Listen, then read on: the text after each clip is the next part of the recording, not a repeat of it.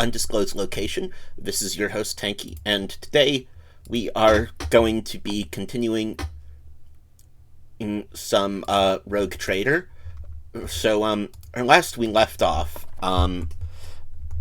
bad things, as usual, were happening.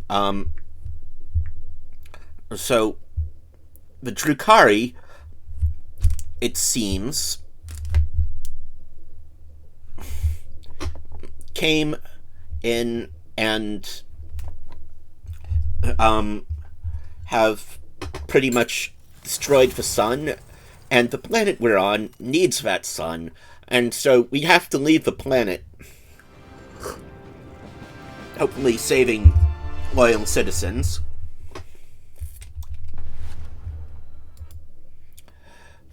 But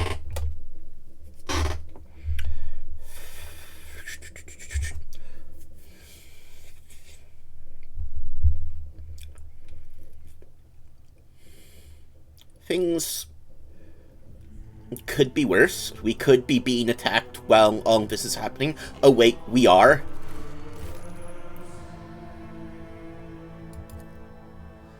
And so, the Chaos Cult, not quite dead yet.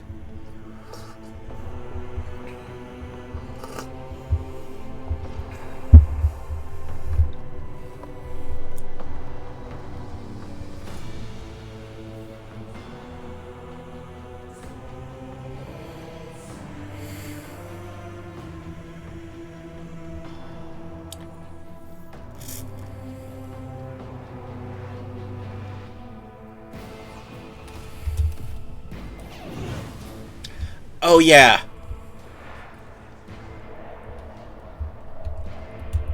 These fuckers.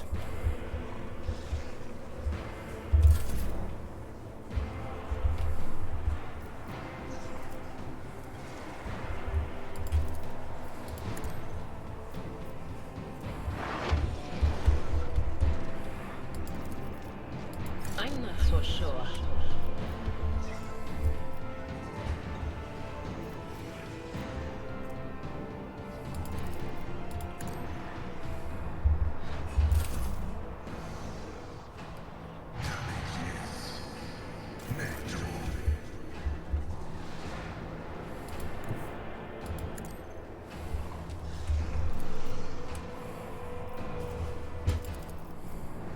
Not a problem for me.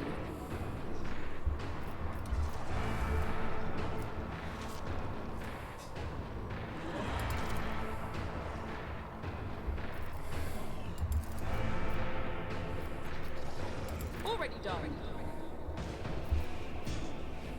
All too easy.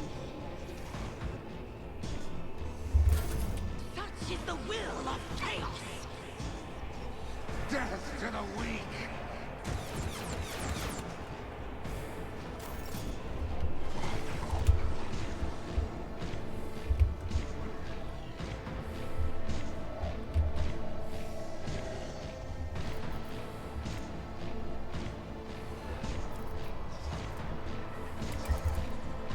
Me?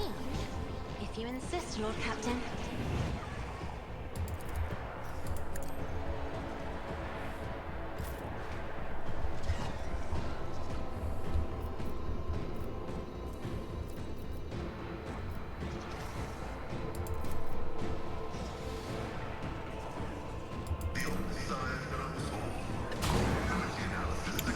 Ow.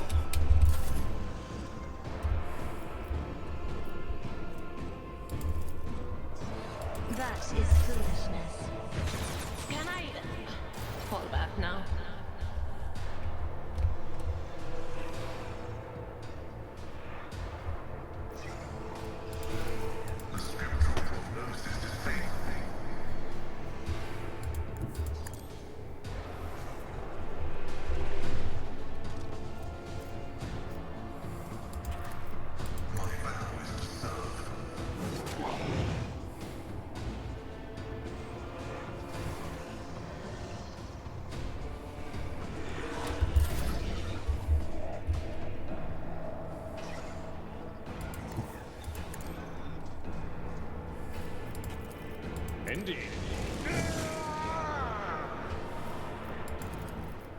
At your beck and call. Victory is imminent.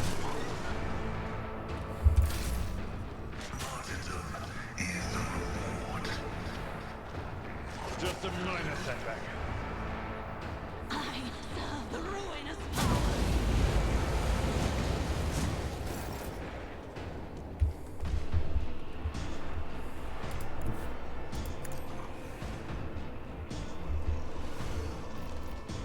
In thy light I stand, and thy light I crave. This is unacceptable. Doubt is for the weak. Okay, Argenta, do your thing, I act. please. Faith without deeds is worthless. I'll do it.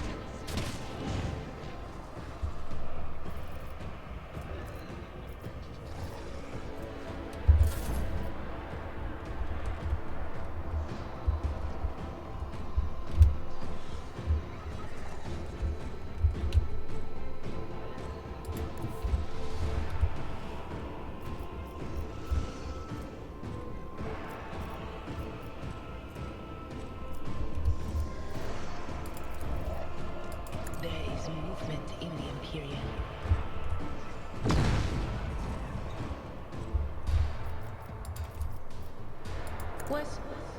Was that you?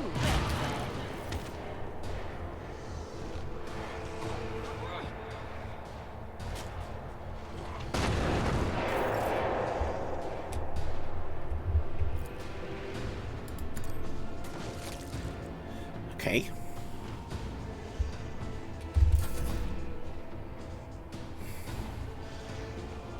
I serve the ruinous powers!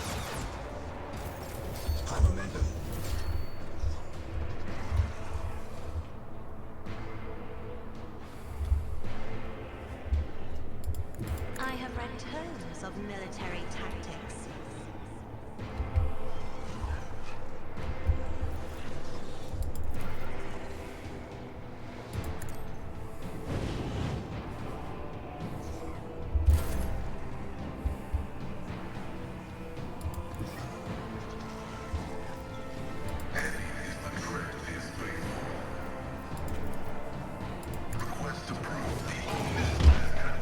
Nice. The Omnissiah knows all, comprehends all.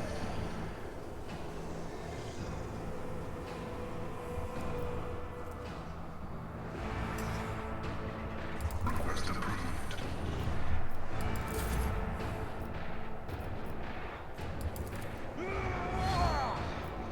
At your beck and call.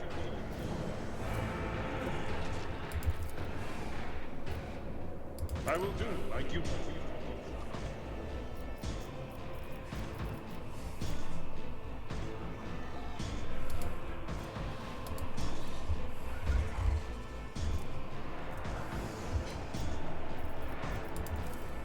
Indeed. It will be done. Nice.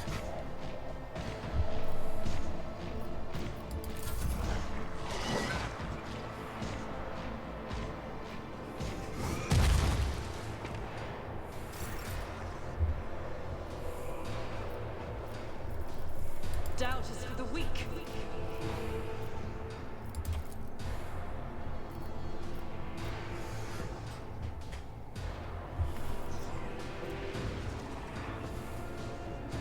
As the Emperor commands, I act. I'll do it. None can escape the Emperor's judgment.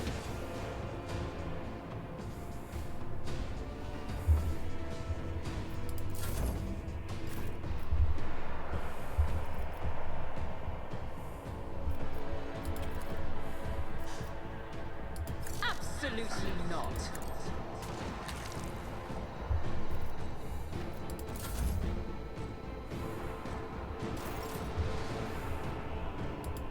Emperor, give me strength. Isn't this a job for the Serfs? Reading damage to bulk.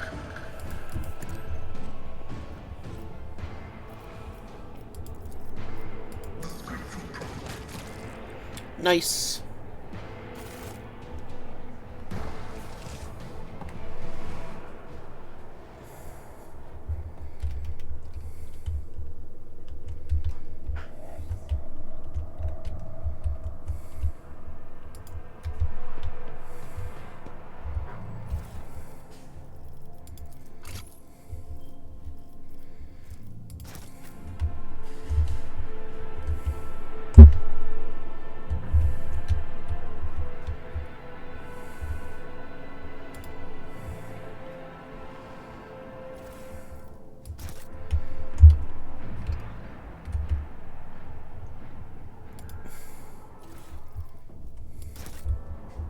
Any challenge for me?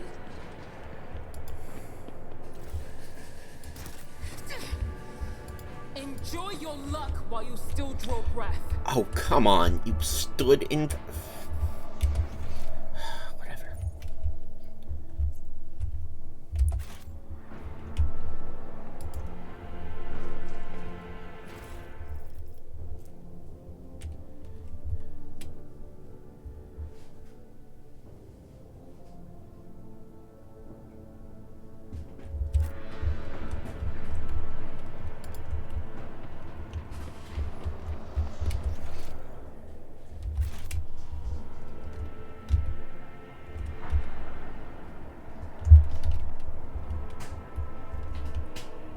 I won't tolerate weakness.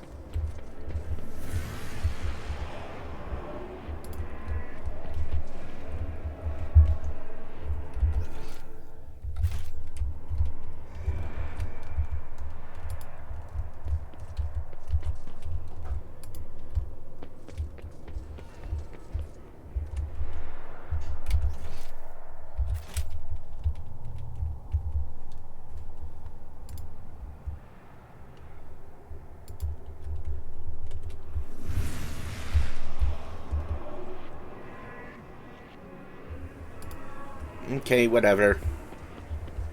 Don't care. I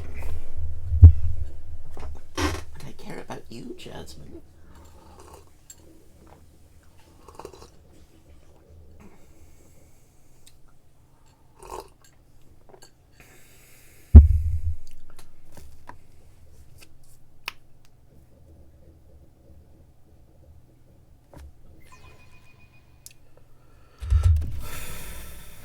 The anarchy of the starport will distress the hallowed machine spirits of the Voidcraft, rendering them deaf to all litanies of placation. The shuttle we use for the evacuation must be handled with caution. With all due respect to your faith, Haneven, if we find a working shuttle, we will worry about restoring the machine spirit's equilibrium once we're back on board our ship.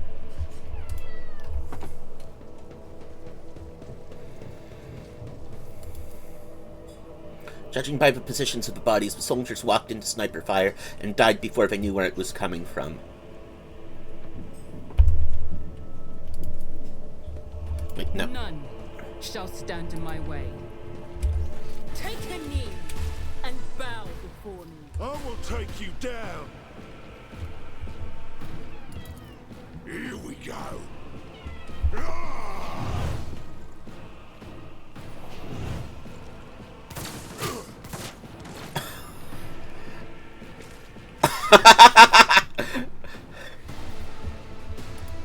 Forge ahead.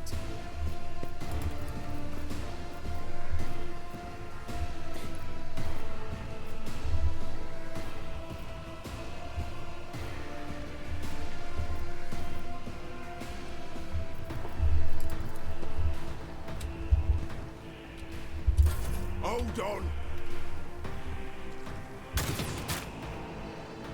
Let's make it quick.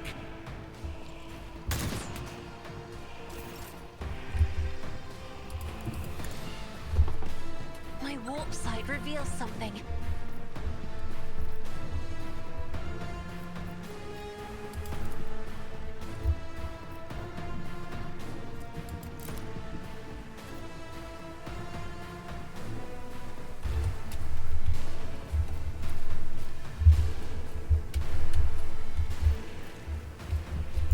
Let's get to it.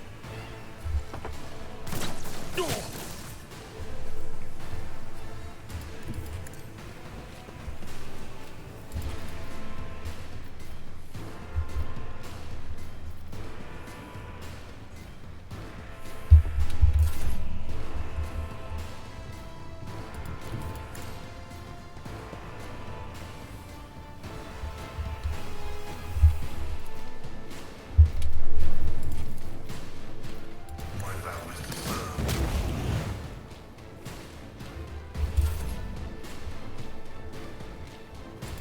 Guided by faith.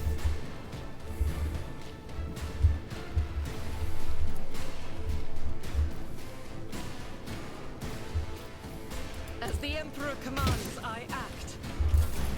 Oh well.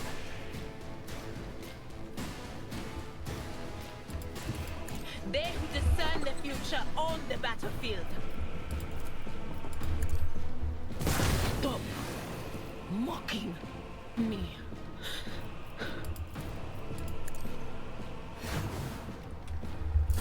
Out of my way. My faith shields me.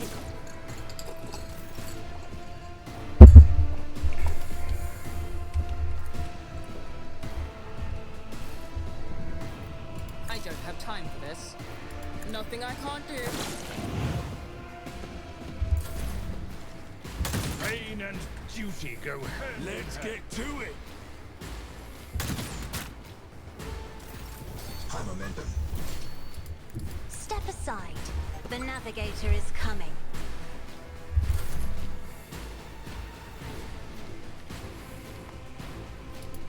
Tried and tested tactics are the best ones.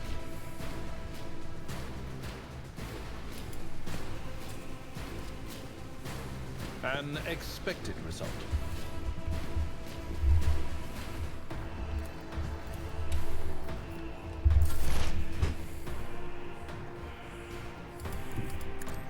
My Auspex has detected something. Request insignificant value. Nice. The enemies of the Emperor will be undone. Doubt is for the weak.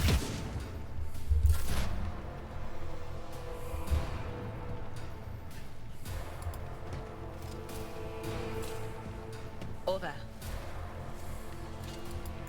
I know what is to come.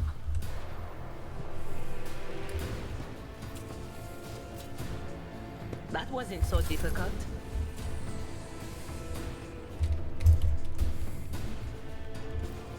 Suits my purposes. Stand a chance.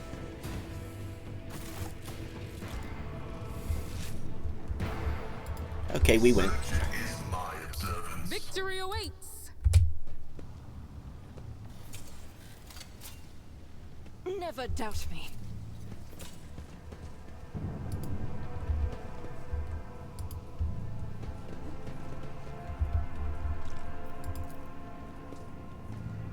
Turret was placed in. Okay.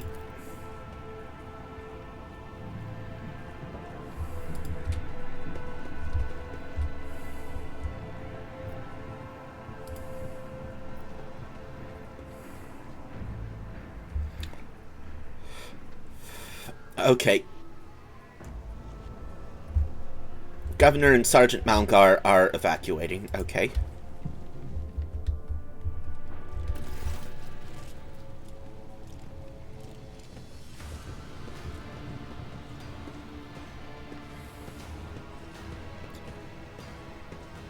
What the fuck?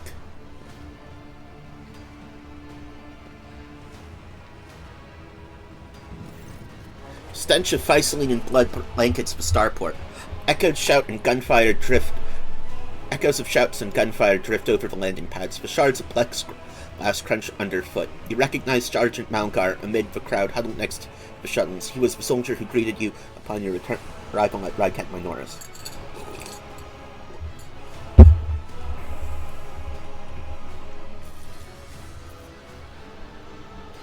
The sergeant's chest is fitted with a sturdy-looking flat vest bearing the Insignia customary among your troops. One of the enforcers you sent must have given it to Malgar as a gift. A group of bloodied and frightened people is wedged between Malgar's wardens and the shuttles. You recognize him as the governor of the planet and the members of his high-ranking entourage. Their expensive attire has been torn in the fight, and many bear wounds of bayonets.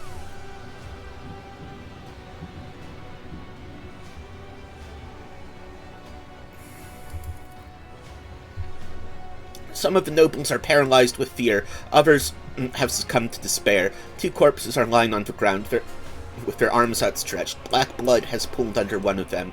The other's skull has been split open like a nut, encircled by a pinkish-crimson halo of bone splinters and bits of brain matter.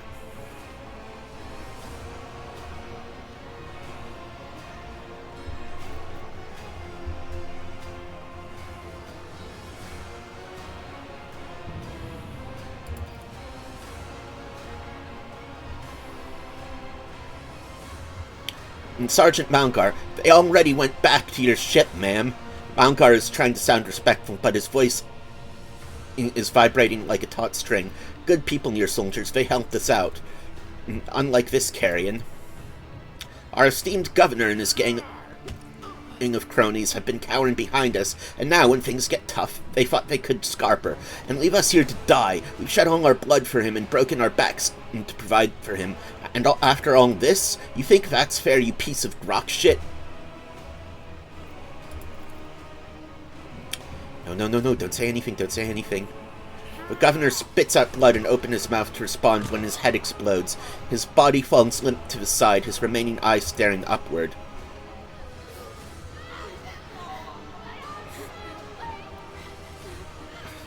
Chorus of noble screams cannot drown out the sergeant's spiteful whisper. Enough, you've said your piece.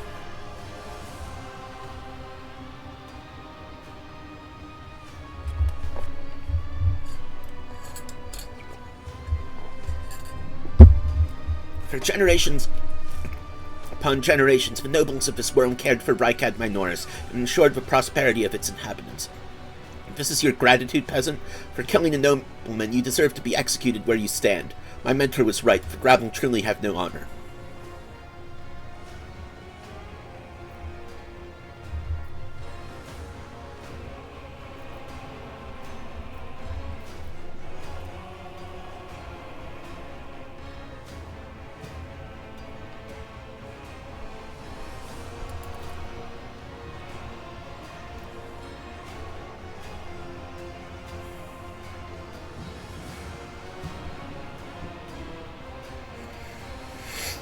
Sergeant Malgar, your ladyship, ma'am, you helped us when things looked grim for us. I'll do as you say. Why you want to save these parasites, that I don't understand, but not all of them deserve death.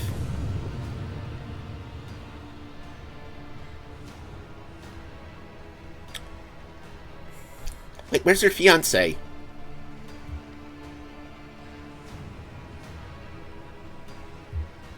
Dull thud comes from deep within the starport.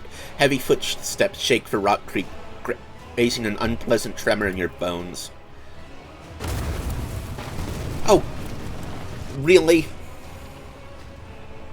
You thought you had killed Aurora, false believers. True. For I am Aurora. I am the herald of change. Behold the final dawn, and die! I won't heed your cries of mercy. Oh. Unto the devout shall the sacrifice be gifted. I was actually not expecting this. Don't know why.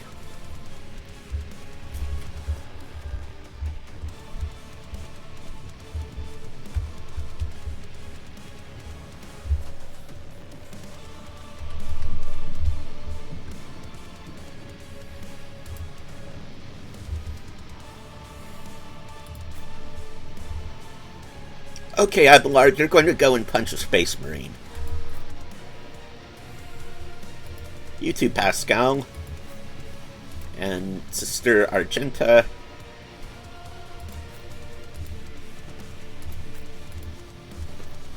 Okay.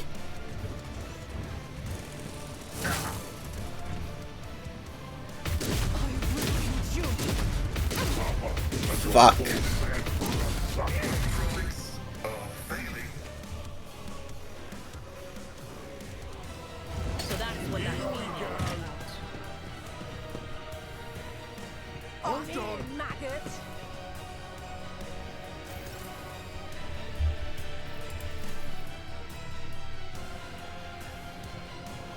I'll do it.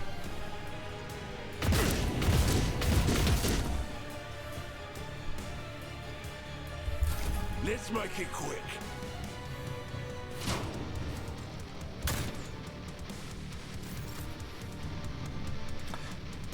Oh, he's already dead? Holy fuck. Oh, this is bad.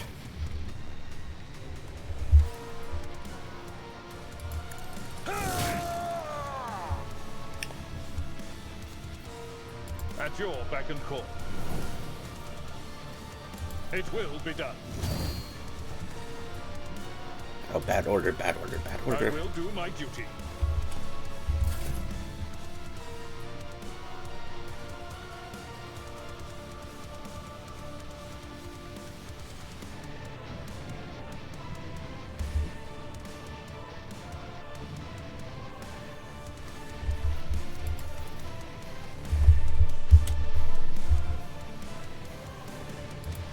Battlefields are always drowned in scarlet.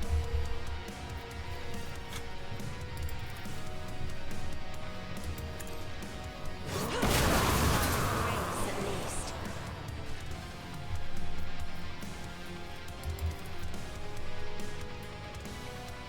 I'm not accustomed to being ordered around.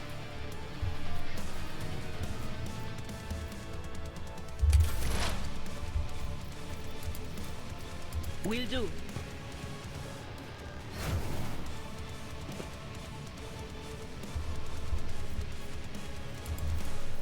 Anything else?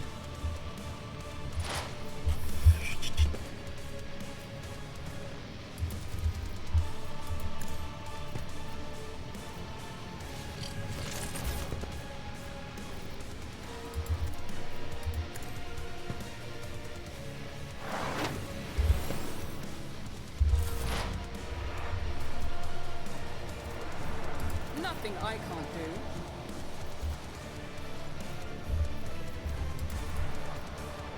Not a problem for me.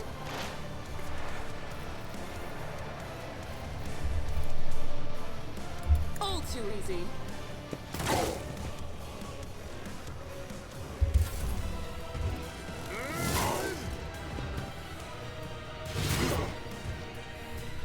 Let's get to it.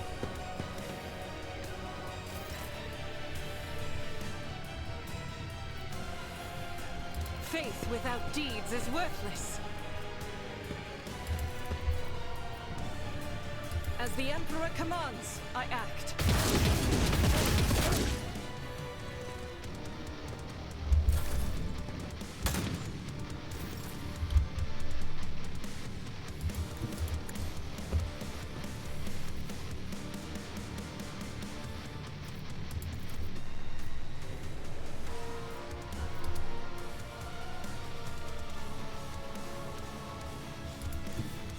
My place is at the fore. That's not the Seneschal's job.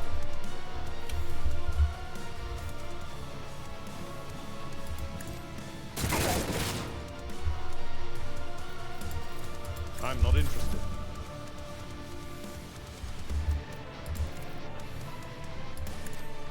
Another foe painted black.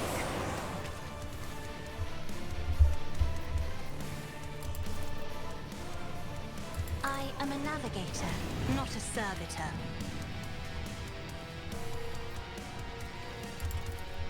Isn't this a job for the serfs? Momentum.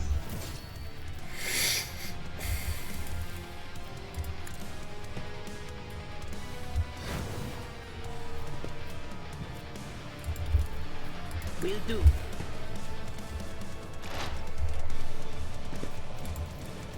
On it.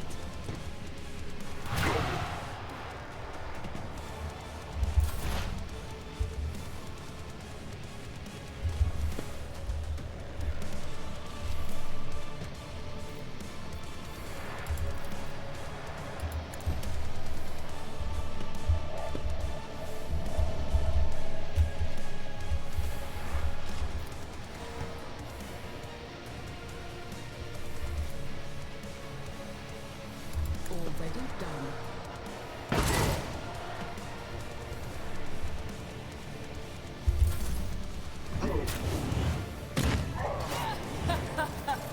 I'll live another day.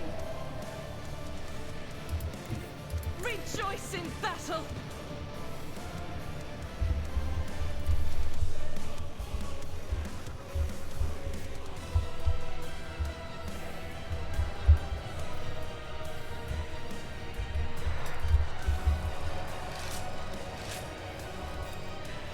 Doubt is for the weak. That is not the Emperor's will.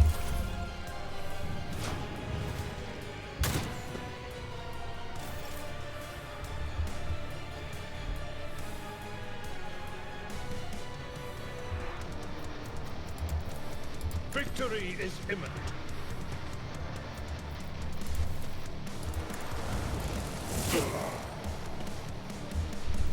It will be done.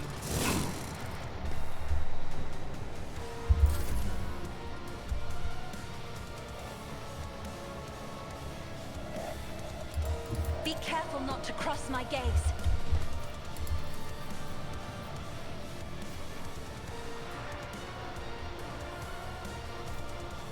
I'm afraid not.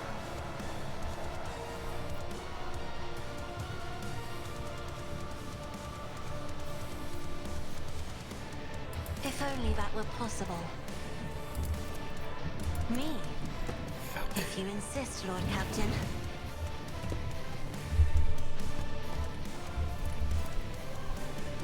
Isn't this a job for the serfs?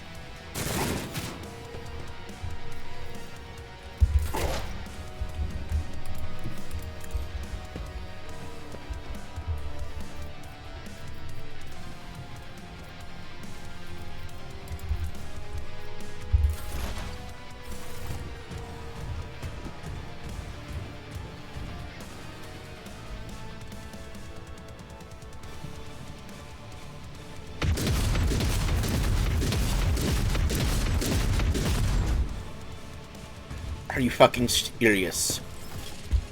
Out of my way. Let's get to it. Why did I not foresee this? Here we go. Someone.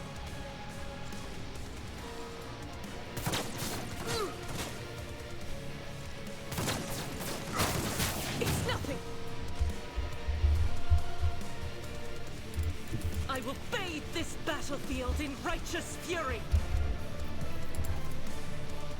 I refuse.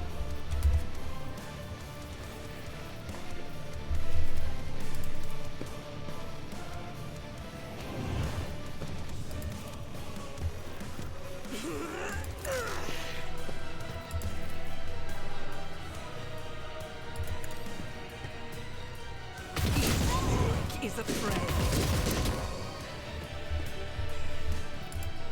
As the Emperor commands, I act. Scared, yeah?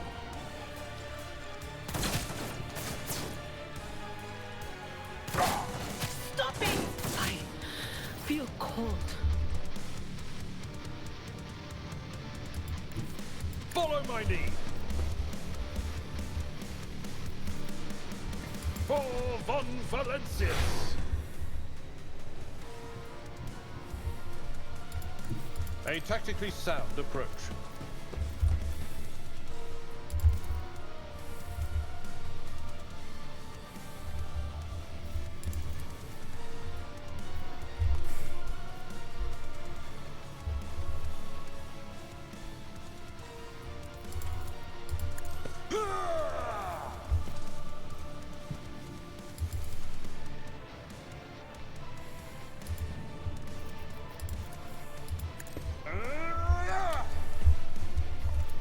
At your beck and call.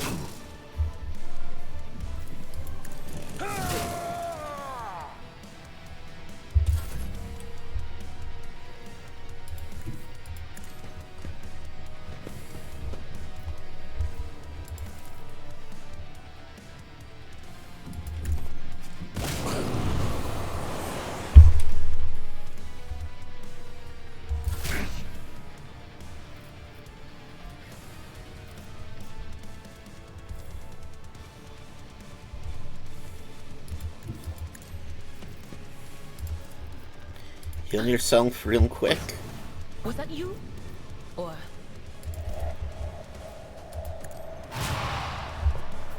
That fucker needs to die soon.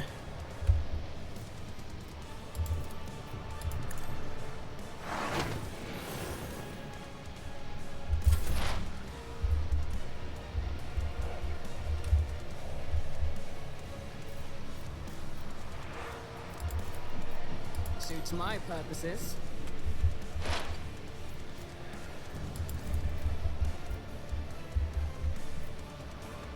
Nothing I can't do.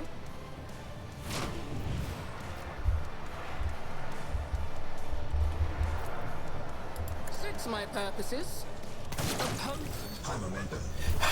Biggest mistake.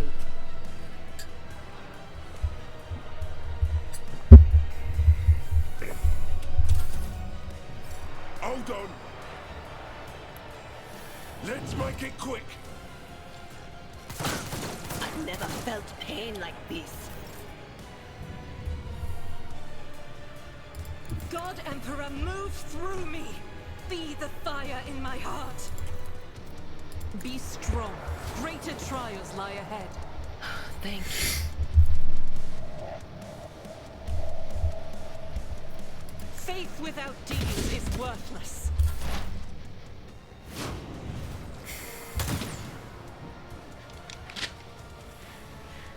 Show me what you've got.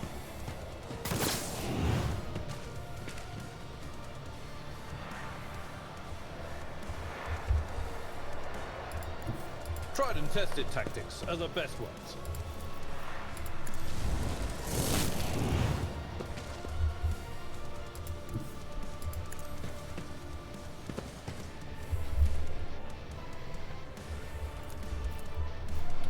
Indeed.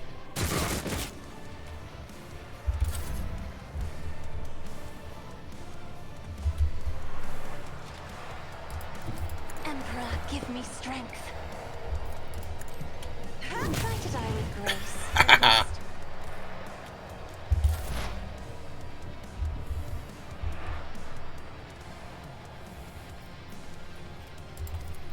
That is not my destiny.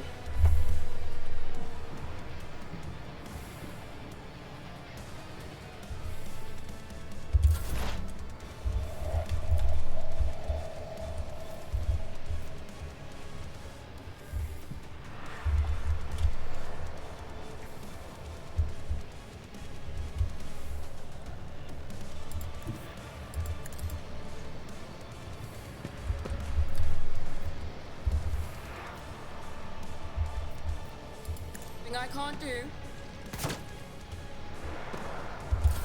Let's get to it. Another color has faded.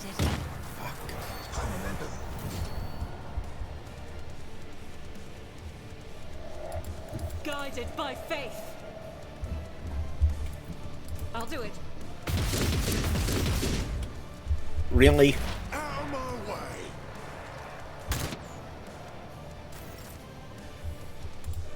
I've seen worse battles than this in my time. At your beck and call.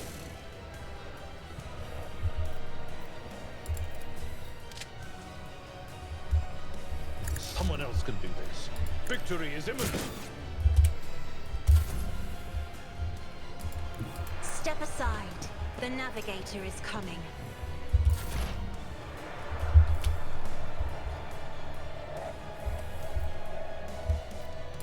Suits my purposes.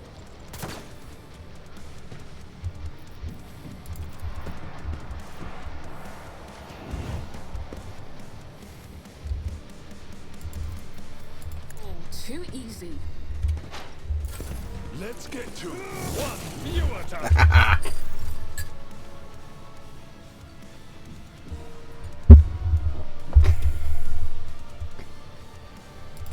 The enemies of the Emperor will be undone. Doubt is for the weak.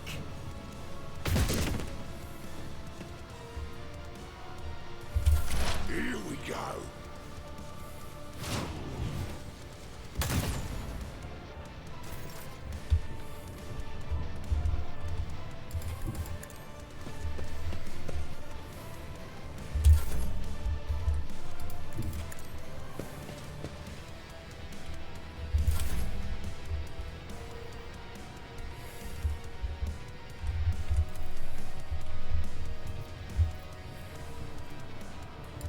my purposes.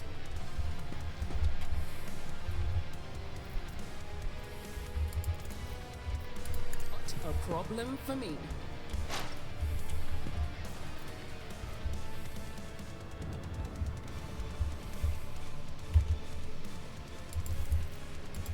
My purposes.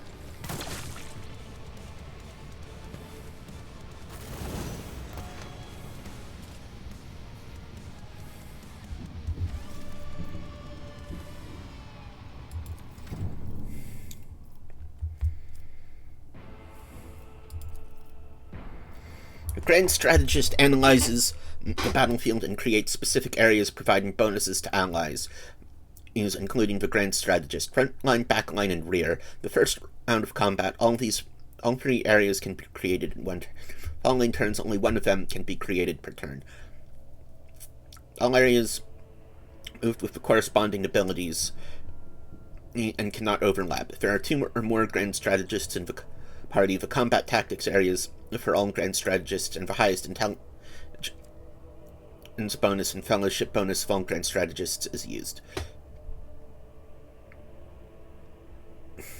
There cannot be more than one frontline, backline, or rear on the battlefield.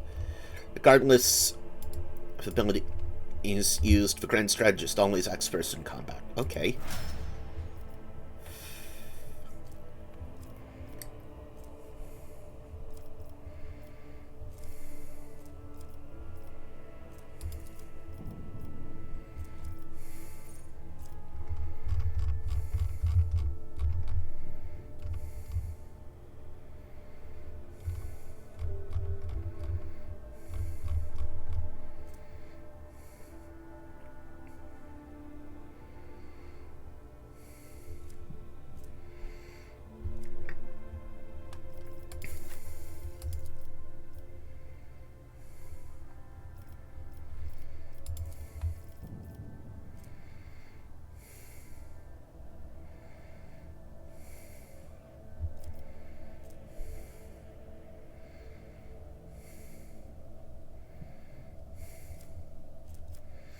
Let's double down on his tankiness, so to speak.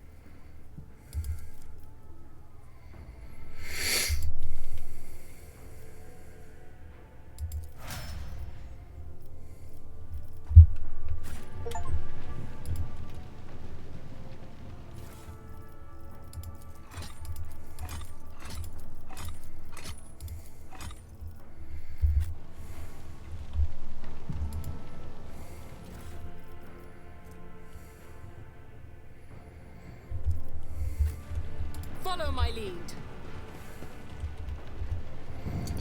Well, Sergeant Malgar's dead.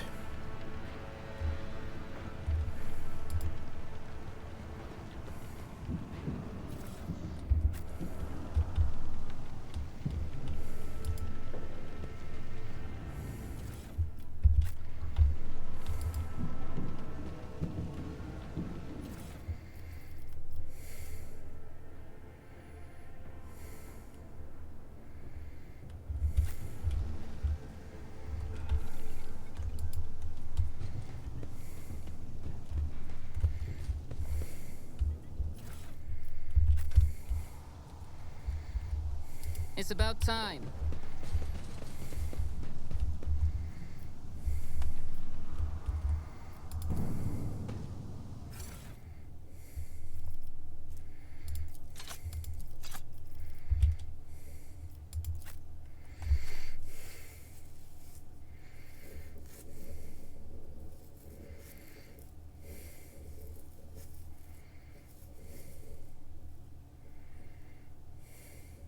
Well, at least we can leave the system now.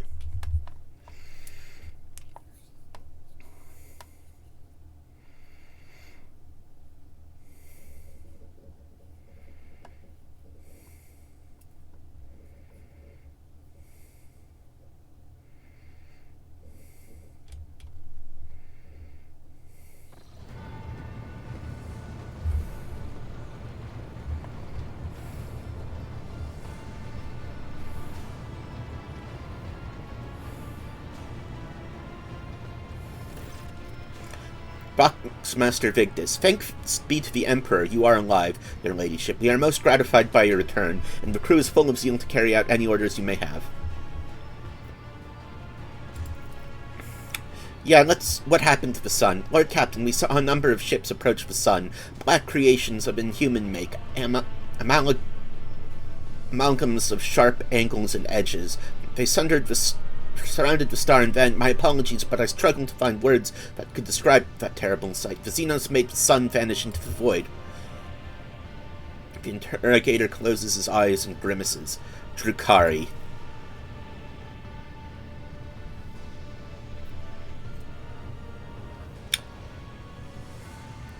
You see Abelard's expression change as if a shadow has suddenly fallen over him. He rubs his temples warily, as if we did not have enough troubles on our hands already.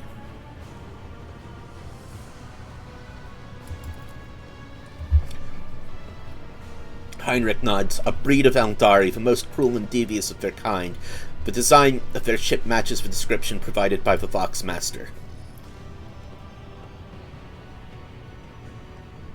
Like all Xenos, the Drukhari are a blight on the face of the galaxy, but their technological superiority is indisputable. They abhor and fear warp sorcery, which is why they rely on creations of their twisted intellect, and many of those creations are capable of the things that may seem akin to sorcery to the unenlightened eye. The theft of the sun is one example of what they are capable of.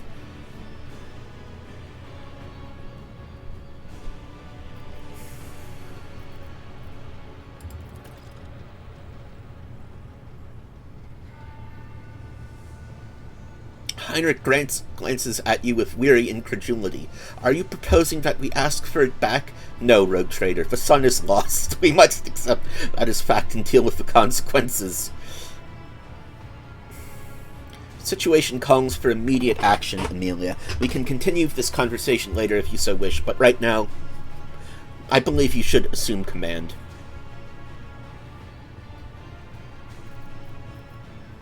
Okay, current situation on board. The Navigator's sanctum is no longer empty, but the warp engine is still refusing to obey the engineers. Without it, we cannot perform a warp jump. Pascal's voice buzzes anxiously from his vox. It may be angry, or perhaps it is lamenting the injuries it has suffered. I will immediately initiate preparations for a prayer service. If the Omnissiah grants me comprehension, I will appease the machine spirit of this vessel. Okay, what's going on the planet? Our augur operators are reporting numerous uprisings and other manifestations of the archenemy's power at various locations on the planet. Based on the fragments of communications picked up by our Vox operators, there is practically no resistance being offered by the governor's forces. Millions of people are converting to the blasphemous Final Dawn cult en masse and assembling in prayer circles. I fear that Rykad Minoris is lost. The situation is deteriorating by the minute. We must leave the system as soon as possible. However, there are still people on the planet who have not succumbed to heresy and who are worthy of rescue. Besides the small number of our own shuttles, we also have shuttles salvaged from the starport. Must save as many as we can. This has all happened for a reason. Saint Argenta, whose name I carry with and trepidation, is famed for saving the people of the dying world through the power of prayer. The God Emperor himself sent a star from the heavens that lifted the saint and her followers up to the sky, away from corruption and death. We must do as she did, direct all our efforts to saving those people who at this moment look into the heavens in hope of salvation. The lives of peasants are of little value. Our prime objective is to save the Holy Relic, the miraculous fusion reactor, and the Electro priests who guard and tend to it. Every moment we spend in proximity to a dying world, we put ourselves at risk. Your life, Lord Captain, is far more valuable than all of Rykad Minor's. The Von Valencius dynasty cannot be allowed to perish, and so, lamentable as though it may be, we must rule out the idea of any evacuation. Heinrich's eyes, like two deep, dark pools, are resolutely fixed on you. The world is doomed, and its inhabitants along with it. The disappearance of the star was the final nudge toward death, the final finale of the cult of the Final Dawn's plans. I have witnessed a similar event, a world that had surrendered to the servants of the archenemy and permitted corruption to enter too deep. At this moment, millions of people are bowing down before those who promised them salvation. They are willingly giving over their souls to chaos, a sacrifice great enough to bring forth a demon world. Our only hope of stopping this process is to retreat to a safe distance from the planet and conduct a targeted bombing of the Electro Priest's monastery. If we blow up the reactor, a thermonuclear reaction will follow. The world's oxygen will evaporate, killing off the entire biosphere. In doing this, we will save millions of souls from a fate far worse than death. We will save Rykad Minoris from becoming an outpost of the archenemy. Whatever fate you choose for this world, I urge you to make haste, Lord Captain. The planet is burning in raging flashes of crimson and purple. I can see it even from orbit. As I see the storm is already upon us. With every moment we waste, it grows even more difficult and perilous to steer the ship through the warp's turbulence. I'm with the lady on this. Enough talking. We need to get out of here while we still can.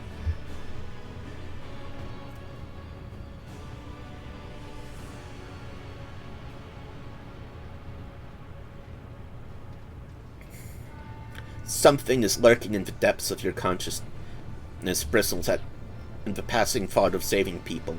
A spike of horror you feel takes your breath away, as if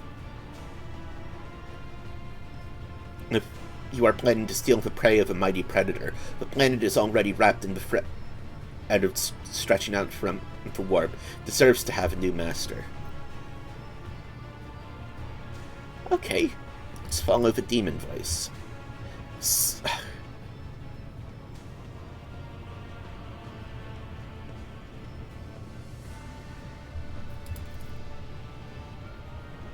In that case, I consider it necessary to point out the mark of the archenemy could infiltrate the ship along with any rescued people. Keep that in mind for the future.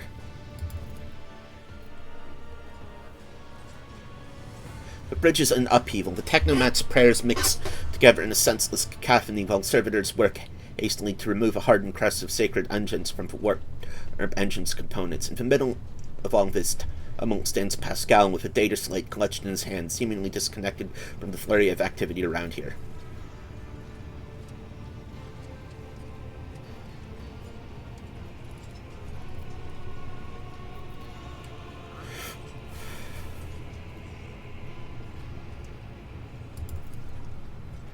Thank you, your ladyship. You are right.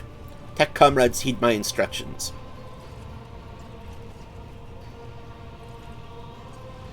The mayhem immediately subsides and the crew's actions fall into some indiscernible logic. The undersized servants start working in sync, and binary clamor becomes a symphony of reports, which Vamegos coordinates like a skillful conductor.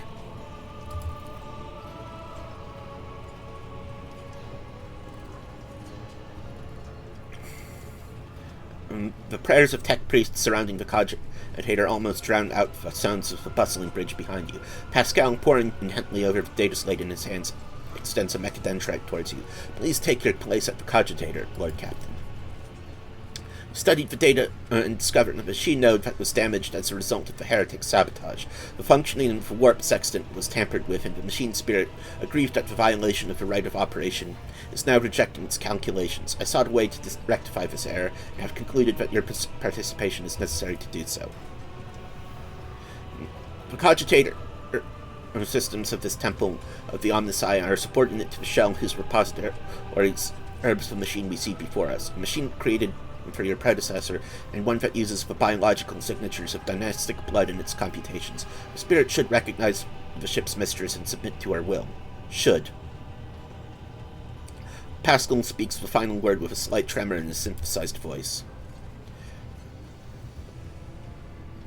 The huge machine in front of you is lit with dozens of vid screens and hundreds of lumens. The blinking lights and endless rush of symbols and digits on the green background make your eyes water, and a vague sense of alarm simmers in the depths of your mind, the typical reaction of the layperson when confronted with the magnitude of the Omnissiah's creation.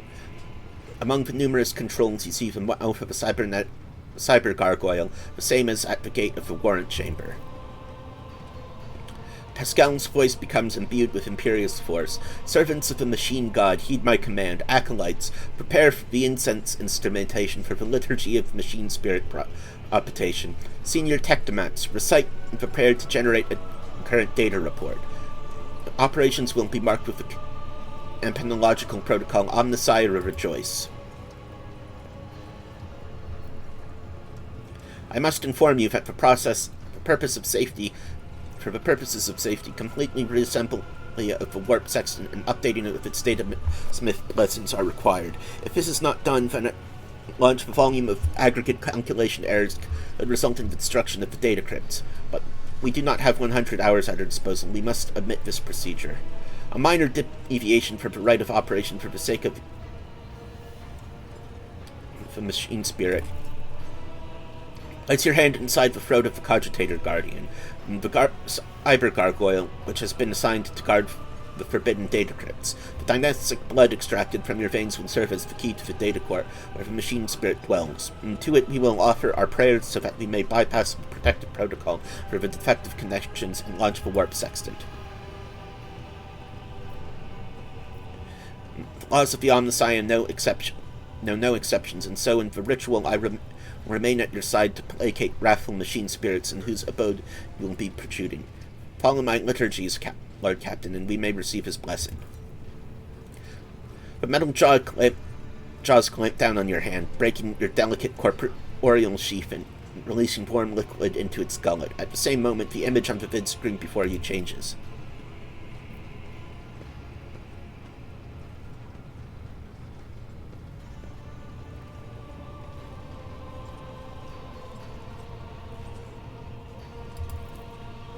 The sound of your voice, the Cogitator's servant, whose bronze-bound skeleton is built into the Cogitator housing, shudders, and with a screech, skull rotates towards you and stops at position.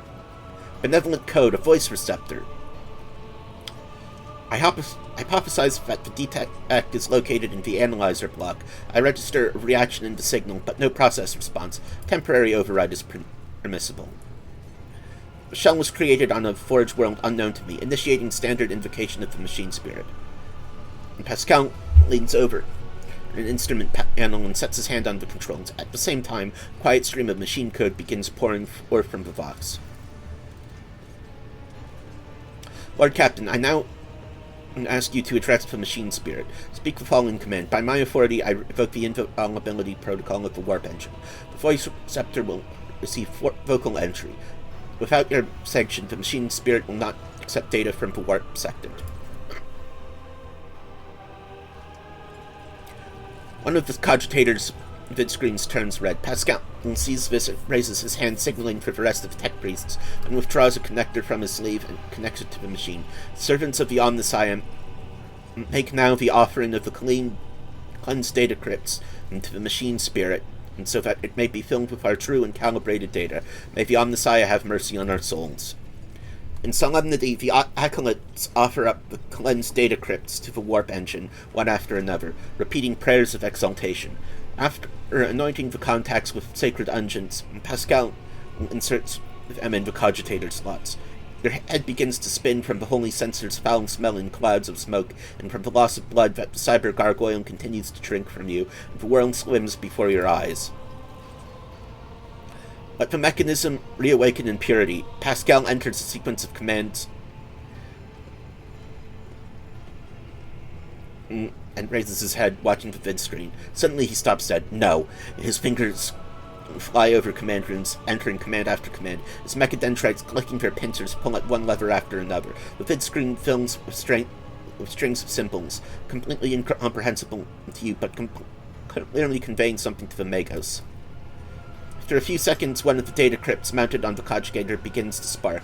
A moment later, another data crypt does the same. The next bursts into flames and gives off a foul smelling smoke. All around you, the Omnissiah's servants break off from their prayers, and someone bursts into frantic pleading. The massive errors in the warp sextant's calculation is destroying the data repositories. The offering did not appease the ship's spirit. The warp engine cannot be filled with the motive force. We are trapped. Perhaps an alternative Ryzen protocol, or an emergency launch of the auxiliary coils.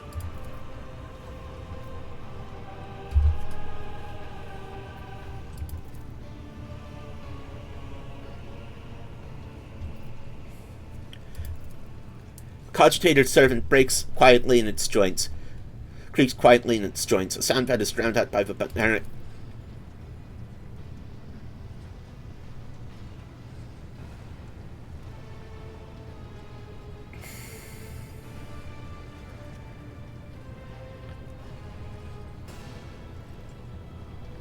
Okay. Lord Captain, the excess of emotion in your command will render it unintelligible. Pascal's next voice vocalization go unsynthesized as he sees the vid screen begin to stabilize one after another. The strings frenetically galloping across the screen background are replaced with stable images of regularly updating status reports. Only one monitor remains inexplicably red. The tech priest's voice crackles in shock, but his report is clipped and clinical as ever. Registering warp sextant activated. Registering data stream stabilizing. Registering 0 data errors found. Reporting the warp engine is ready for translation. I'm also reporting evidence indicating a Category 3 miracle fulfilling the criterion. Thou shalt witness the mechanism that toils in glorification of its functions and in defiance of deactivation.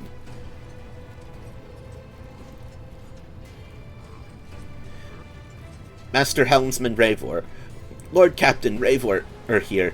The crew are almost finishing up carrying out orders given earlier, and I've just received confirmation from the engineering halls. I don't know what you did, but the warp's engine's up and raring to go. We're ready to begin translation to the warp, your ladyship. What just happened? I hypothesized the ship and spirit heard our prayers and intervened. Summed up the power of Omnissiah is doing something beyond my comprehension.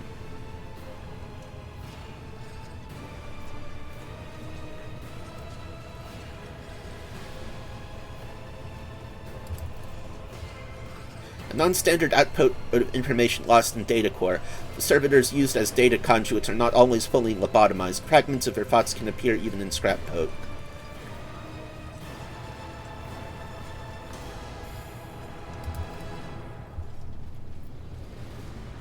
Waiting for you to ascend to the captain's throne. Wait, is my hand still in the thing?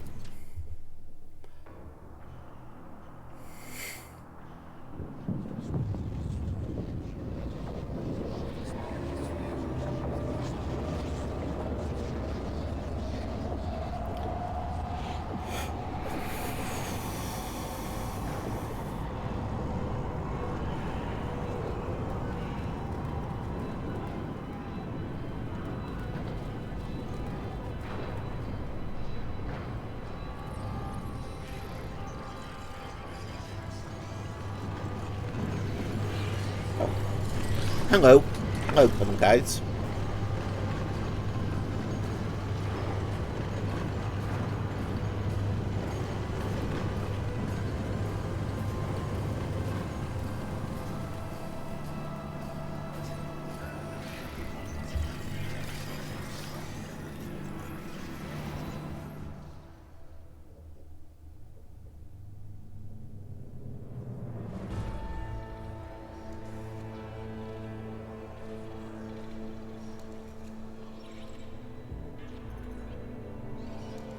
Fon Valancia's flagship made its way out of the doomed star system.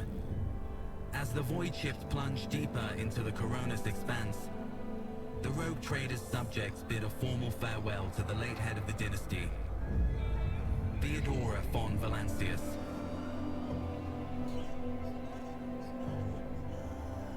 Having paid their last respects, the crew gathered their strength and braced themselves for Well, whatever was to come so next. long.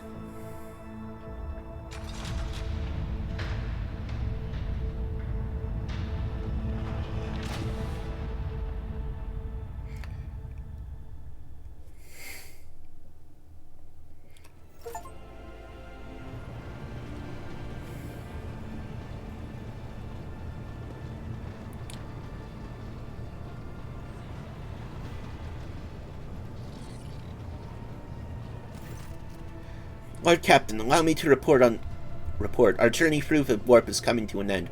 Lady Navigator Orcelia informs me that we have reached the point where we can translate into real space in the Furibundus system. The Lady Navigator and her pilots are awaiting their permission to begin the process. The Furibundus system is home to Footfall, the only Imperium outpost with a functioning wharf in the Coronis expanse. The tech priests are begging you to have the mercy on the machine spirits worn down by the warp, and to allow the Omnissiah to inspect and heal the void ship's wounds in the dock. The prayers and rituals will take some time, which our astropathic choir will use to establish a connection with the prime worlds of your protectorate, Dargonis, Janus, and Kiava Gamma. Master Zachary Weiss has recovered an invitation previously adrift in the Immaterium. The Liege of Footfall has humbly requested an audience with the rogue trader of Von Valencia's dynasty. According to Master Zachary, the message was tinted with shades of pleading, and I quote, "Apparently the Liege is anxious to meet us as soon as possible." Footfall, the place where filth and sanctity go hand in hand. Reverend Hieronymus Oloroso will most likely expect a visit from me. I imagine he will be interested in talking to you as well, Amelia.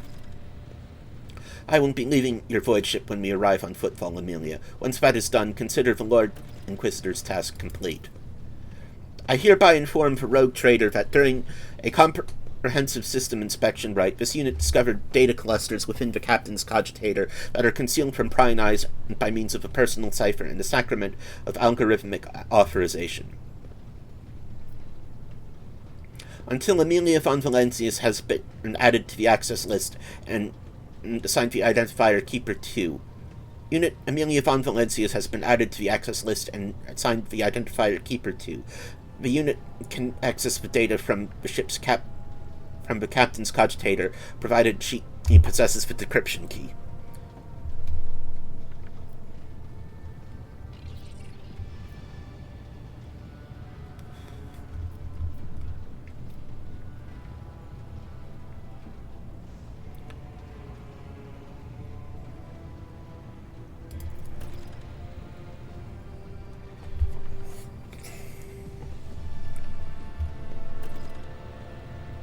The arrangement between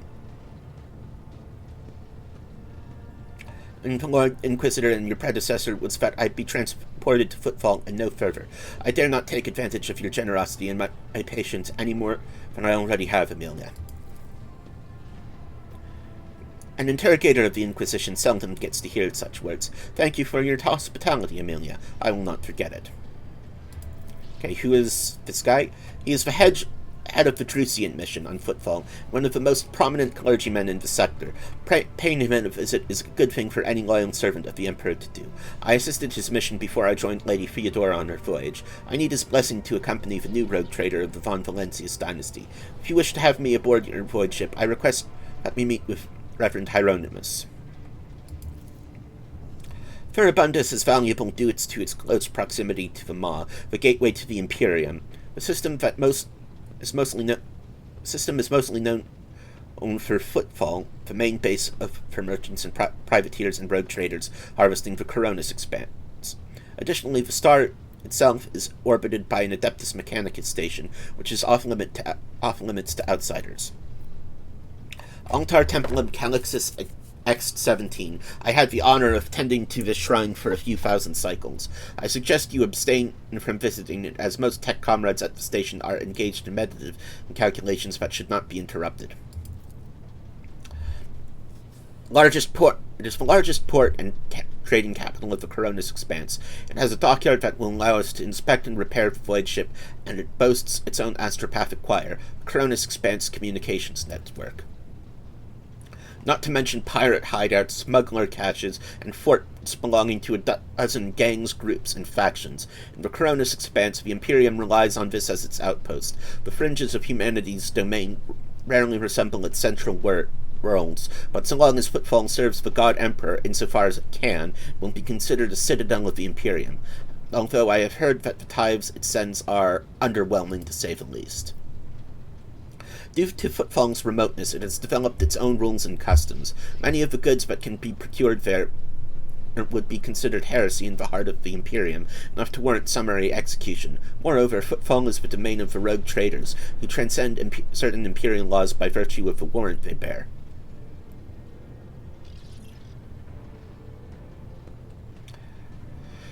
Footfall. As soon as we solve the issues plaguing the ship and establish contact with key worlds of your protectorate, the time will come for your Magni Accessio, the formal ceremony of donning the mantle of Rogue Trader. It is mostly a formality at this point. You already possess all the privileges granted by the warrant, and yet it is a major milestone in your personal history, the moment your name graces the list of heads of the Von Valancius dynasty. We are all looking forward to that day, Lord Captain. Vladimir Takara is a very peculiar young man. Consider your upcoming conversations a baptism of fire in Footfall's political arena. Such things are not spoken out loud, but Liege Takara is the appointee of the Kaspalica mission, the largest robber baron crime syndicate in the Calixis sector. They specialize in the cold trade, the buying and selling of all kind of Xenos rubbish. Footfall was previously run by a liege who did business with several criminal factions at once, but he suffered an accident. The reins of power were picked up by Ladiam Takara, whose appointment benefits not only the Kaspalica, but also their most powerful ally in the Cronus Expanse, rogue trader Alagos Winterscale. Ladiam is a slippery yet very cautious fellow. He does not usually beat around the bush, and he does not play mind games. Perhaps more importantly, he is no fool. Fools do not rise this high in the Kaspalican hierarchy. Keep all this in mind. You are a rogue trader, you stand above him in status and wield considerable power. Having said that, history has seen cases where the Kaspalican barons crossed on swords with rogue traders and emerged victorious. Do not forget that, and remain vigilant. The Kaspalica, vile tech thieves. Not you personally. He wishes to meet with the rogue trader of the Von Valancius dynasty. Takara does not know about Lady Theodora's death and is simply seeking an audience with the powers that be. My gut is telling me that something must be very wrong on Footfall if our astropath managed to read such strong emotions in such an anodyne message. We have no information, Lord Captain. The broadcast from Footfall Astropathic Choir was the only missive Master Zachary has received lately.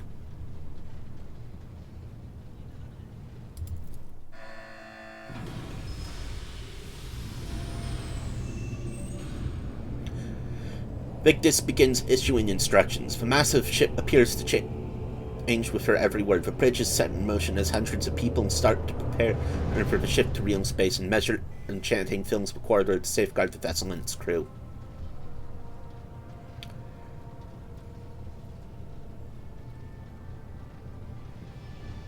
One more thing, Lord Captain. No one at the station knows about Lady Theodora's demise and you inheriting the title. Liege Takara won't be informed. It is required so we can use the dock, and besides, he's expecting a personal audience with the rogue trader. He will not meet with an unknown person of unclear standing. However, there is still the matter of announcing your arrival. You can either arrive on the station with the proper pomp and ceremony, or choose to visit incognito. According to Footfall's unwritten laws, rogue traders enjoy special privileges that exceed even the power of the liege. However, they may choose not to exercise those privileges in certain situations. Arriving incognito will give you more room for maneuver, while an official visit will allow you to directly intervene in local affairs. I shall explain, if you do not mind. As per this unwritten rule, every rogue trader arriving at the station has the right to veto any of the Liege's decisions, but there is a catch. The Coronis Expanse is home to several influential rogue trader dynasties, and Footfall is where their interests intersect. Of course, that does not prevent certain persons, namely Alagos Winterscale, from suddenly pulling the strings on Footfall. If you, as a new rogue trader, start up your career with an official landing and a parade in your honor, The other dynasties may see this gesture as newcomer challenging their sphere of influence. I do not see that as a bad thing, necessarily. Old Man Winterscale may take slight offense, and Chorda will be put on her guard, but you have just risen to prominence, and most of the people in Corona's expanse have not even heard about Lady Theodora's departure yet. It must be made clear that the banner of Bon Valencia soars as high as ever. If I may, I would recommend arriving incognito. You will have plenty of opportunities to savor the sweetness and burden of power, but right now is the last time you can take refuge in obscurity. This way, your arrival will not draw much attention, and the people will treat you as a person, and not the almighty sovereign anointed by the Emperor. It could turn some situations to your advantage. I'm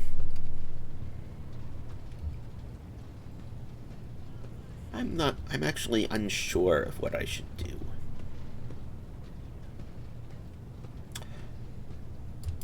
I think I'll arrive incognito.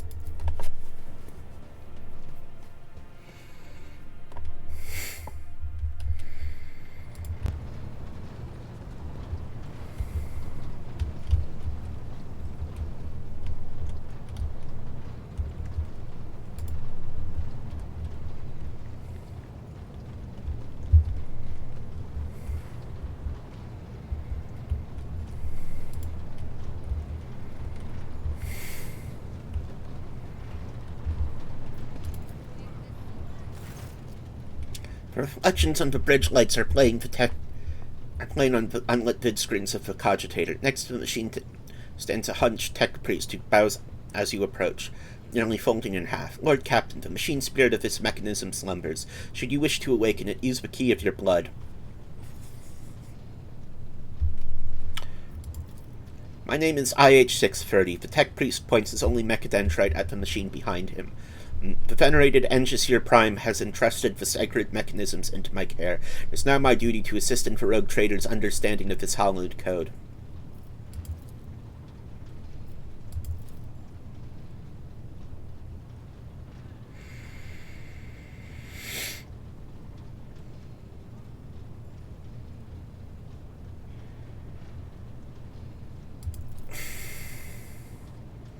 Without another word, the tech priest turns to the cogitator, raises his hands, and a prayer of binaric code pours out of his Vox device. The servo motors in the bowel of the machine grow louder, its undulating hum responding to his chant. Numerical combinations run down the street.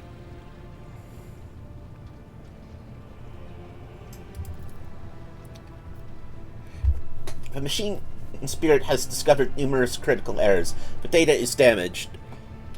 The tech priest stops abruptly, and the green glow of his visor narrows, registering an intact segment. The machine spirit has spoken. The words of Kiavagama and Dargonis hold certain data Worlds of Kiava Gamma and Dargonis hold certain data repositories. The mechanism is ready to provide the Rogue Trader with data keys that can unlock said repositories.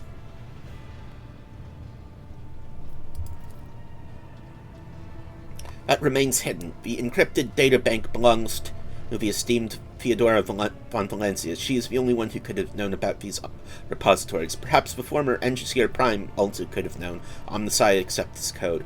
If I were to propose a hypothesis, it would be most prudent of a figure as eminent as a rogue trader to store her classified data in receptacles most secure. The gracious machine spirit is willing to transfer the data keys to the head of House von Valencius by means of an electu, a hyperthermic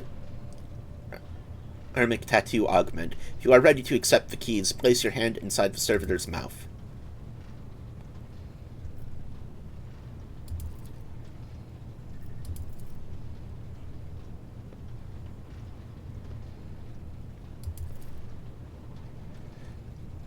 Data has been restored, but is only a single phrase. Litanies of the motive force. That is all the sacred mechanism was able to salvage. Blessed are the Omnissiah's deeds. The repository on Kiava Gamma has a system guarding it. The machine spirit has recovered a code that will allow you to disable the defenses.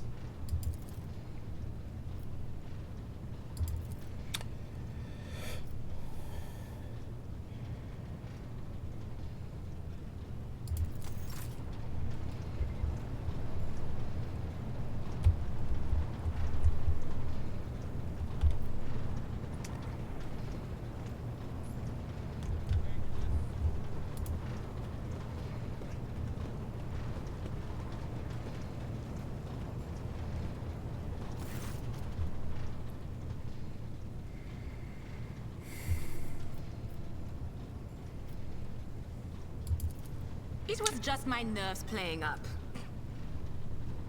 Something about our little saint doesn't sit right with me, and I trust my gut. Oh sure, she seems straight as an arrow and as predictable as a hangover after drinking. But when I look at her, something about her makes my brain itch. Could she be a null? After that conversation, I tried to listen to what was being said about her.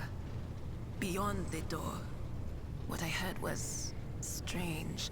Blood in her past, twilight in her present, and something like a star leading her. But where is it leading her? I saw several roads, and all of them frightened me.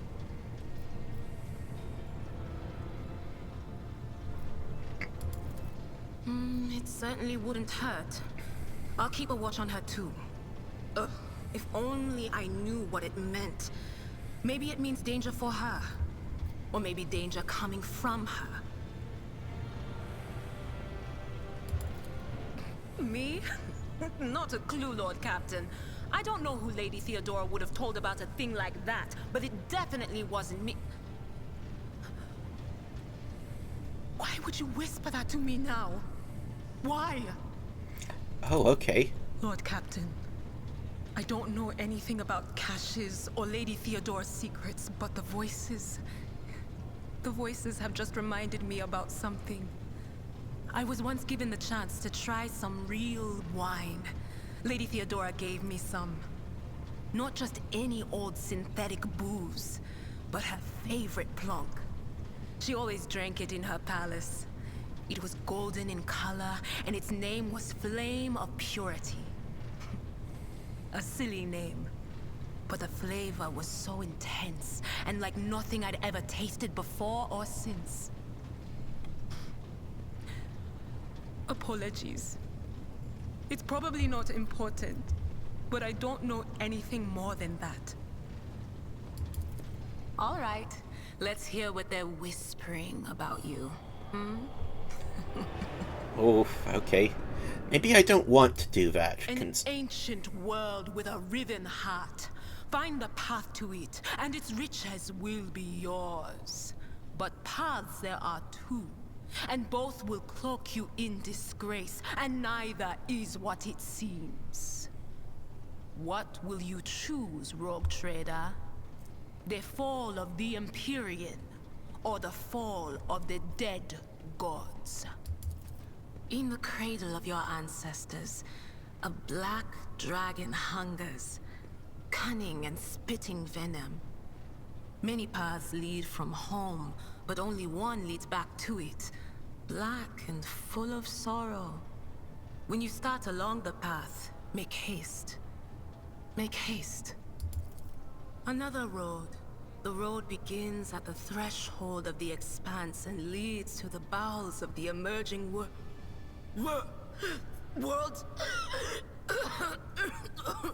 Reading the threads of fate is not meant for you, slave of the enthroned corpse. Step into the embrace of doom, for thus was it preordained by the architect of fates.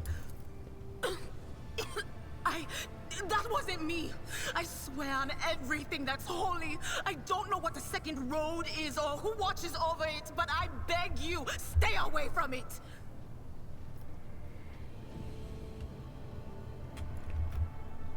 What's it like being a psyker? Lord Captain, forgive me, but it would be like talking to a person born blind about colors. I could spend hours explaining, but it wouldn't make any sense to you. Fair. Every psyker feels their connection with the warp in their own way.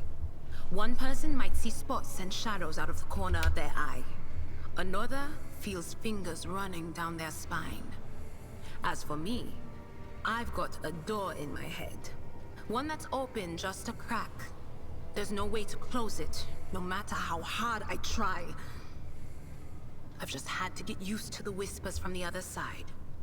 When I need to use it for work, I listen in more closely, but I usually just try not to notice it.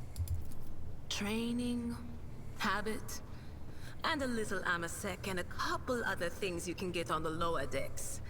If you put all those together, it makes things bearable. Sometimes I even wonder if I'm imagining half the voices I hear. You know, when life on board gets a little boring. Better than listening to the living, anyhow. Yeah, what happens if the door bursts? Well, if the door opens, that means somebody's planning to come in, right? But screw them. They're not coming through. Trust me, I know how to keep my valuable head locked up tight. Only losers who are afraid of their own gift lose control. Or idiots who never figure out what they are before it's too late. Or little kids who want to play around with their shiny new toy. If you don't know the limits of your abilities, or you're always bouncing around in your own head, that's a recipe for disaster. Sure thing. Lyra, an outlying world in the Heathen Stars region. In the Coronis Expanse, the deeper you go, the less visible the Astronomicon gets, and the less people know about the Imperium. The arrival of a rogue trader is the best thing that can happen to a world like that. Oh, that's awful. Oh. It's an out-of-the-way planetoid between two faint stars. On Lyra, a dozen local tyrants fight over 5 measly continents. But they use everything they can to win, from poison to psychers. I haven't been there in many years, but there's nothing for me to miss. Trust me. But here on the ship is a different story altogether. I saw more wonders in my first year serving Lady von Valancius than I'd seen in my whole life on Lyra. Like my first journey through the warp, I was in bed for 3 days. I felt like supernovas were exploding in my head. I only found out later that I'd gotten off easy. Just through the bulkhead in the bay next to mine, a whole team turned into... Look at me rambling on, Lord Captain. Pay no attention. Turned into what? Zombies?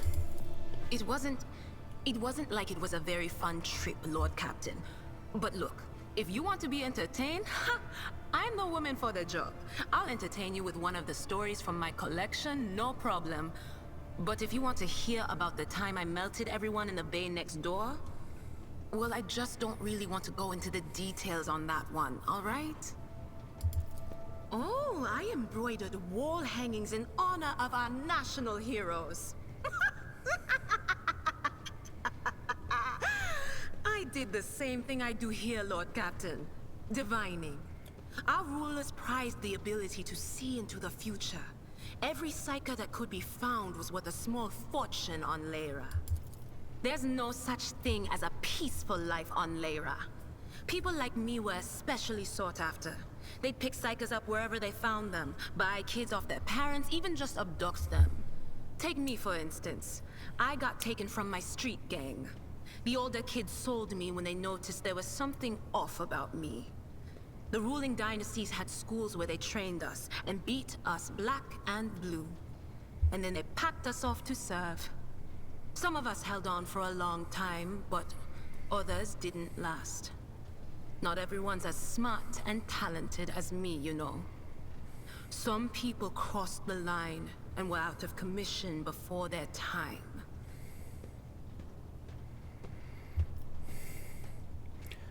Oh, okay, Lyra is not a great place. Theodora von Valancius paid a visit to the ruler I was serving at the time. I don't know what the visit was for, and it's no business of mine anyway. I can still remember the way the voices in my head changed when I looked at her. They were practically screaming. She had so much behind her, and plenty ahead of her too. As I gawped at her, all of a sudden I heard a whisper. A hint, a suggestion, nothing more. But I know the difference between idle chatter and a real threat. I seized my chance and approached Theodora. I managed to whisper a couple of words in her ear before the wardens dragged me away. They beat me and locked me up. No wonder. It wasn't my place to converse with outsiders. And then Theodora's people came for me.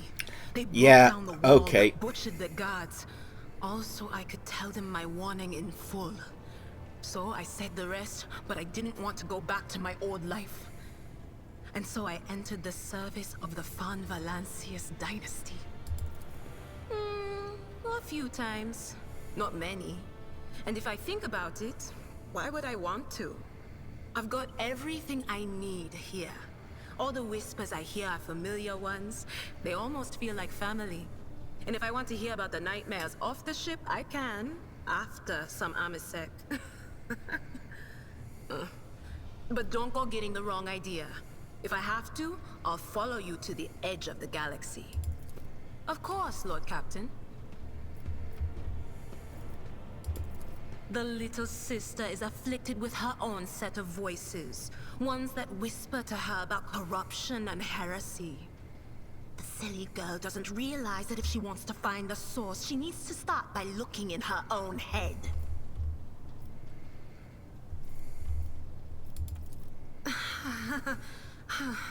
What are you talking about, Lord Captain?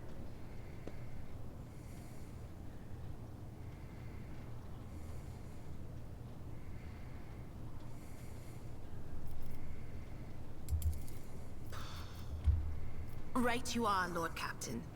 And enough worrying about me, all right? Okay. Of course.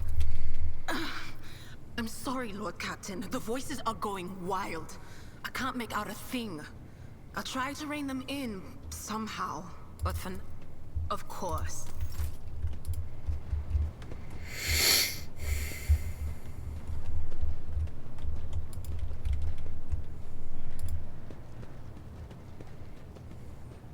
Lord Captain?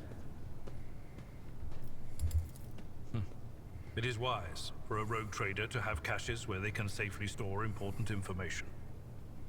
And utterly unwise to share the coordinates of such caches with anyone. Even one's most trusted associates. I'm afraid I do not know how to find the caches, but I can offer some help. Your predecessor used this numeric code to deactivate certain defense systems in her service. If I know Lady Theodora as well as I think, then I'm quite certain that she left her caches well guarded. In that case, this code will be useful to you.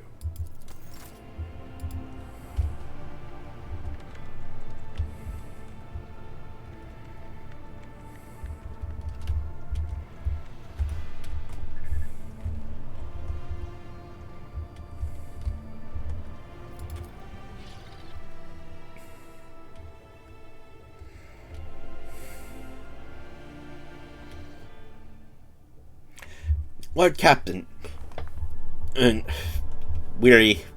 I'm getting reports of several ships moving towards us. Judging by the fact that they're not responding to our hails and the telemetry shows a trail of macro batteries, they're not here for a chinwag. Ready to issue orders to prepare for battle at your command.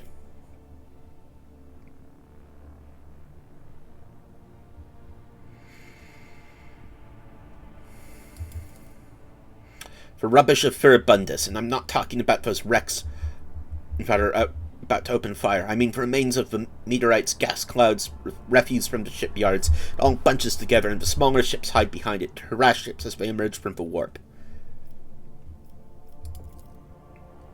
It's possible he could have hired some scum, or maybe it's just a pirate who saw the shape of our ship and decided to push his luck.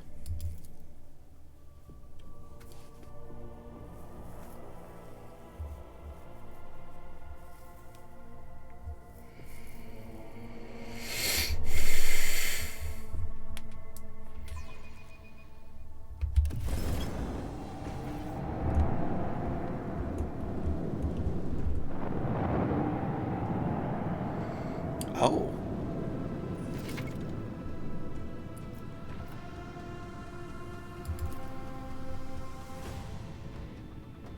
Acceleration zone, mid-movement zone, end movement zone.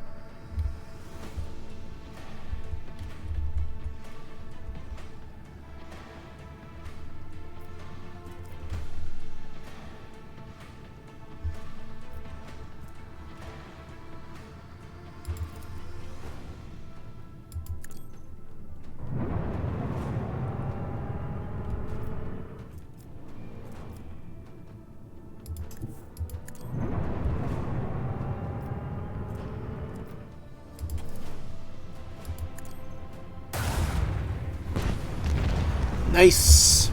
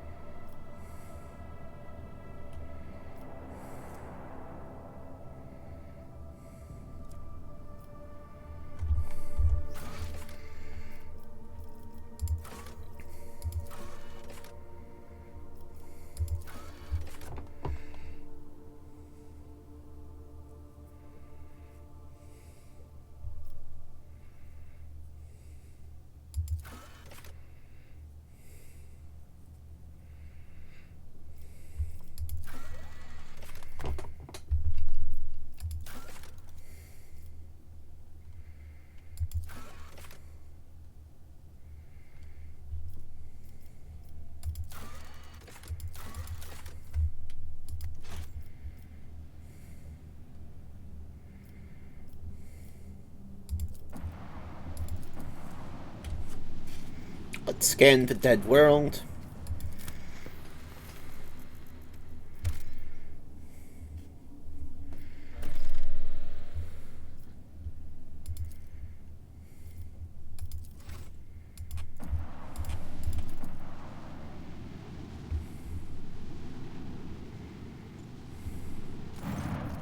Lord Captain, we have the flagship Drusus's blessing with a small escort dead ahead. They are requesting direct Vox channel, patching you through. Greetings, Lord Captain. I am honored to be speaking with the rogue trader of House von Valencius. May your name be known through the ages. Chartist Captain Arius Forfast, bearer of the free charter of the merchant fleet. How can I be of service? We develop supply routes for Chartists. You see, my ship is a representative of a merchant fleet in this part of Imperium territory, yet we do not have a fixed charter-defined trade route. Our mission is to establish business contacts with voidfarers in need of regular ship repairs and those who are interested in specialized goods.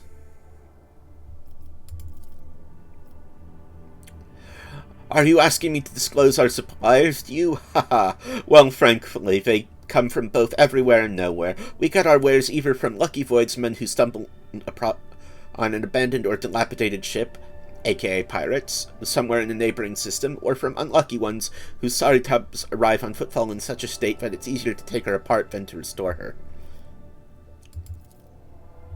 For the most part, all the Expanse has fleets of different organizations and small flotillas of merchant ships. Uninterrupted communications between worlds is a matter of life and death for many outposts of humanity, so even in this dark corner of the Imperium, there are Chartists and ships assigned to the various adeptas.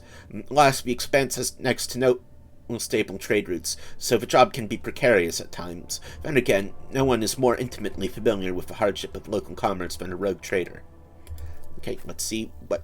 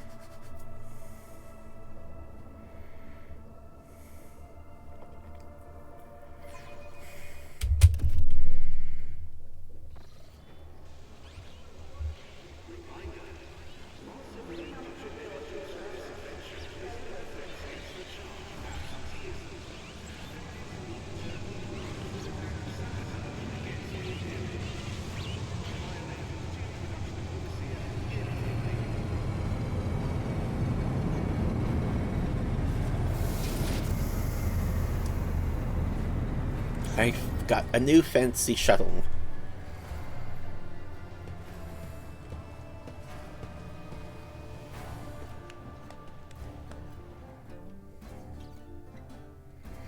Liege representative, your ladyship, forgive me for not welcoming you with the appropriate obeisance. We were told that you would prefer to arrive on Footfall incognito, and so we were trying to attract as little attention as possible.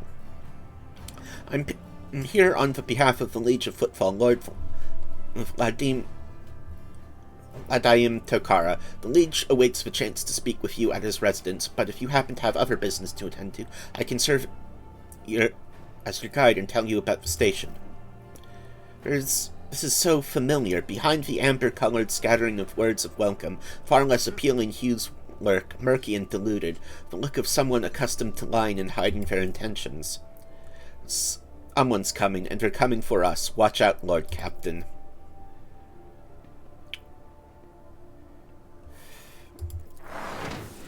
Judging by the voices, there's a lot of them.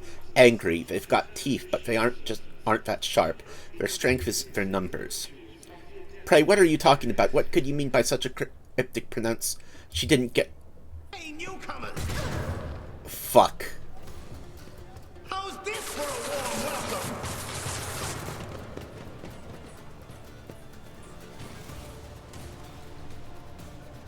Submit, and you'll die quickly. I'll bleed you dry.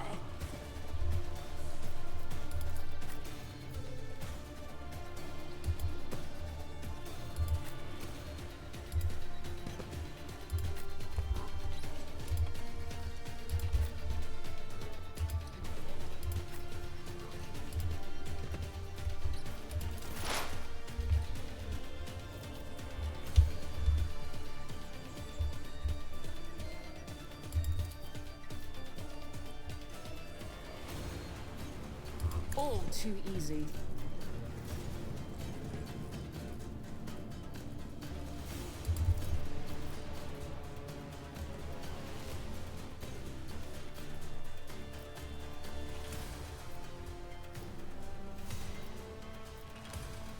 Already done.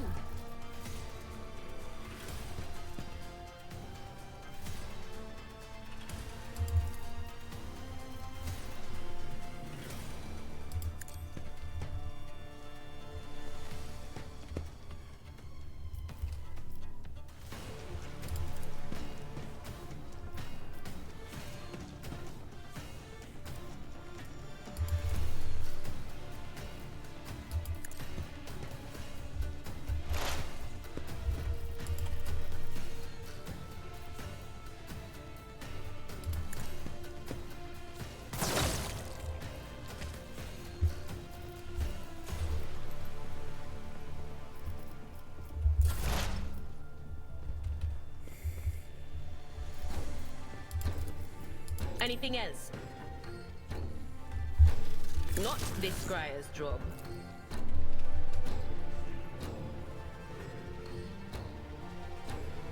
Will do. I've suffered worse.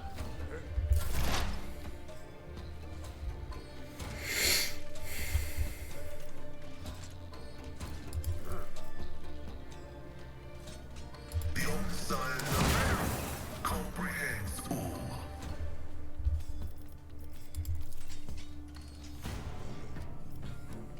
Running binaric override.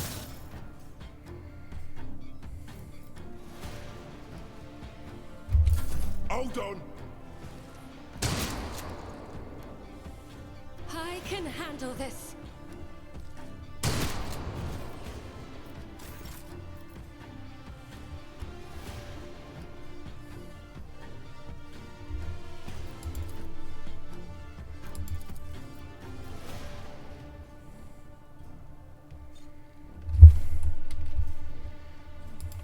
Rejoice in battle! As the Emperor commands, I act.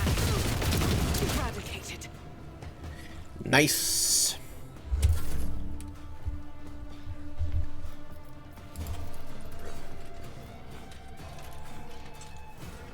Do not dare ask.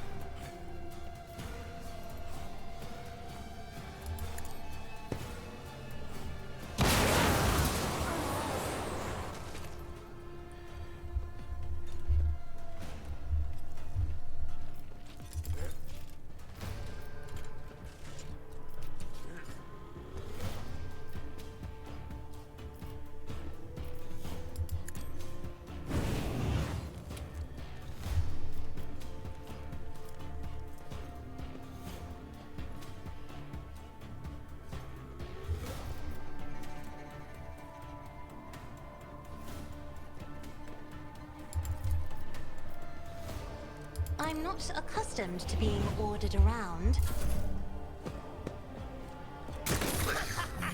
Let's make it quick. No pain. Betrays me. Let's get to it.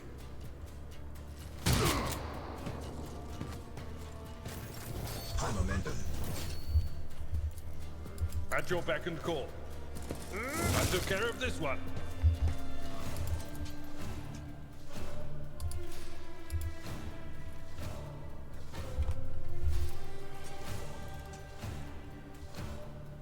It will be done.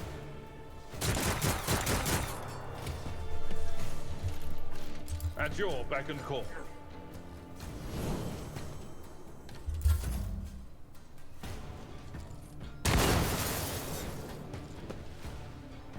Out of my way. Here we go. Maggot.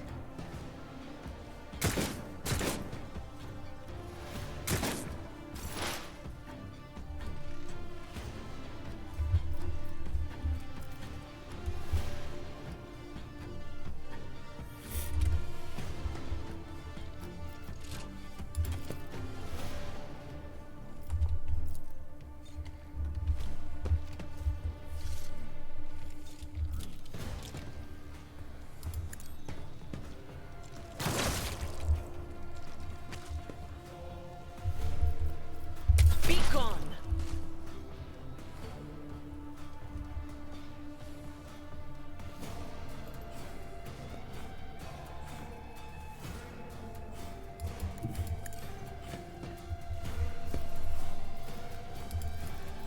But of course. Will do. Well, well.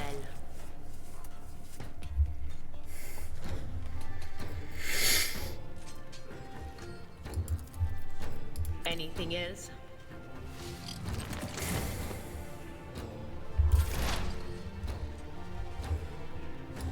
Advancing. My vow is to...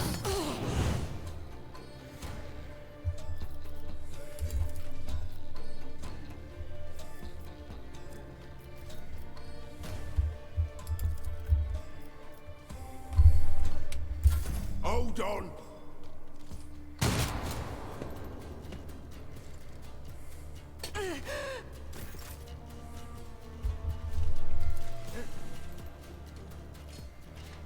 Faith without deeds is worthless.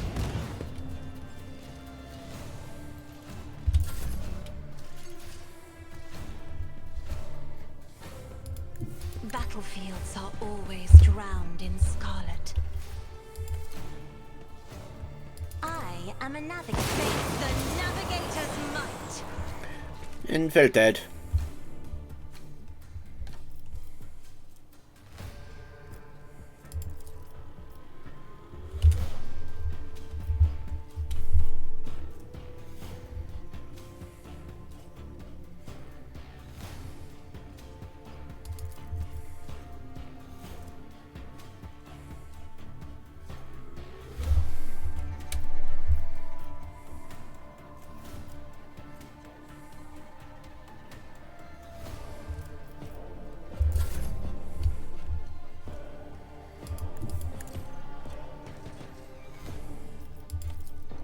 It will be done. Reduced to dust.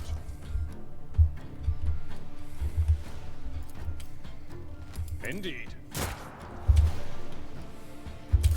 Let's get to it. Let's make it quick. Someone. Martyrdom is a reward.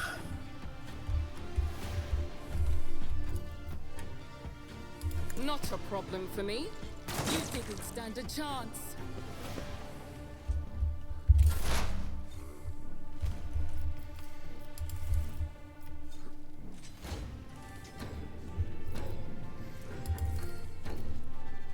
On it.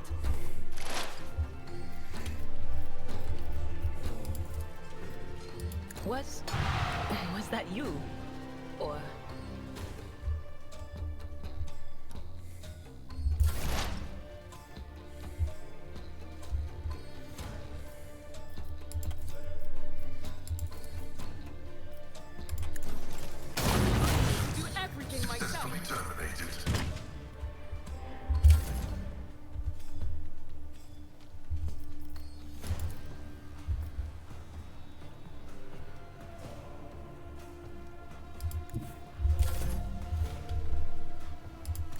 My place is at the fore.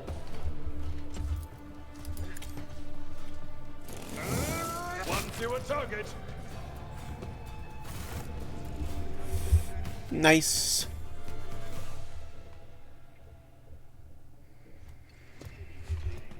Servant. Shivering young servant looks up at you with horror in his eyes. Emperor, protect me. They killed. Every time I warn them, and they go. Oh, dear Emperor, our Lord and Savior, how could this have happened? Who could have fought?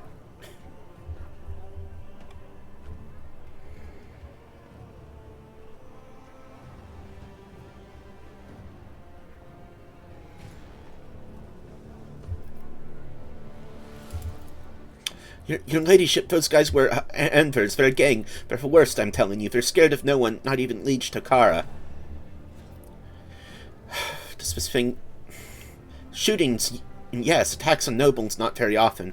Unless it's the Envers. They're vicious. Not even a week goes by without them killing and gutting somebody. They're wicked heretics. They respect nothing. They follow no rules. Yes, I'm sorry, your ladyship. I'll just go report to the liege. They killed her. They killed my lady. Oh, this is terrible.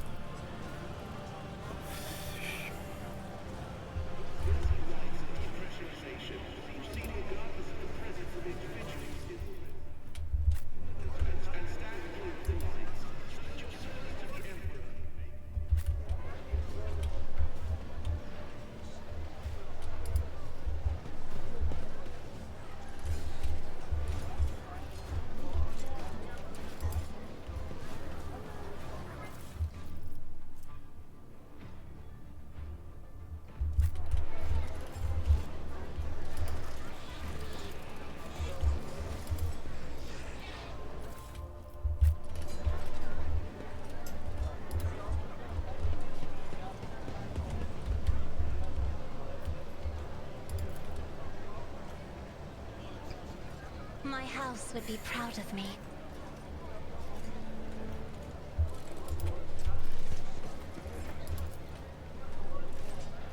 I've read about this.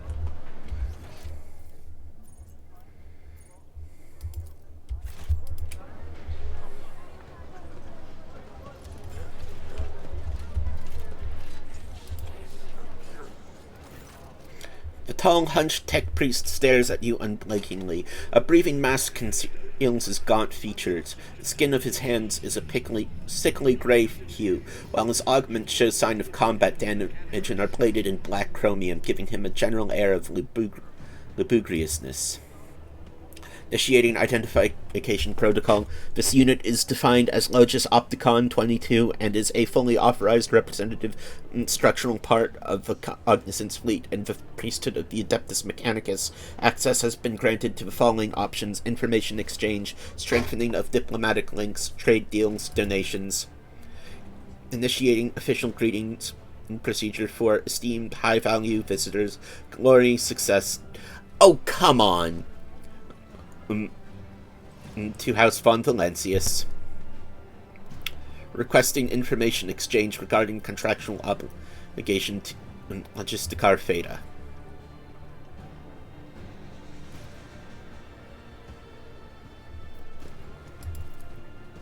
Under contractual obligation in question 34.761 cycles ago, the exploratory cognizance fleet received from representatives authorized units of the Von Valancius dynasty a volume of high-grade promethium equal to the fuel capacity of 6 Antalian void tankers. Received it and then didn't pay, compensate, remunerate, settle accounts. Should I go on, or is that enough synonyms? The stipulated payment reciprocal offering from the Cognizance fleet can be made on Valencia's assets at the current time, after which contractual obligations will be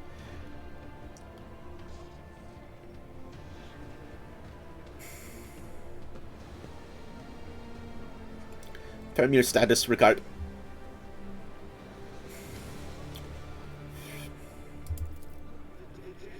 execution of payment reciprocal offering is in accordance with specifications of the contractual obligation. Allocations of assets from holdings of the Cognizance fleet was initiated when the tankers reached the main squadron in 14.905 Terran cycles after the initial transaction.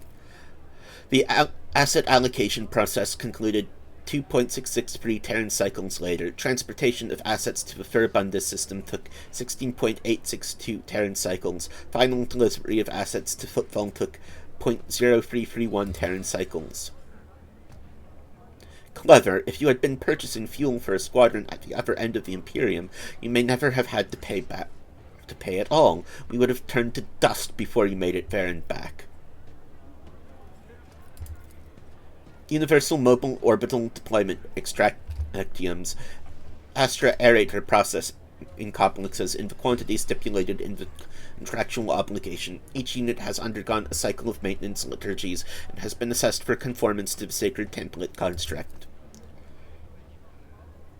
Great creations of the Omnissiah, blessed be his beneficence, which has bestowed upon these complexes industrial might and a full cycle of production and life support.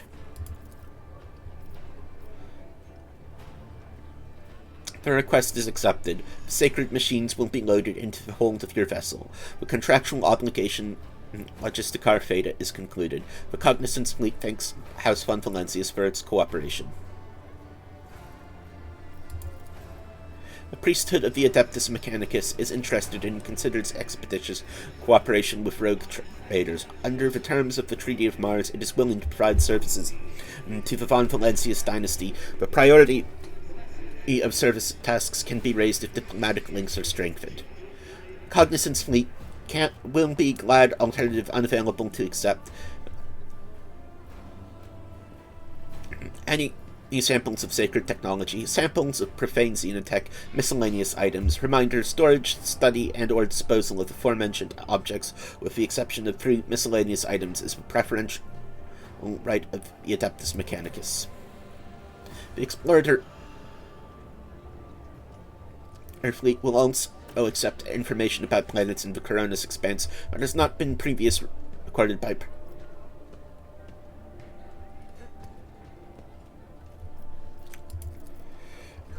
omnifaceted study of the Cronus expanse is the sacred mission operational objective of the Cognizance fleet.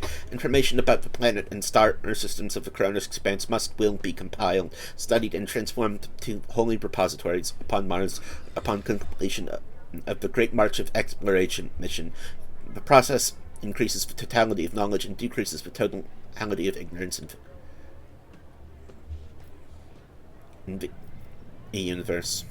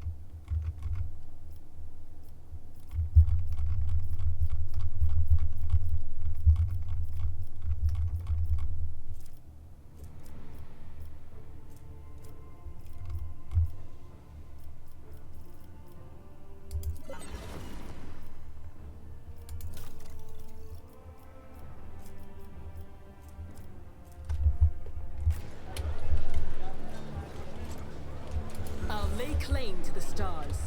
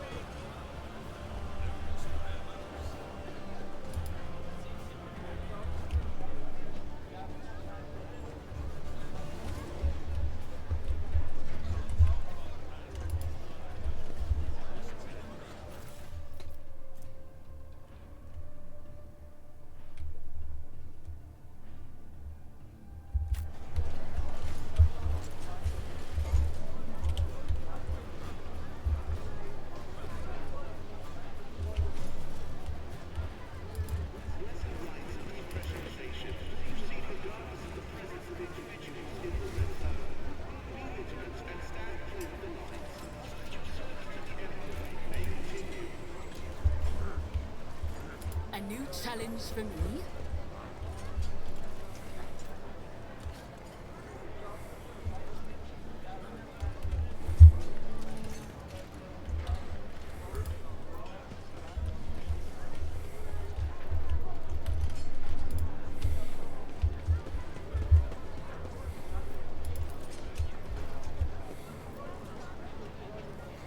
The walls of the container have rusted and its contents have rotted away, a situation that is not uncommon for shipments trying to pass through Imperial customs.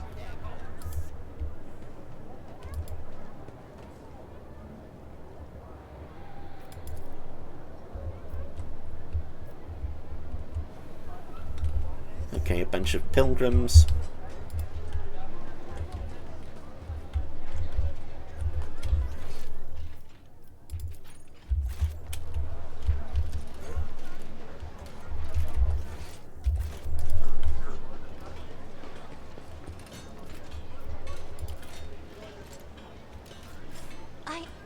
I did it.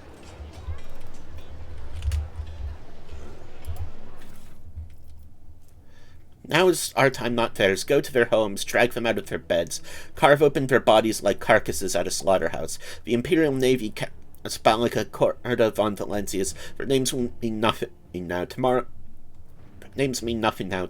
Tomorrow, erase them from memory. Go and seize power, as much of it as you can carry. I won't tolerate weakness. Attention to detail is the key to success.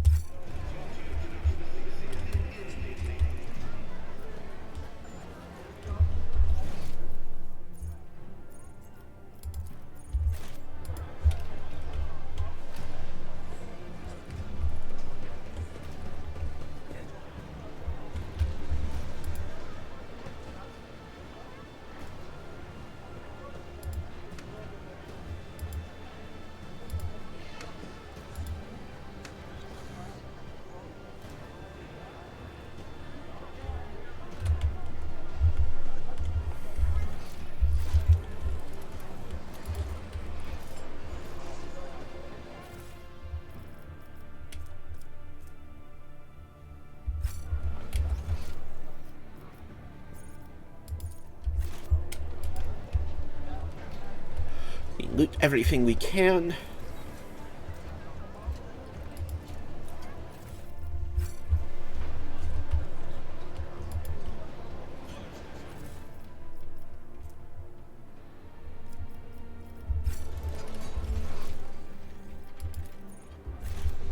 Victory awaits.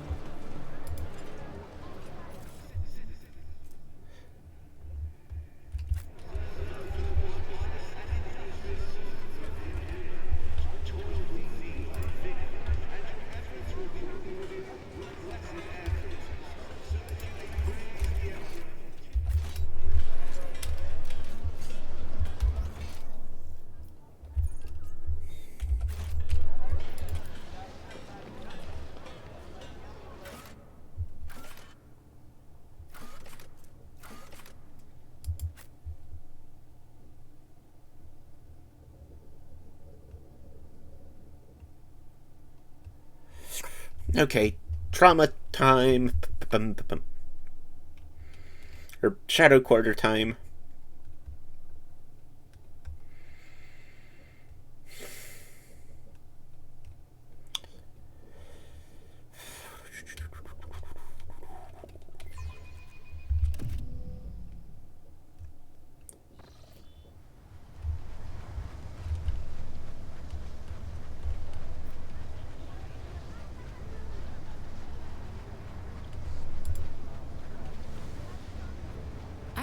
Strange breathing, full of poison and disease, masquerading as prayer. For one such as you, the most sincere prayer would be poison.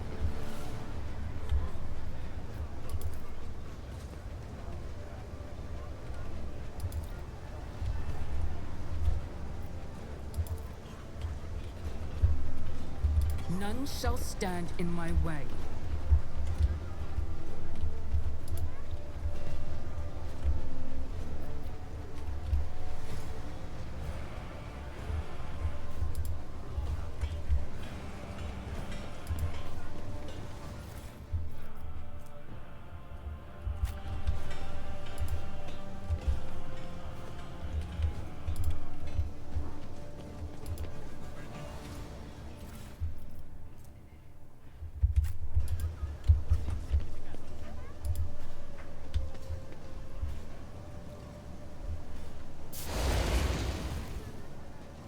Who holds a flame limit like that, you idiot?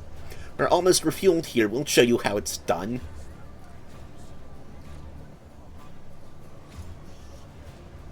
Just not feeling it anymore, that's all. The guy is pretty much a cinder now. It's a lot more fun when he was alive and thrashing about.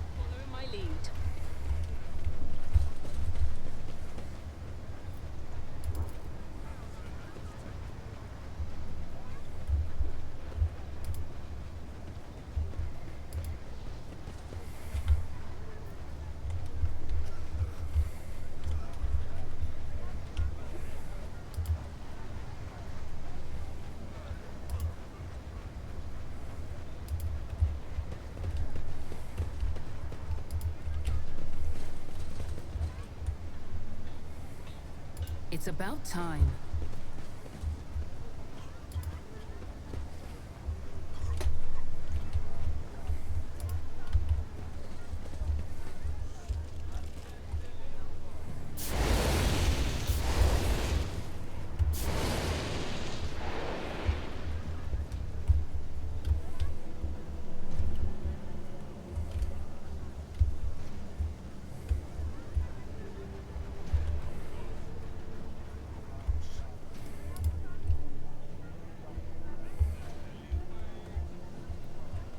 And let's kill the Anders.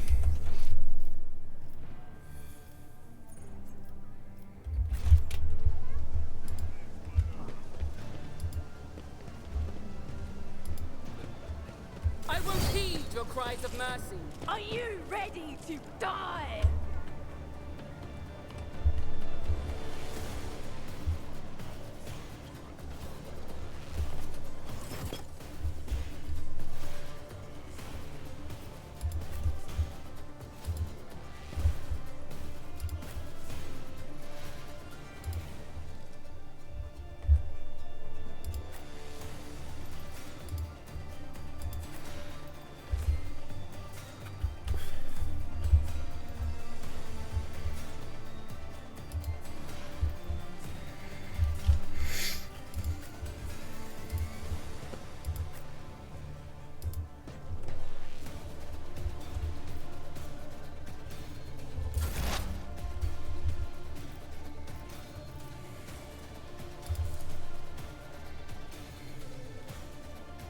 Not my specialty.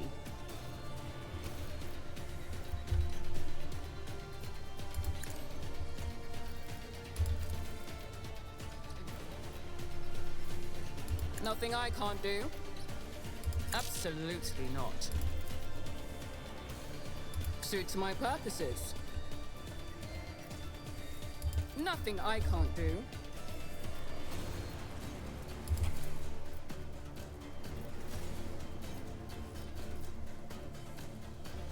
Not a problem for me.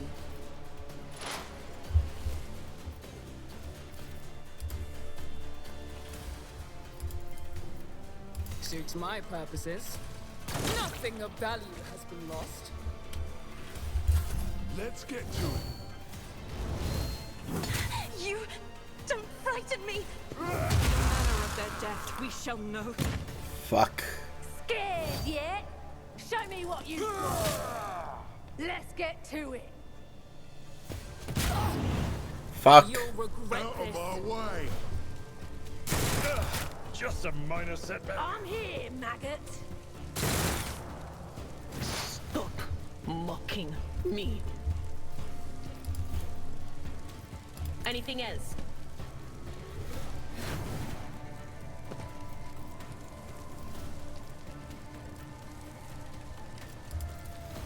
Will do.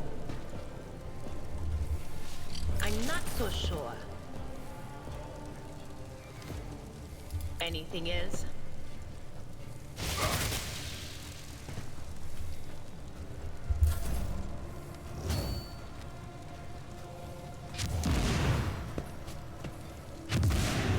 Let's get to it. Let's get to it. Here we go.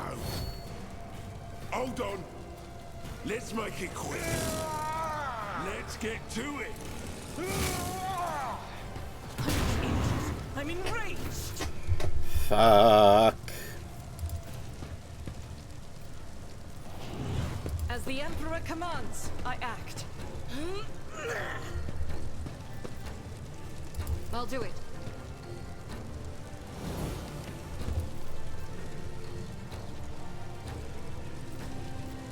As the Emperor commands, I act. Time to slaughter someone.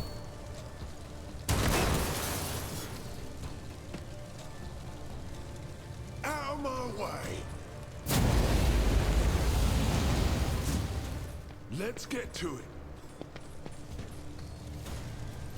Here we go.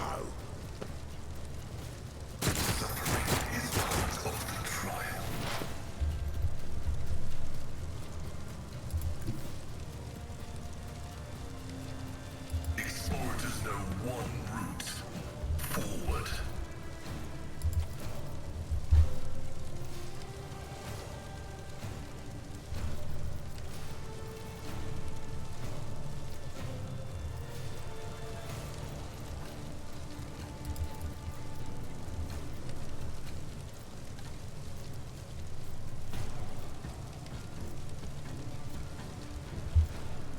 My competences are not that universal.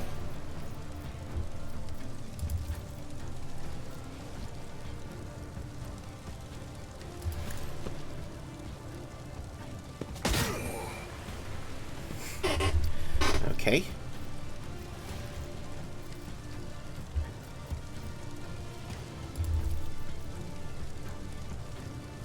Running binaric override.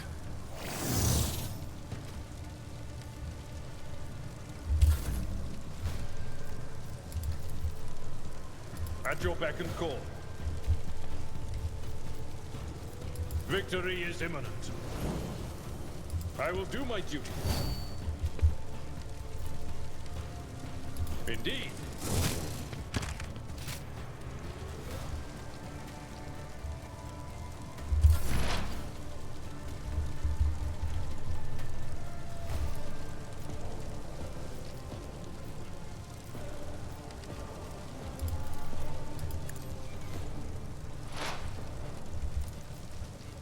Already done.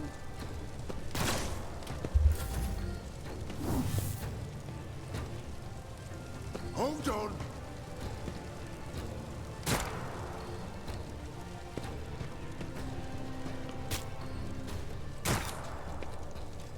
Can I fall back now?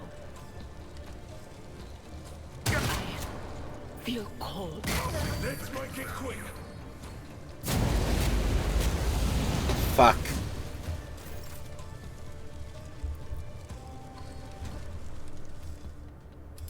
I will bathe this battlefield in righteous fury. Just in time.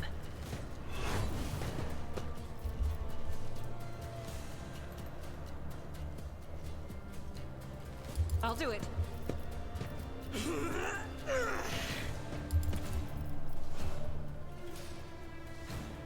Faith without deeds is worthless. None can escape the Emperor's judgment. Scared yet? Reduced to dust. Let's get to it. My ears are ringing. Out of my way.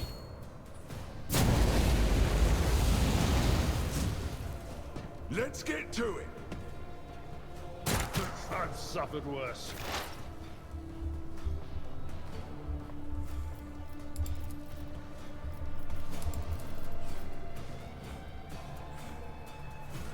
Request approved. Your Messiah condemns you. High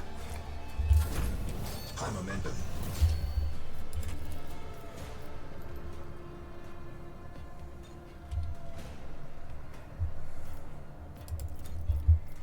At your beck and call.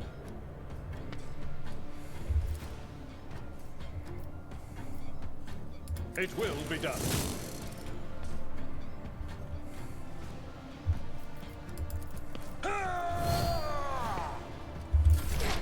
Curse you, you miscreant!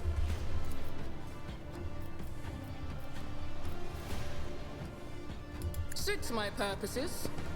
You didn't stand a chance.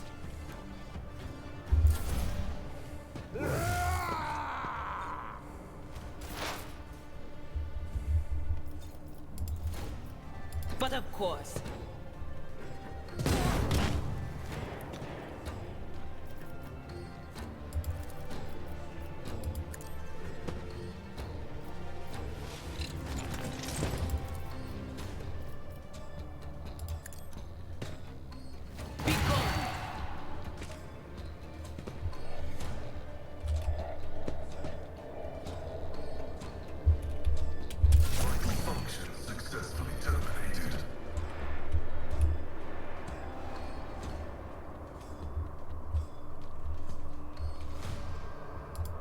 God Emperor, move through me! Be the fire in my heart! Doubt is for the weak. Strike is a prayer.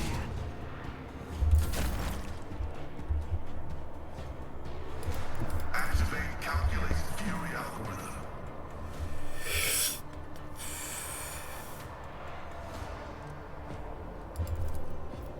Running binary override.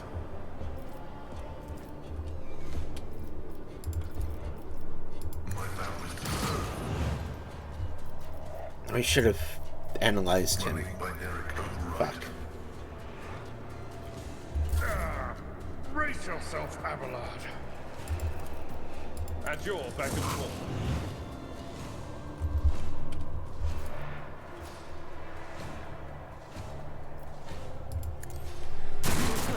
An exemplary strike.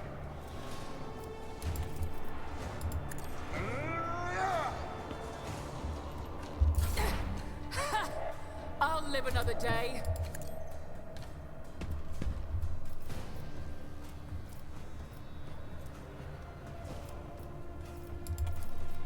All too easy. Nothing I can't do. Not a problem for me.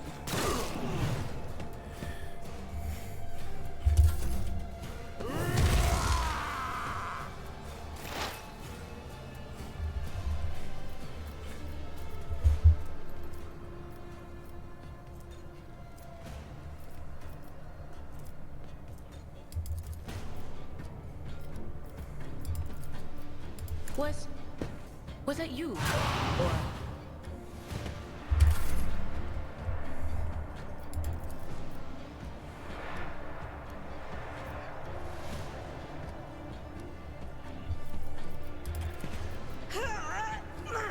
As the Emperor commands, I act.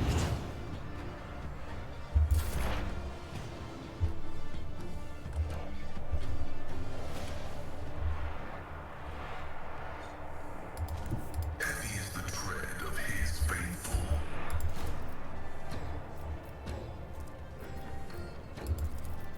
The scriptural prognosis is favorable. The Omnissiah.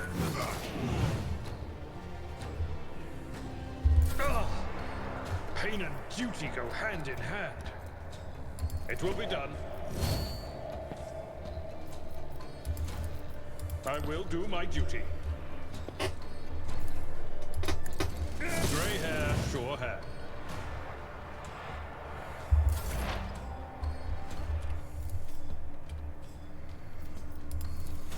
Already done.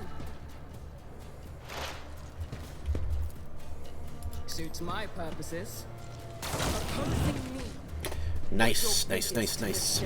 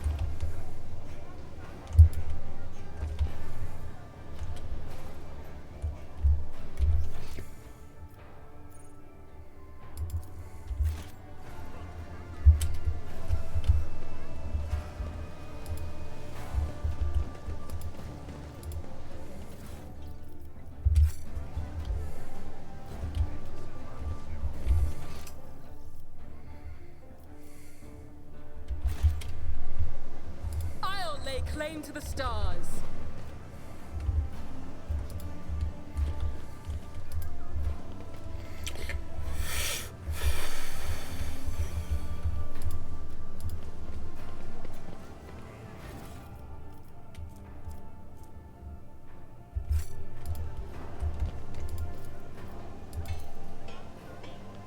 My success is an irrefutable certainty.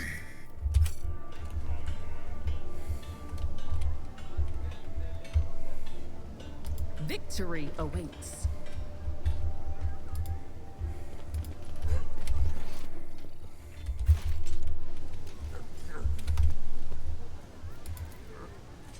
Well-learned poster with a call to serve the Imperium.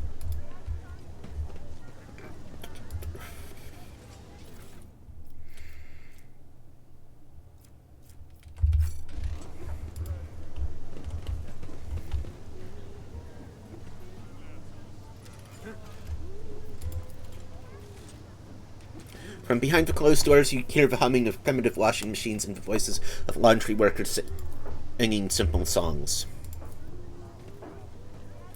Wastewater unsafe for drinking even after purification and now being used for laundering. Oh, okay. None shall stand in my way.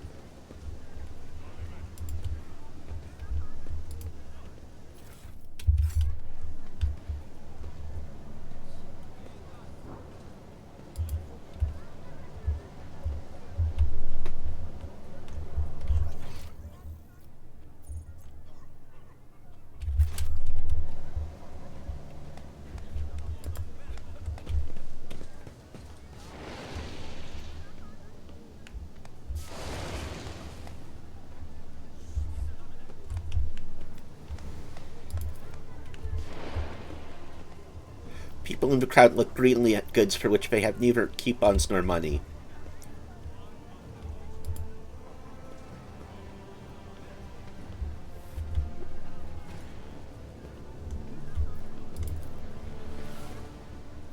The indistinct hum of discontented voices hangs over the crowd. The street vendors seem to be lacking in some essentials, and in their impotence the people do not hold back their angry exclamations and curses.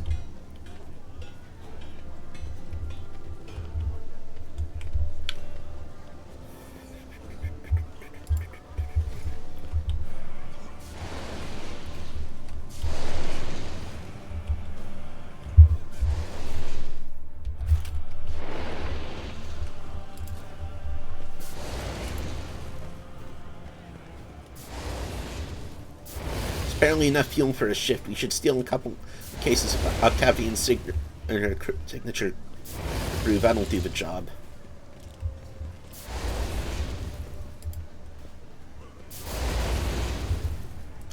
It's about time.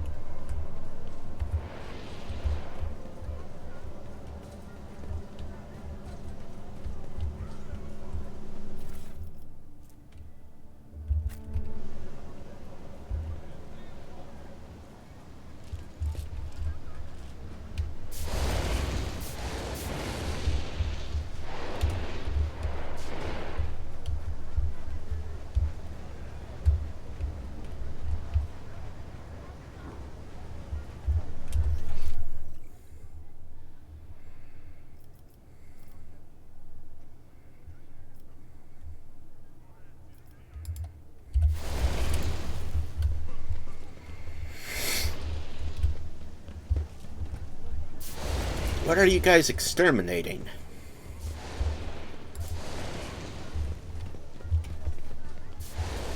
I won't tolerate weakness.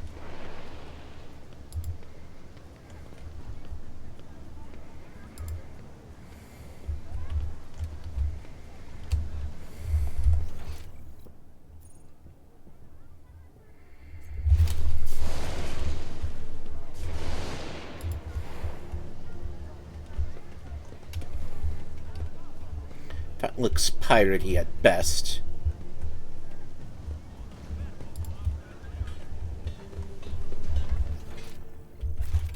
A new challenge for me.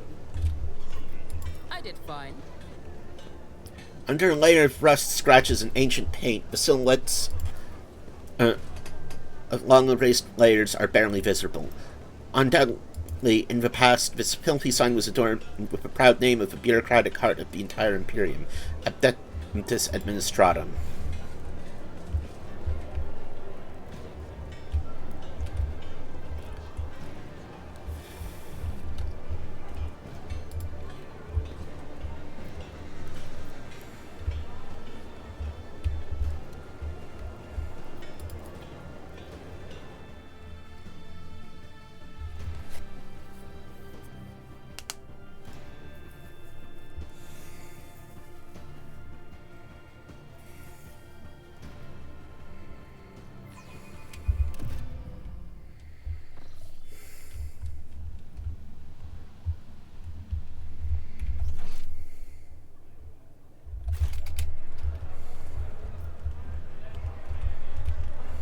I'll lay claim to the stars.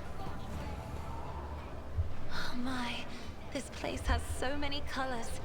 Every shade I can imagine is floating in the air. Colors, you say? Next she'll be asking us to take her on a tavern crawl. Spare me.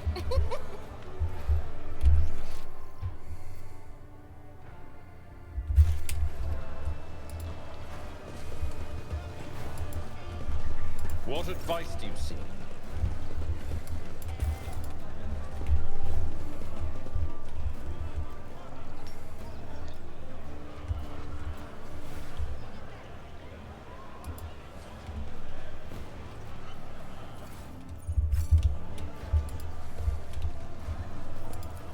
Operation successful. Under the floor, you can see the remains of the void ship's life support system. It seems that whoever dismantled the vessel decided to just leave it in place.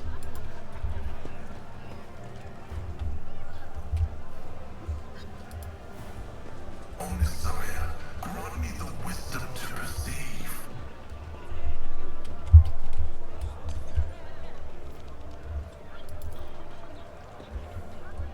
The machine does. Stuck to the plates are a lump of sawdust, toxic waste that is sometimes passed off as ordinary nutritious stuff. Ow.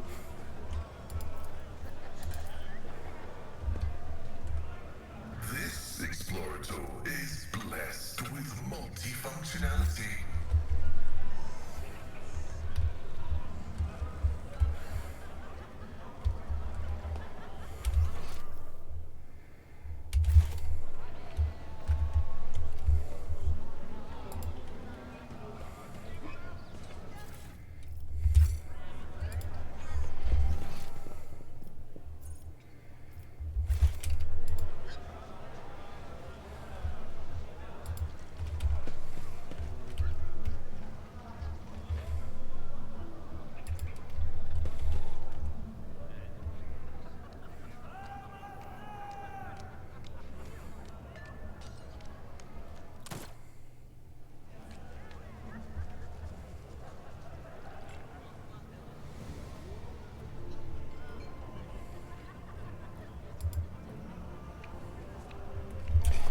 Oh, by the front. That's him. That's the one. I think he was from the Spalnica. Well, his troubles are over now.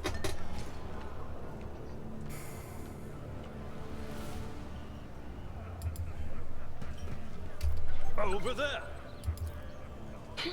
The premonition runs true. The upholstery of the dirty sofa moves slightly. A soft hissing can be distinctly heard from the depths of the furniture.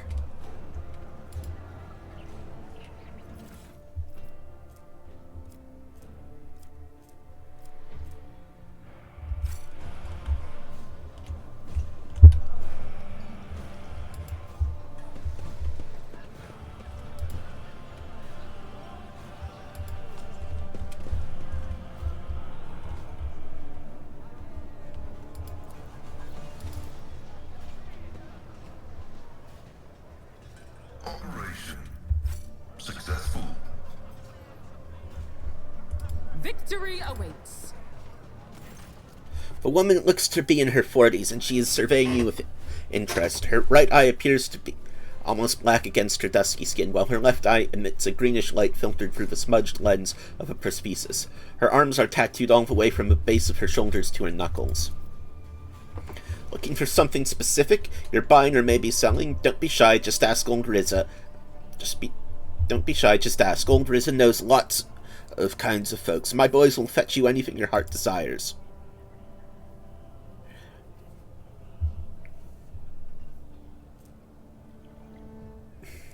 Riza falls silent, though her eyes don't leave your face. Her expression gradually shifts from tactless interest to astonished deference. I know you, Amelia. Who would have thought a high flyer such as yourself would ever land in our neck of the woods? The audacious schemes you've pulled off, they're the stuff of legend. Even the Casbalica could learn a thing or two. For somebody like you, I'll offer only our best prices. For real deal. Riza's face breaks into a broad smile. That old rascal, I thought he croaked into mines a long time ago, but old man back falls and still alive and kicking, you say? Me and him have been through a lot of interesting scrapes together, and oh, all the weird and wonderful things we've acquired. Bakval wouldn't send his regards along with just anyone. You must have done him a good turn, and because of that, old Riz is going to give you a special discount.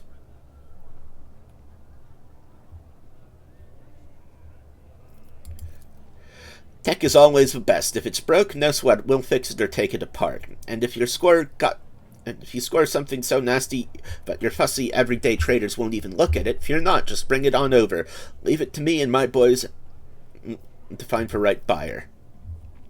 The handling of sacred technology by laypersons uninitiated in the uncivilized priesthood is a Category 8 blasphemy. Incriminating evidence of profane acts perpetrated by the unit named Old Riza has been recorded for use in future judicial proceedings.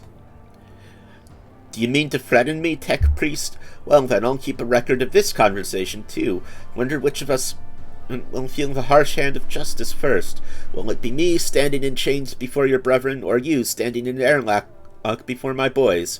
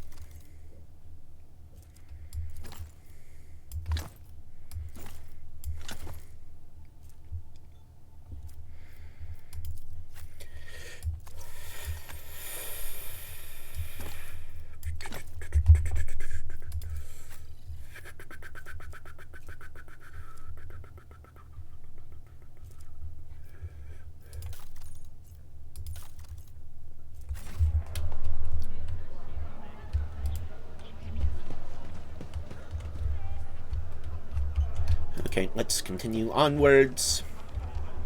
It's about time.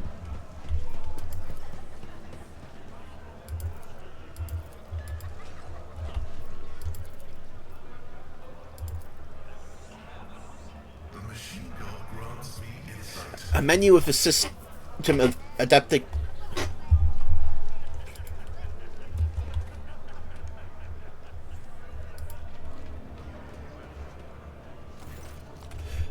I'm gonna go to the bathroom real quick.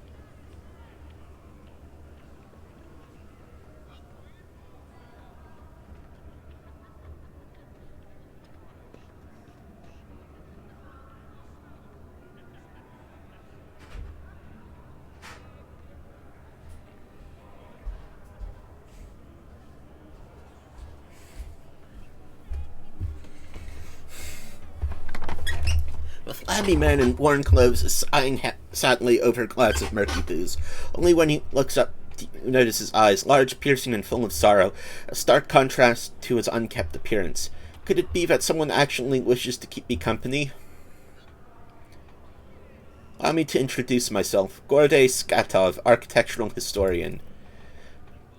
Here I go again, pouring my heart out to have you disappear in 10 minutes just like everyone else before you. But all right. Here's story of Gordey Skatov, the unluckiest historian in the Imperium. I was born 2 sectors away from here. My family was quite influential, which allowed me to dedicate myself to my great passion, the history of Imperium architecture.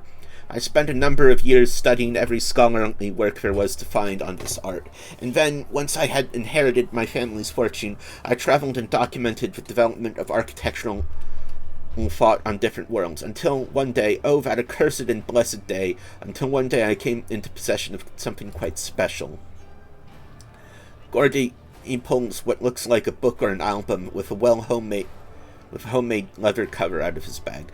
Both the pages and the binding look well worn. Here it is, My Undoing. This is an authentic booklet titled Duane's Design, one of the thousands that were printed centuries ago in times of Footfall's construction. What a curious read. Please tell us more. As Cassia takes a shy step forward, and Gordey smiles and shows her some of the faded pages. Footfall's founder, Lord Parsimus, was obsessed with his creation's grand future. This booklet describes in detail what Footfall was meant to become upon its completion. Dozens of asteroids turned into glorious palaces and temples, massive bridges spanning the void itself, and the marvelous flying buttresses, the archivolts of exterior arches, the elegant arrangement of balusters, and the interior, proliferous 10 stories tall and more than a kilometer long, cyclopean light tubes that catch the light of Ferabundus and use it to brighten the halls and the hearts of the asteroids, stained glass windows and mosaics, bas-reliefs and statues. Engrossed in his own description, Gordy stands up and starts tracing the outlines of arches and galleries with his hands. Adira blinks sleepily, barely suppresses a yawn, and starts looking around with a bored expression. Emerging from his reverie, he catches himself and blushes slightly and loudly flops back onto his seat. I apologize, I got carried away, but you must understand how deep an impression this booklet left on me. When my young self picked it up, I simply couldn't think about anything other than Footfall. I was ready to give up my life just to see this incredible station, and of course, no matter how hard my friends and loved ones tried to dissuade me, I still gathered all my savings and set out on a journey. It's no easy feat to cross 2 sectors, especially for a common citizen, albeit one who has some resources at his disposal. I had to change one ship after another, at times being forced to stay on transfer worlds, waiting for a vessel headed in the right direction or for warp disturbances to subside. The voyage took me a total of 107 years. In real space-time, of course. For me it was much less than that, somewhere in the neighborhood of 30 or 35, and then, after all those years, having spent all my savings, I reached my dream. And what did I see? A dump in place of the exquisite portico, metal anthills clinging to the columns, the marble tiles pilfered by paupers to use as cladding for their hovels. Gordy hangs his head. It's been a dozen years since I came here, and I still haven't recovered from the shock. I had suspected that not everything from the book would exist in reality, but I never expected to see Footfall in such a sorry state. It is like stumbling upon the horrible decomposing corpse of your beautiful beloved. Argenta's gaze darkens.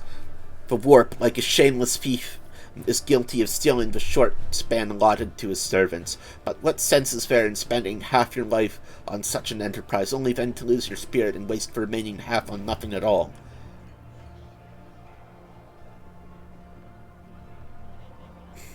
So then ink and paper too can lie and cause pain. Cassius eyes sadly. Does this mean that all I have ever read about will one day disappoint me with the ugliness of reality? Let's go with this. Gordy strokes his goatee in thought. Yes, Footfall's current appearance, slums fused together with the remains of majestic palaces, is a unique phenomenon. Oh, I doubt that. It would be curious to observe if other places have taken after it, thereby solidifying it as a new style of architecture, or if it still remains a local oddity. My word, you certainly know how to provide an unexpected perspective on things. Be that as it may, I just wanted to say thank you for hearing me out. Over the dozen years I have spent on Footfall, not one person has hung around long enough to listen to my story to the end. It is such a delight to have shared everything that's been weighing on my mind. I am poor as a church mouse, but I still have something to offer you as a token of appreciation. After studying the booklet thoroughly, I discovered something interesting, a ciphered message scattered throughout its pages, taking the form of a riddle, and described a certain place of interest on Footfall. I believe it is the work of the booklet's creators. What if these riddles lead to something, a wondrous discovery? I will gladly share what I've been able to learn with you. Riddles, a flash of burning, almost childish curiosity brightened Cassius' austere countenance. I have, of course, but I'm an old man who is blind in one eye and can barely move his legs. I never found anything, but that doesn't mean there's nothing to find. First location from the riddle isn't far from here. It's a bridge that was supposed to go through the center of the district and into the void toward the neighboring asteroid. Only a couple of its spans were built, and even those lie in ruins. Still, if the cache survived after all those years, it is there somewhere. The second location is the lantern of the great cathedral. A lantern in a small tower on top of the dome. You've seen in Footfall's atrium, haven't you? The whole atrium is just the nave of the former literal cathedral. The Liege's entire so-called palace would have fit inside what was meant to be not but a single room. The great cathedral, had it been built, would have been even bigger, but alas, the construction was just getting underway when Dwayne died and the work stopped.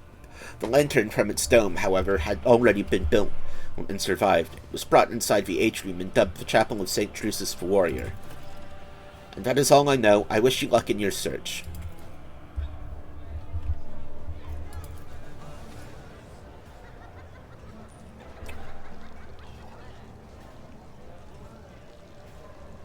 None shall stand in my way.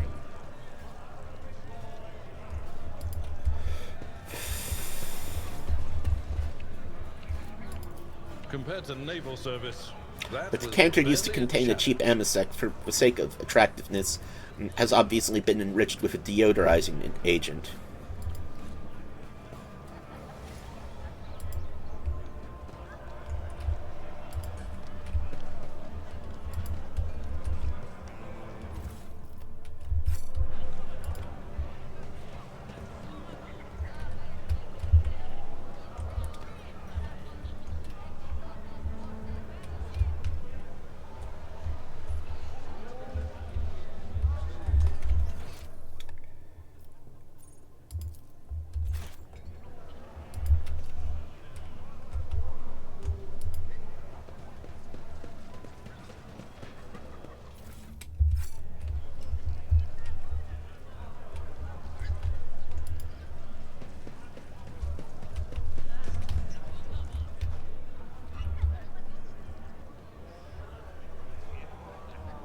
I won't tolerate weakness.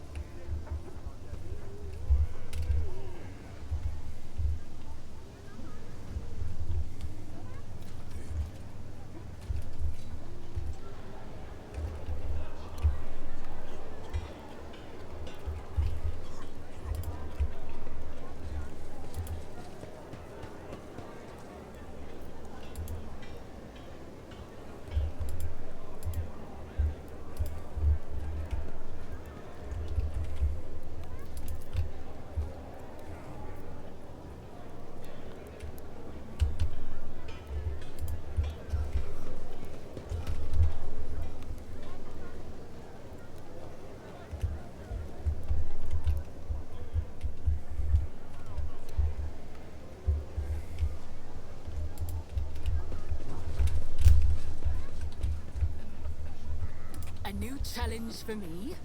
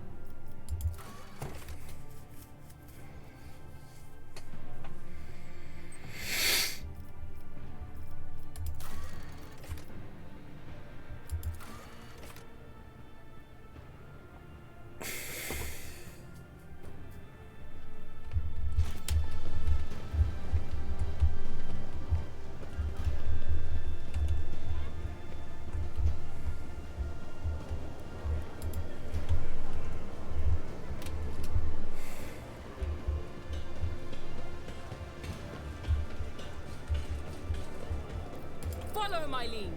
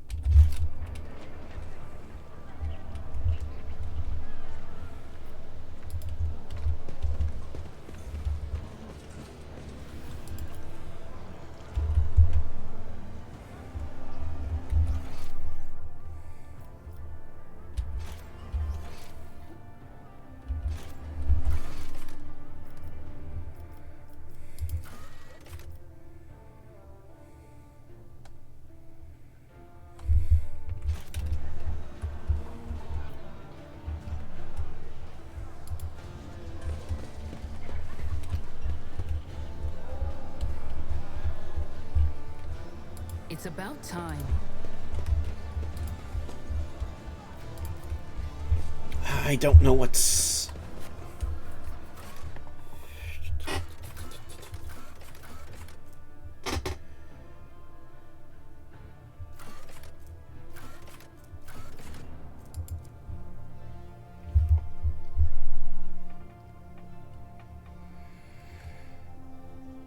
do they want?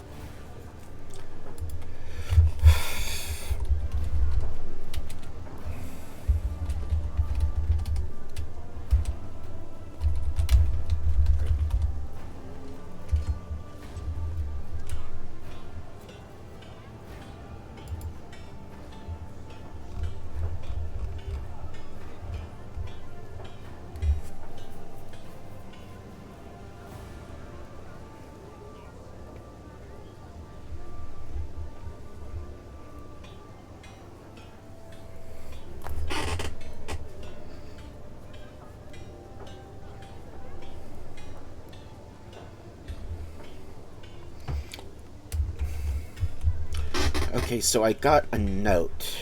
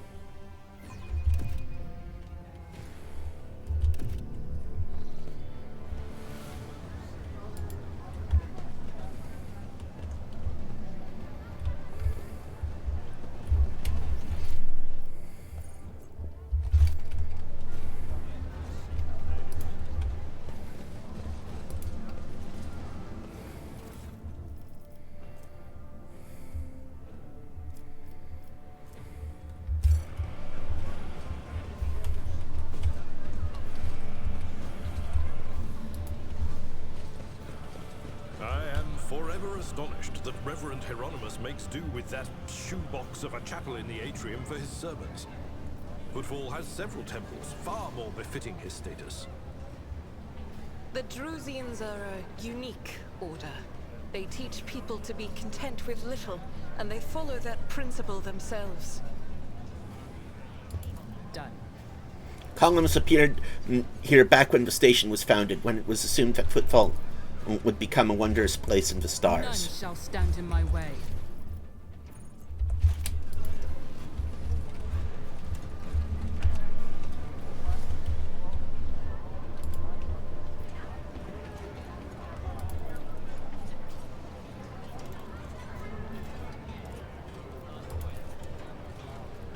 My success is an irrefutable certainty.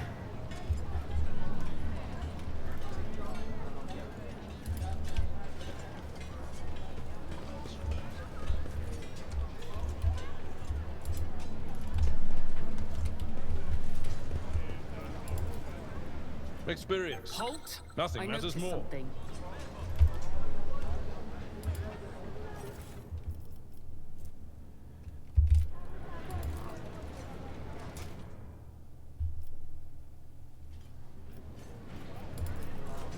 Over. The numerous wounds and injuries indicate that this was a particularly brutal murder. The letters A and V are carved into the victim's shoulder blade.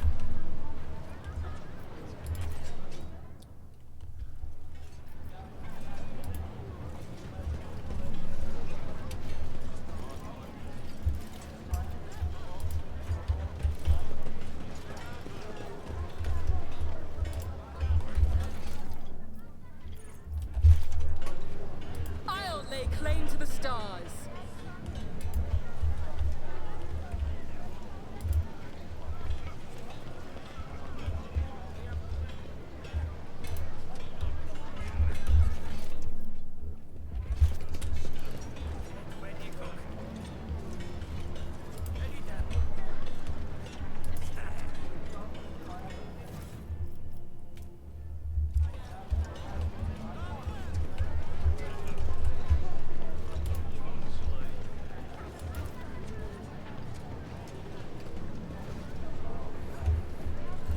Follow my lead.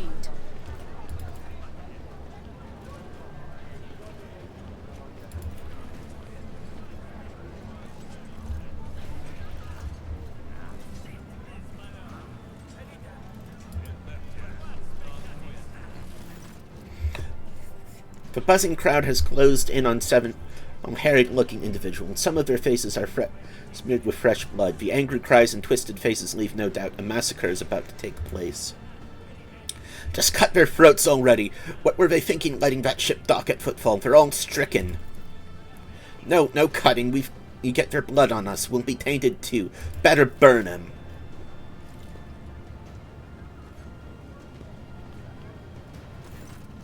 Hieronymus Dorloso, be quiet, you scoundrel. A priest clad in simple black raiments cuts through the crowd like a void ship crossing the sky. You dare pass judgment on others? What arrogance to think you have the right. That's Reverend Hieronymus. I'm surprised it's decided to intervene in a street squabble.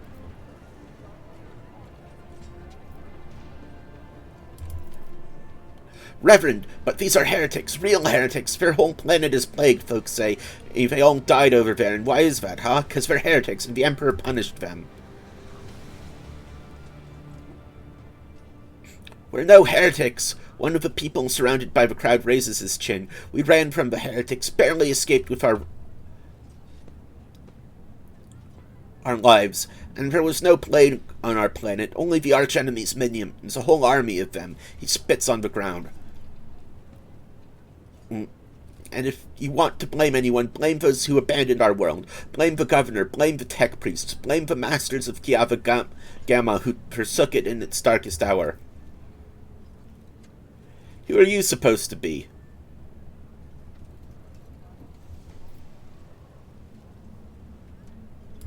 Well, I'm... Silence! You must be completely out of your minds. A band of woefully dim-witted reprobates who think themselves bringer of justice. Who are you to pass justice on anyone? All you ought to be doing is suffering and repenting till the end of your days. And what's so wrong about that, Reverend? We just want to put these heretics to death. We're not heretics. We're refugees, I swear it on the Golden Throne. We served the Imperium faithfully until they hung us out to dry. Where were the protectors that were meant to shield the lands of humanity from nightmares? Traitors! Traitors and heretics, the lot of them.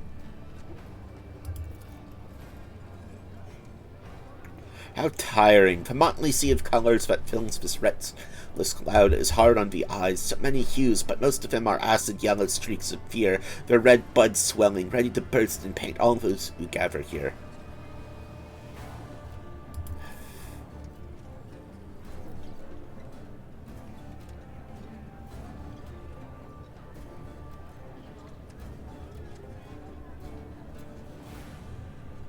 As for those...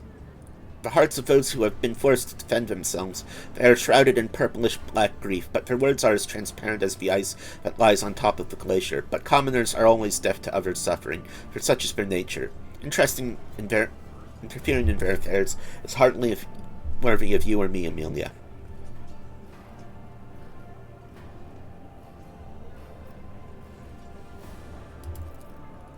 What more proof do I need? Kiava Gamma used to be a prosperous world. My family transported goods there for generations, and then they came. They butchered, tortured, sacrificed entire blocks to the darkness. We were on our ship. Oh.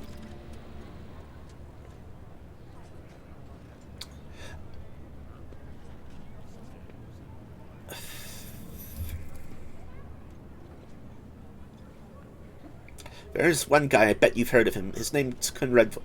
Oh.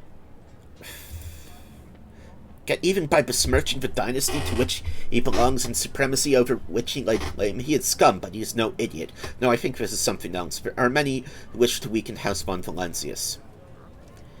Either that or it's much simpler. These people aren't lying, and their planet was captured by heretics, and the rest of it they made up themselves. I can sense darkness in their past. I may not be an expert on Rads and their schemes, but when it comes to things like this, I know what I'm talking about.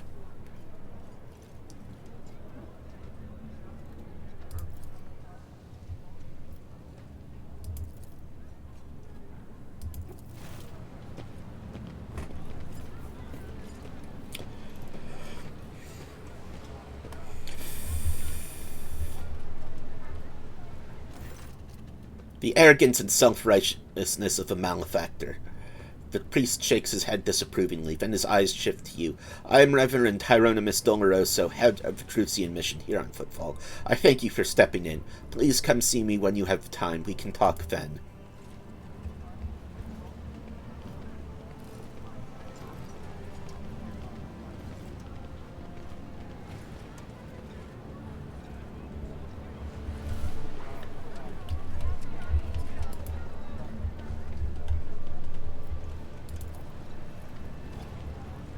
rise to the occasion. The mishmash of device and cables you notice from totally different eras, some ancient, some merely old, and others hastily tossed together in more recent years.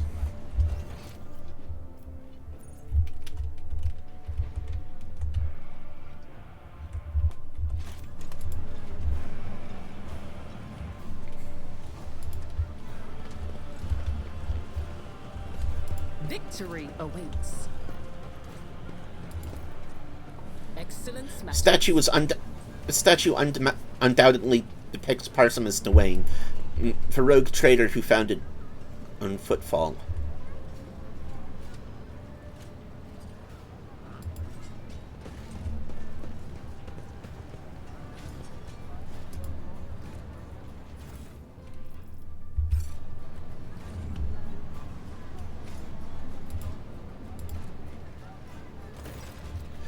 Hieronymus Doloroso, the man with a face so drawn it appears to be made of nothing but skin and bone, fixes his unblinking bird-like eyes on you. The priests in simple black clothes have next to no adornments. They do nothing to mask his unhealthy gauntness. In a cracked voice he says, "The Emperor protects."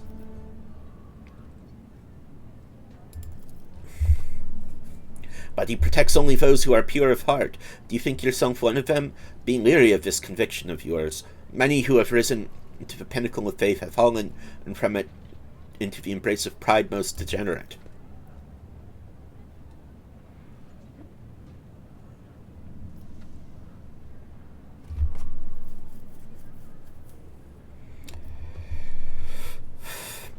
And you must be the young von Valancius. That name carries weight, and it is a burdensome one, for its reputation suggests that Theodora encumbered it with many a transgression. Wonder, will you seek to shed them, or will you carry onwards, picking them along the way like ripe fruit and savoring their sweet poison? A woman of great gifts, but few considered virtue to be one of them. People whispered that power had corrupted her, made her believe she was entitled to anything she wanted. It is known that she showed cordiality to Xenos, broke taboos, violated dogmas, and again, so do nearly all rogue traders.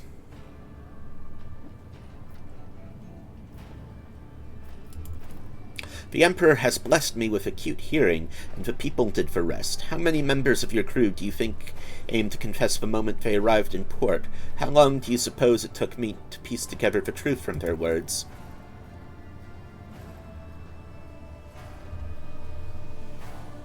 Awareness test succeeded. The priest's voice is rasping and harsh, but you still manage to pick up the strange change in tone. There is something hidden behind this shift in his speech, something that he did not consider necessary to explain.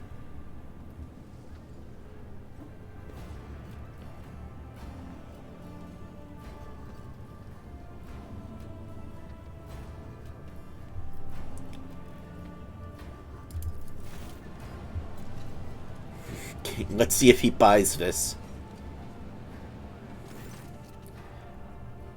Well, then be twice as diligent, for this sector will seize any chance to test your faith. Greetings, sister. I congratulate on your return. Was your pilgrimage fruitful?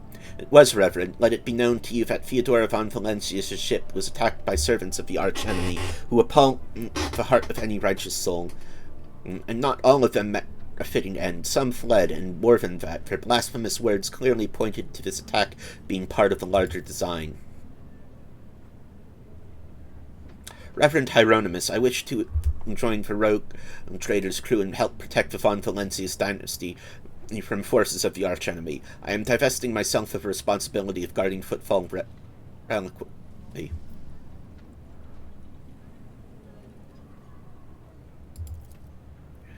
Follow the call of your soul, sister. The Footfall reliquary will be preserved even without your contribution, as it was in all the years preceding your arrival. I know what it is that calls you to follow the rogue trader, Sister Argenta. You seek combat, for it helps you forget how hollow and worthless our lives truly are. It offers the illusion of meaning. Perhaps you will relinquish this illusion one day, or perhaps you will die before that day comes. Regardless, I wish you luck on your new path. But before you start on a path towards your new destiny, I have a request to make of you and your companion. Many among my flock are from the poorest, most dispossessed people on Footfall. They've brought me troubling news from the Footfall shadow quarters. In the darkest corners, where the Liege's wardens do not venture, taint has taken root. Footfall is consumed by profanity, but even here, true heresy, serving the arch-enemy, is a rarity. The cultists who now dwell in the shadowed quarters mark their abodes with a sun inscribed in blue and gold, and perform strange rituals in secret. The weak find solace in believing these reports to be rumors, but I well know that evil lurks all around us. I wish to see retribution.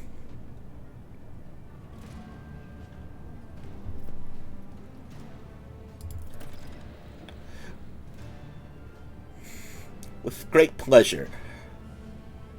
I almost wish for the rumor to be true. My heart yearns to battle some heretics. And this is where I bid you goodbye, sister. Noble Amelia, is there anything more you wish to ask me about?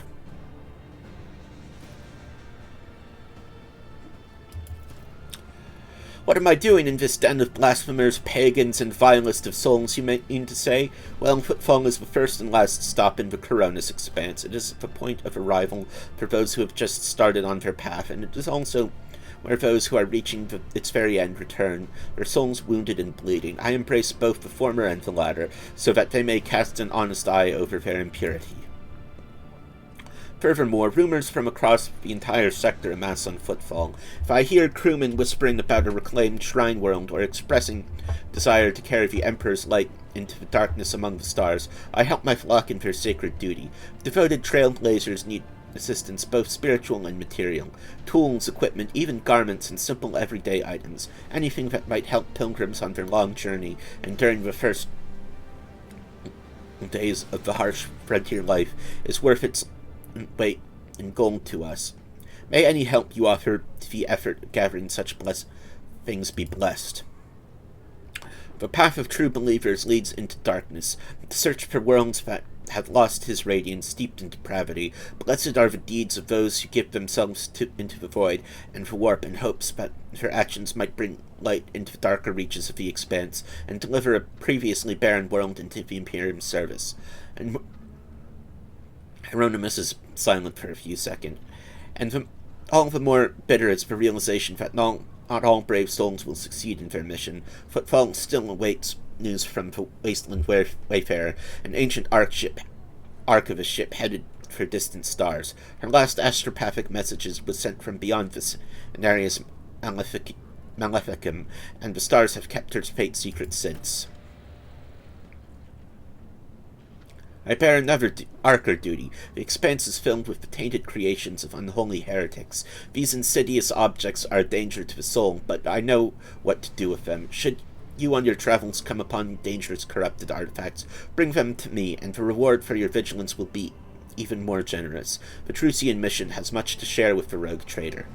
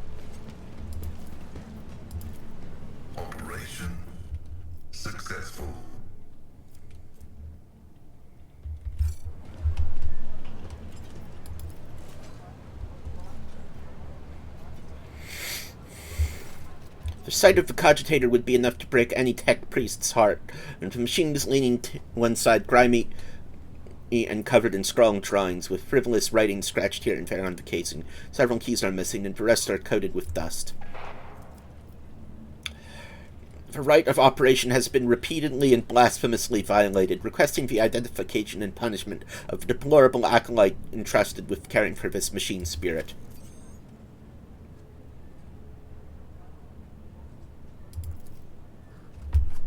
Praise be Omnissiah, the machine spirit of this cogitator is aggrieved, but willing to serve.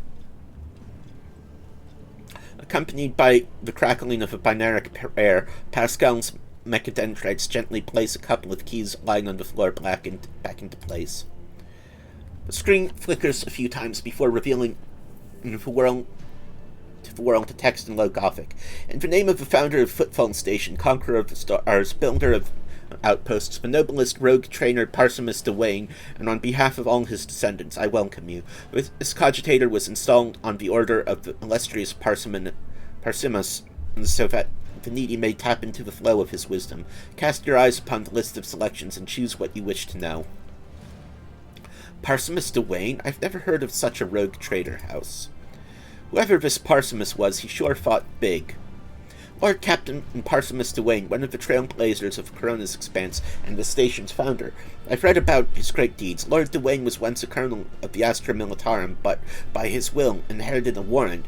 He accumulated enough power to keep together a small fleet of loyal allies and went to venture out to conquer the Corona's Expanse. They say Footfall was meant to be his personal palace world, but the construction dragged on for decades, and Lord Parsimus eventually died of old age. His enemies instantly tore Footfall to pieces and turned it into the bastion of humanity we know today, one that is full of bandits, privateers, hustlers, and rogue traders. Footfall Station has been envisioned by the great Parsimus Dwayne as a palace in the stars, as majestic as the spirit and mind of its creator. As the year of this cogitator's installation, merely a small fraction of the great Parsimus's designs have yet been made a reality, but already their audacity and grandeur are staggering. Footfall is to become the gateway to the savage and barely explored Corona's Expanse, a foothold for future conquests by the Imperium and the noble Parsimus Dwayne, who acts by the Emperor's will. The cogitator wheezes and blinks, clearly trying to shut down. The cogitator whirs and the screen turns back on. One of the first structures on Footfall was the colossal statue of the Emperor. A whole asteroid was used for the creation of this sculpture, but even its titanic proportions cannot convey the awe that every faithful servant of the Imperium feels before the Master. The statue is the center of Footfall in the same way that the Emperor is the center and heart of the Imperium. As construction progresses, new smaller asteroids are being attached to the statue, their surface serving as foundations for glorious palaces and temples, and for inner tunnels as home for the commoners and rabble.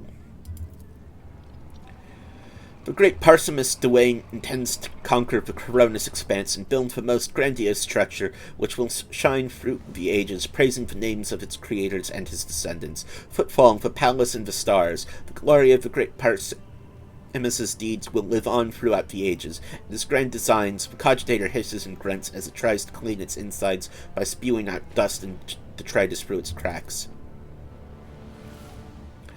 The cogitator hisses a while, and then the screen flickers and once more shows the words, "The great Parsimus intends to conquer."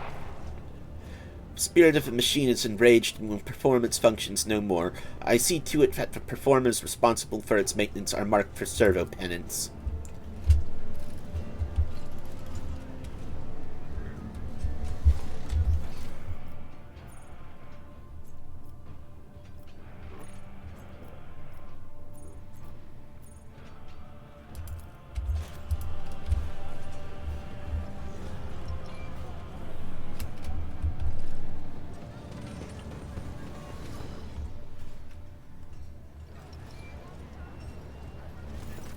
The low hum of voices quiets, and a dozen gazes shifts to you.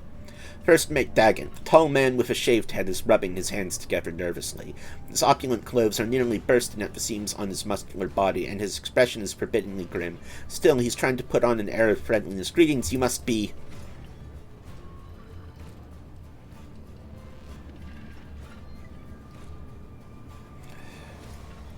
Mistress Fidelio, all the guests have arrived. You're the last on the list. We couldn't, well, start without you. Your presence is absolutely vital. Please, ahem, we can talk later. Chaplain is about to begin. What is this tomfoolery?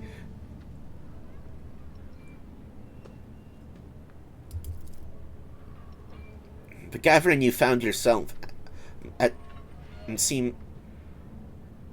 first seems refined and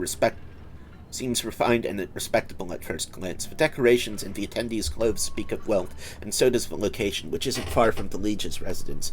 But you notice most of those gathered are of rather imposing physique. Many of them have scars and military-grade implants. Several of the guests look like they are covering the exit. A few are clearly carrying concealed weapons. Your appearance has definitely attracted everyone's attention. Just about every guest here keeps glancing at you, and some are clearly watching your every move, even though they are trying not to show it.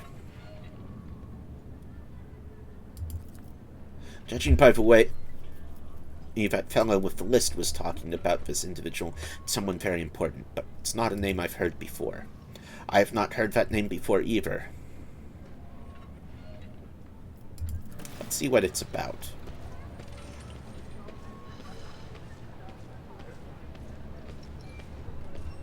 Oh, that's... Oh, what a terrible, sorrowful day. We pay our respects to the life and soul of Footfall, a loyal servant of the Imperium, a generous benefactor who spared no expense to keep the fire of faith burning, an example to all future generations, the most noble and unforgettable Master Belardo. This loss, the fussy administrative clerk speaks in a strained voice and keeps peeking at a piece of paper with text on it. His speech drags on and on, blending into a monotonous cascade of praises of the late Master Belardo. So let us offer a prayer to the Emperor for the repose of Master Belardo's soul and the prosperity of his heirs. I now pass you over to our most reverend chaplain. A formidable-looking man dressed in the attire of an ecclesiarchy missionary glares at the gathered crowd. And here you all are, you vultures. Let's offer a prayer then. But if you think the Emperor, or the messenger of his will, in other words, myself, does not see into your vile souls, you are sorely mistaken. I wasn't referring to Mistress Fidelio, or at least Dens himself wanted to see her at his funeral, but for the rest, I know every one of you, and I wouldn't be astonished to discover anyone here who truly mourns this loss. So go ahead, pray for Belardo's soul. Soon the flames will take him, a fitting end for a life like his. May the Emperor keep his soul. Without another word, the chaplain makes the sign of the Aquila and pointedly turns away from the attendees.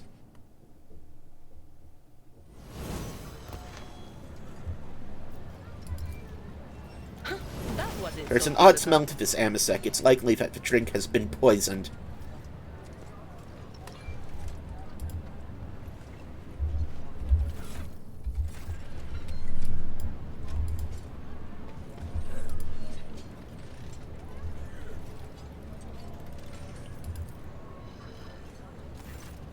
Whoever prepared the body of the gray-haired man lying in the coffin, they did a good job. Even in death, he looks majestic.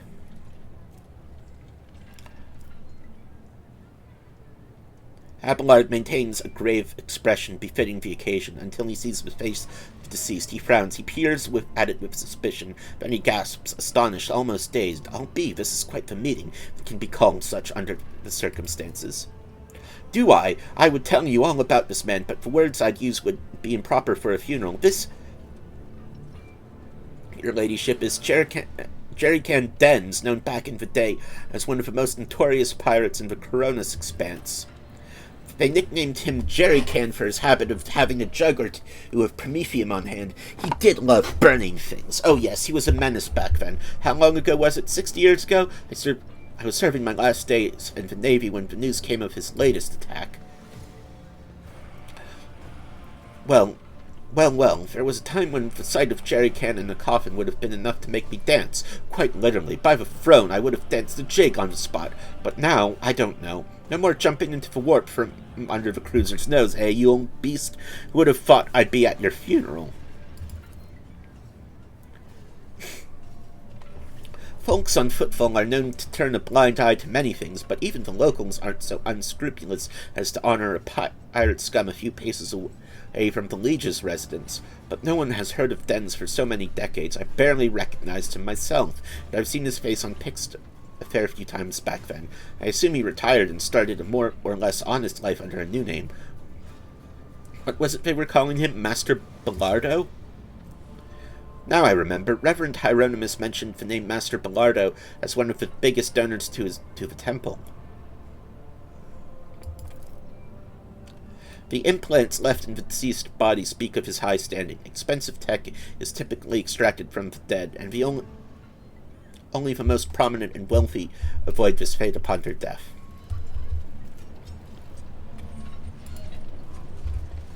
I won't tolerate weakness.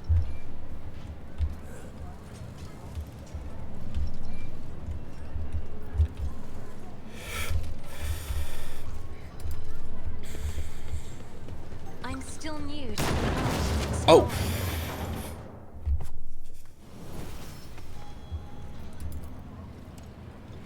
Looks like a trap deliberately set, meant to collapse part of the building.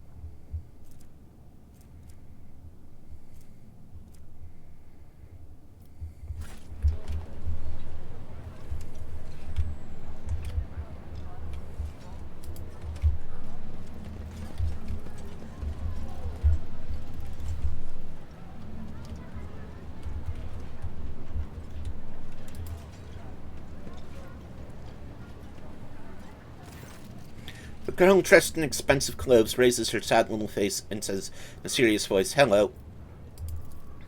Hiding. I thought I was going to cry and I didn't want anyone to see. My name is Adelia Belardo. It's my grandpa there in the box. Argenta's face softens. She reaches out and gently strokes Adelia's head. The tears will pass, Adelia. The tears will pass. The strength will return and your courage will never leave you.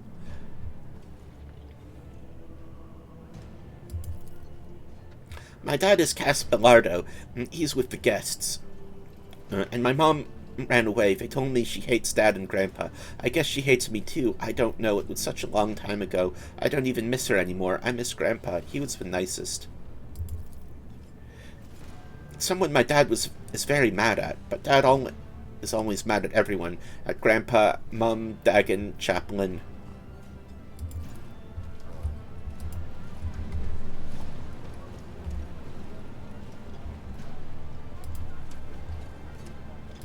None shall stand in my way.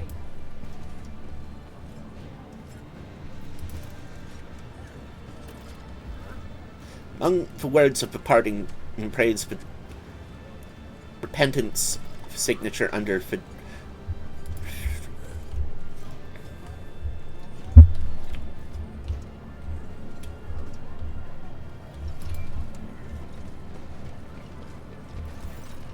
First Mate Dagon. Mistress Fidelio, are you leaving already? I'm afraid you'll have to wait. Yes, it's football station services, see. They're carrying out a scheduled inspection of the life support systems. It won't take long. Another hour. Maybe 2.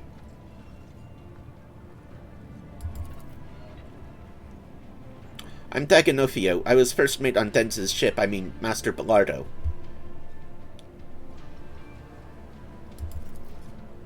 They used to call me Torch. He's Jerrycan, I'm Torch. Those were the days. Badly. He went downhill real fast. Just a year ago, he was still living it up, storming the slums, asteroids to shoot riffraff and mutants, and then all of a sudden he was done. His old wounds had caught up with him, and he had plenty of those, both from the old days and more recent ones, like when somebody tried to bump him off 12 years back, I think it was. No, but I know what you're talking about. Scribbles in his home. Right? Yeah, it happened all right. That writing just appeared out of nowhere on the walls, the mirrors, and always the same word, repentance. I told him to get a psyker to check his house for sorcery, but he said no, too pricey, I guess. He said something about how he had already paid too much for repentance. Not a lot of psykers around, and a single one of them will cost you as much as a team of top-notch bruisers. Hey, listen, friend, how long did that go on for writing? Anything else strange happening in the household? Flying knickknacks, furniture growing tentacles, people dying for no reason. Oh, all kinds of stuff happened, my girl. The things going, flying, people dying, and to servants, that is. Whenever we felt like remembering our glory days and got sloshed on half a jug of the good stuff, that's when it would happen. I remember one time we decided to see who could carve open servitors in the dark the quickest. Alright, serious talk. Nah, nothing like that in his house. Nothing sorcerous apart from the writing. As for when it began, Xenos knows. 10, 12 years ago. It'd be good to take a look at that writing, but if I had to guess, it doesn't sound like warp influence to me. If something really did take up residence in that house, it would have made a bigger splash in 10 years, like a dozen corpses big.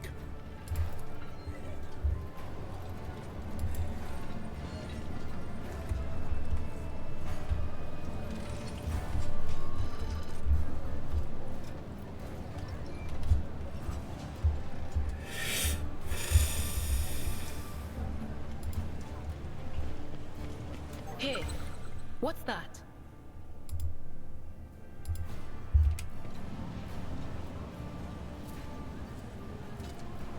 I better myself through my service. The self-firing trap wasn't placed here by accident.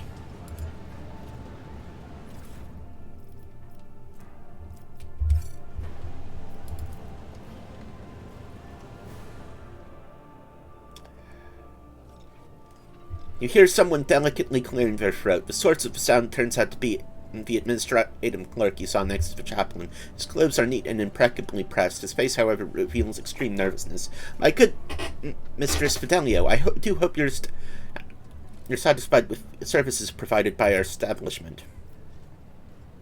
I beg of you, help me, but please keep your voice down. We can't let anyone hear us. It's a matter of life and death. What's the matter? Please understand, it's very difficult to get by on footfall with my wages, and the Imperium Regulation 438L on post-memorial service workers on peripheral worlds directly prohibits the chief operator of a crematorium from leaving their workplaces for any reason other than sleep, food, severe illness, and administration of sacraments. Therefore, I am practically forced, to look out to look for other sources of income that allow me to stay within the walls of this here establishment. I've set up a little, shall we say, enterprise. I replace the implants of the deceased with identical replicas and sell them to the right people when I have a shipment ready. I had just prepared the newest batch of superb, unique implants of the highest quality, but I got careless. I used my first sick leave in 4 standard years. This was on that very date that Master Bellardo passed away, and his family was quick to organize a ceremony in our crematorium. I simply didn't have time to prepare, and now my container are full of goods. It's in the furnace, and if you don't help me, they're going to burn it any minute. You hid valuables in the crematorium furnace. Oh my god, you idiot. I've been hiding them there for 10 years now, and quite successfully, I might add.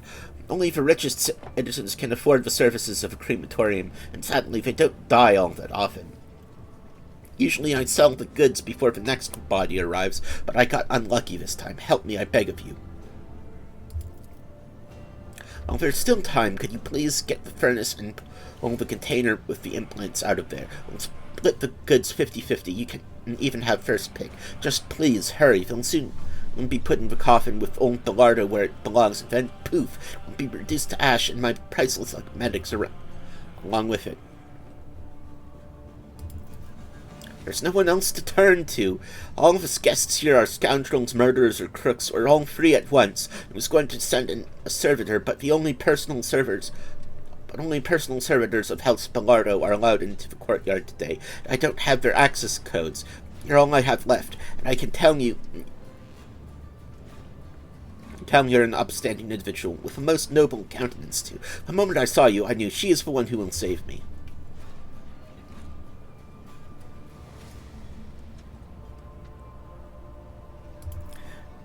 Of course, will do. You'll be most pleased with the results. Just help me for Throne's sake. Throne preserve you. Make it look like you're having a look around. It's a lot easier for you to wander into a restricted area without arousing suspicion than it is for me. Find the container. It's in the far corner. Get out and come back to me. I'll be waiting. It's about time.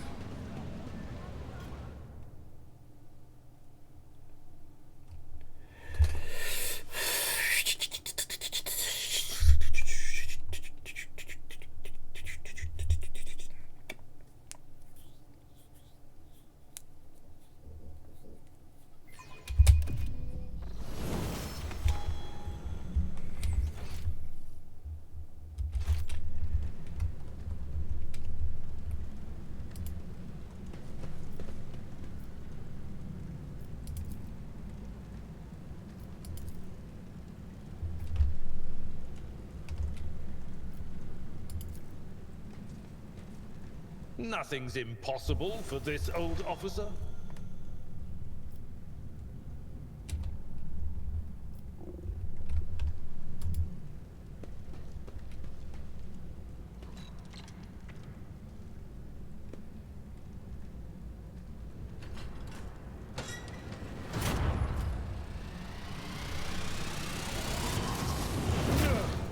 My ears are ringing. This explorator is blessed with multifunctionality. Curse you, miscreant. You'll regret this. I'll lay claim to the stars. I am at your service. Shields me. Curse you, miscreant.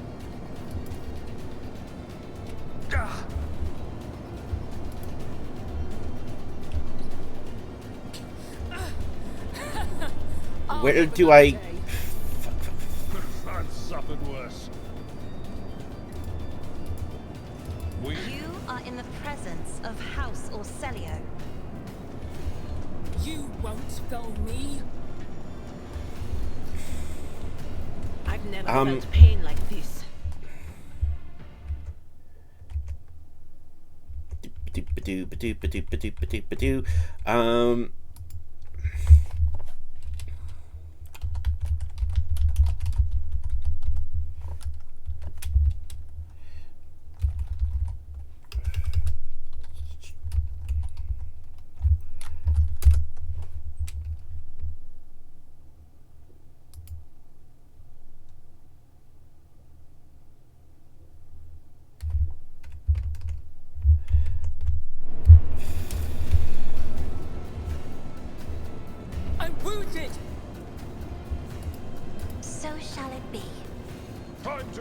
redouble our efforts. Blessed are those Sometimes who you consult sacrifice the for the appropriate treaties Imperium. on Tactica Imperialis and weigh every... Injury is not an excuse to shirk one's duty. It will be done. Emperor, protect the fallen. We are at a tactical disadvantage. Take up defense over the body of the fallen unit. By the manner of their death, we shall know them. Observing the loss of a unit. Running binaric override. Time to redouble our efforts. The battle formation is broken. Request approved. Loss in our ranks. Running binaric override. Blessed are those who there. sacrifice for the Imperium.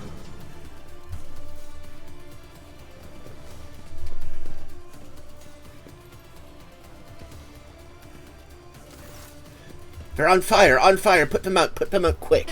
Voices come to you through screams of something thick and foul. Your eyes are covered with whatever unbidden savior sought to splash over your heads. At last you can make out the silhouette of a vagrant dressed in rags leaning over you. Your ladiness, are you all right? Did you hit anything? Any bad burns? You fell right through the ceiling, and it's mighty high up.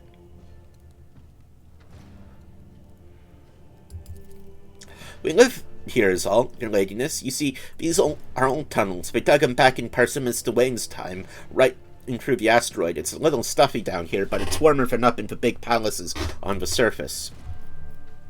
It sure is warmer under the crematorium's furnace. They barely burn anyone up there, but they do fire it up often enough, and that's good for us. Sure, sometimes an odd smell makes its way through the vents, like for making roast, makes your mouth water, but what can you do? That's the cost of comfort for you. I mean, wasn't there that Fid lad who used to live under the fifth void, and his hussy kept yelling at me, my Fidelio, same deal, right?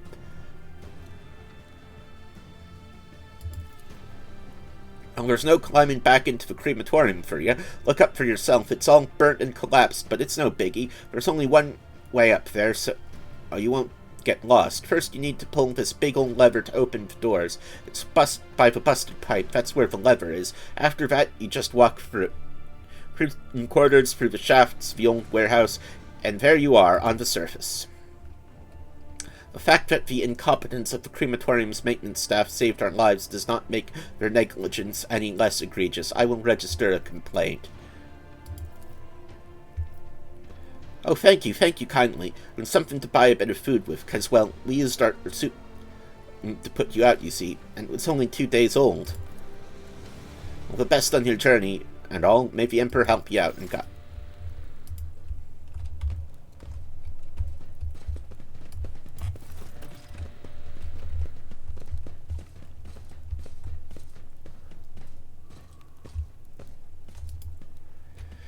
He betrayed me, though.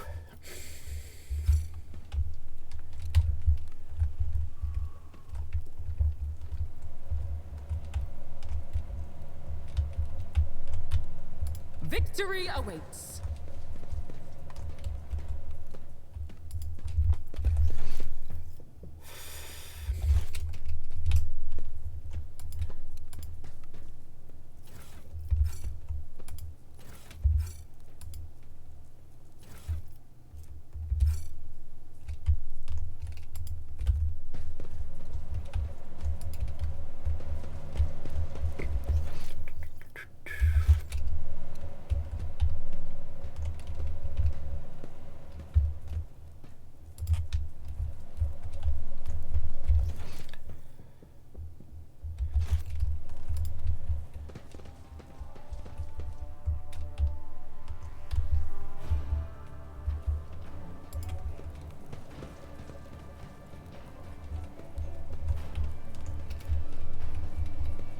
Follow my lead.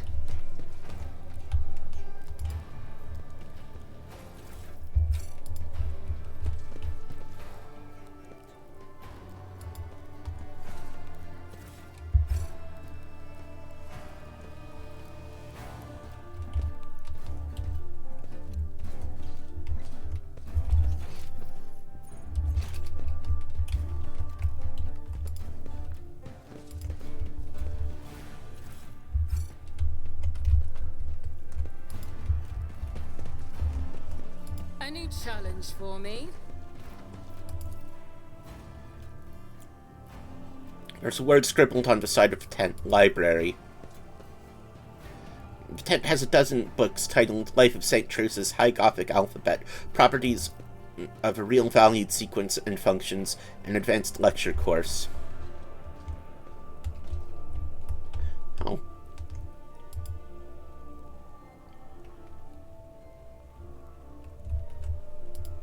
We need to investigate.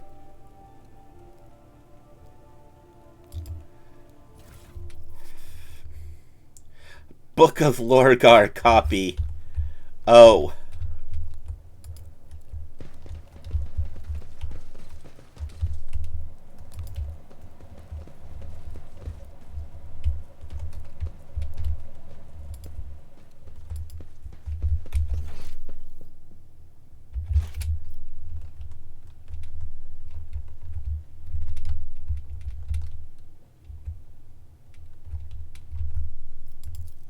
Unexpected result.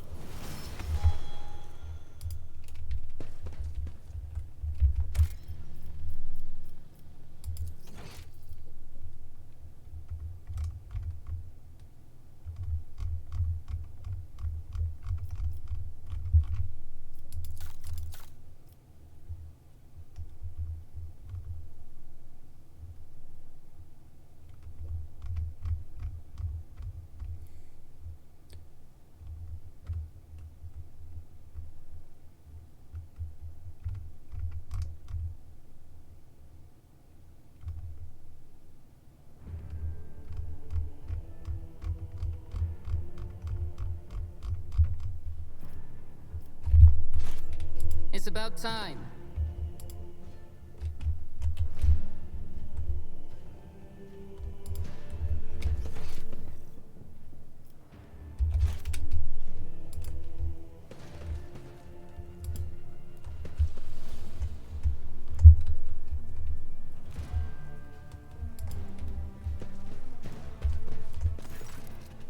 Horrible stench reaches your nostrils long before you see its source, a corridor where punctured pipes are disgorging streams of murky sludge. In the distance, you see the lever that opens the door leading outside. The only way to reach it is by submerging yourself in the sludge. I'm too old for this. I think I'm going to be sick. Someone's got to go in and pull the lever, right? I propose our Holy Sister as a candidate. A seeker of spiritual purity shouldn't be put off by a little bit of ordinary muck. Hardy har har. Fuck it, I'll do it.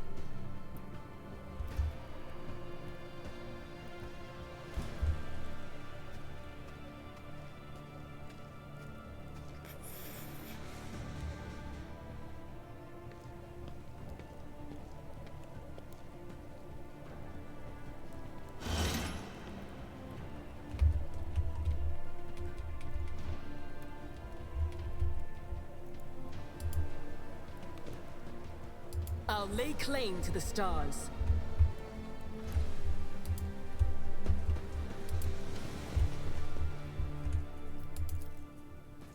Experience? Nothing matters more.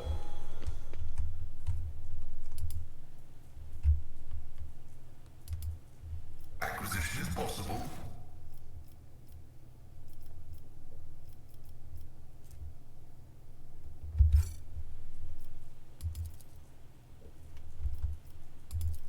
My success is an irrefutable certainty. Operation successful.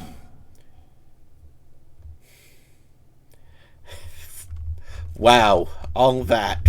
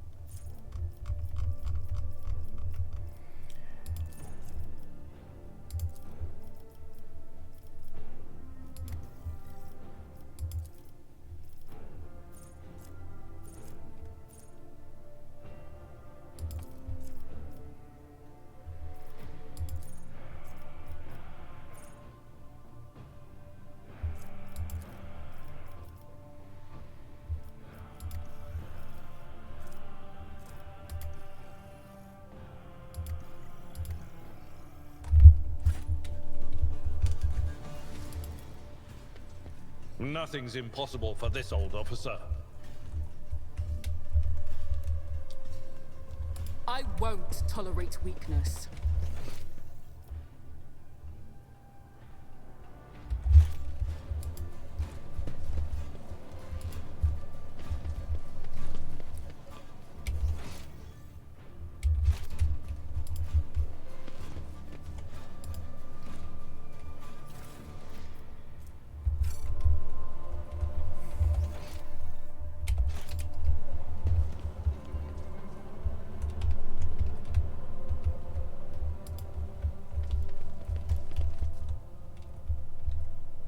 None shall This stand in ocular my way. implant was a worthwhile investment.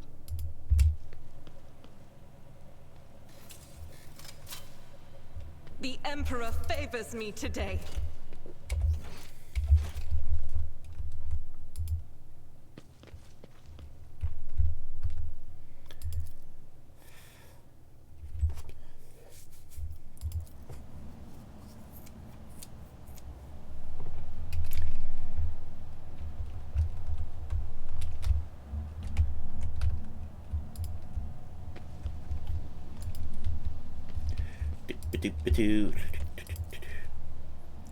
Water purification unit. A device like this is supposed to be used for the needs of a station instead of gathering dust in a warehouse. Follow my lead.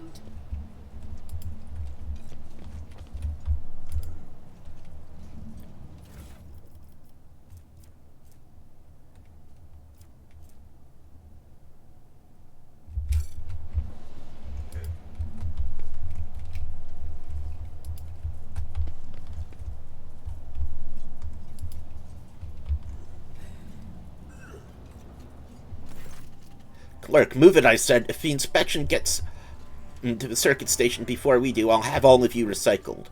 Yelling at servitors won't make them work faster. You know another way to get these lazy brutes to ship themselves? Well, I'm all ears. If the inspection sees a circuit station without a unit, they'll go to Ladium with this, and if Ladium finds out, he won't mince words. He'll give us the old Casablancan severance, as in kick us out the trash chute without a void suit. Simmer down, won't be fine. Back in my transport days, I'd show the inspection team the same protection screen on 8 different sites, and I'd never got busted once. I seriously doubt that Ladium's inspectors are any more diligent. They'll fall for our one support unit on 3 circuit stations. They won't notice a thing. Better worry about selling the 2 units that we bought. Who the throne is that? This goes beyond a violation of the right of operation. It downright stinks. Fidelio, I have no idea who that is. Believe it or not, neither do I. We're from Footfall Station Services, carried out scheduled maintenance. But you're not going to believe that, are you? You heard everything.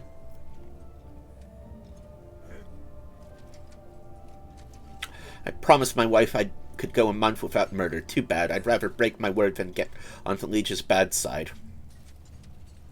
Look, all I did was stop by a funeral and introduce myself as Fidelio. Because of this, some people have attempted to burn me alive. Others have drenched me in swill, and now thieving utility workers want to murder me. This is starting to feel like a bad joke. How about I just go on my merry way? Sure, by all means, go right ahead. Just kidding, haha. Sorry, but it's the trash chute for you. And bow before me.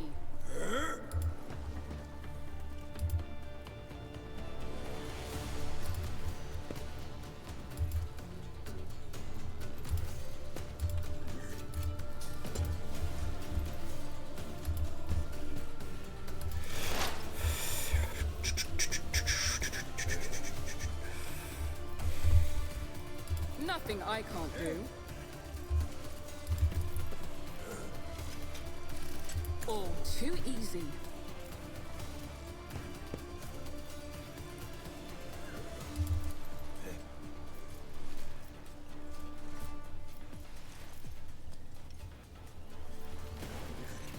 Suits my purposes.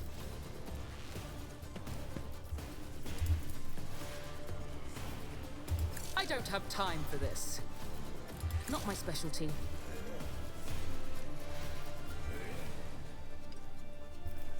Nothing I can't do.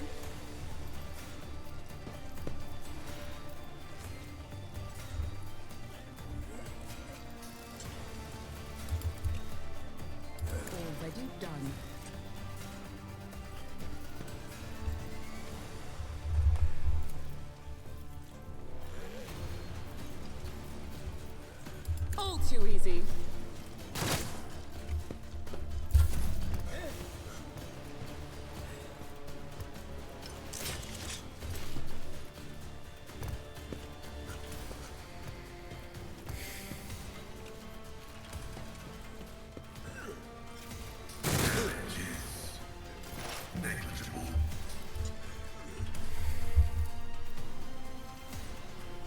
Will do.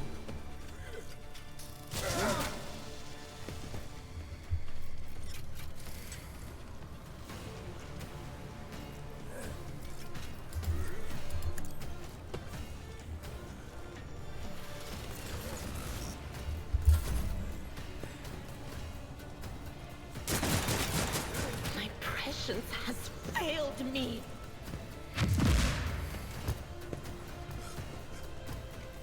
Reading damage to Volk.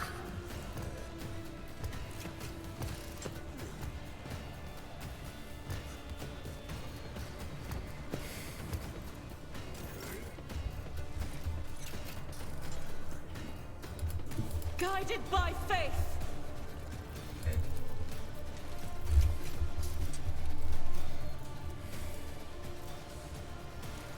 I'll do it.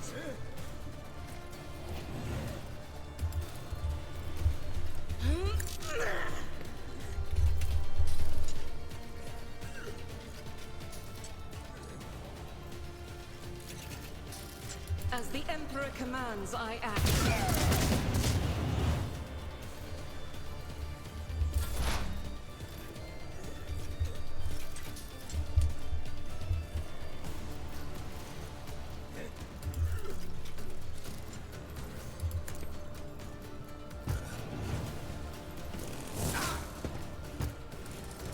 I took care of this one.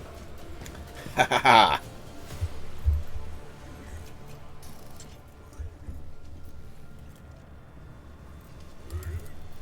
Isn't this a job for the serfs? I'm afraid not.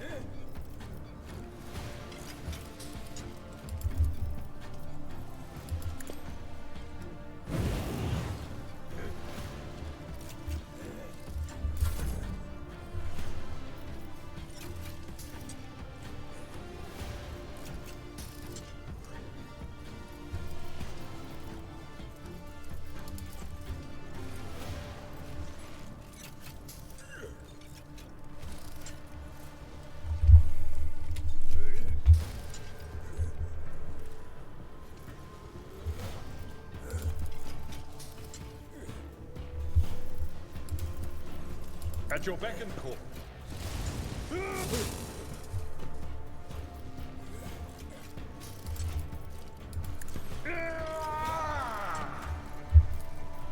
Victory is fewer tongues. Nice.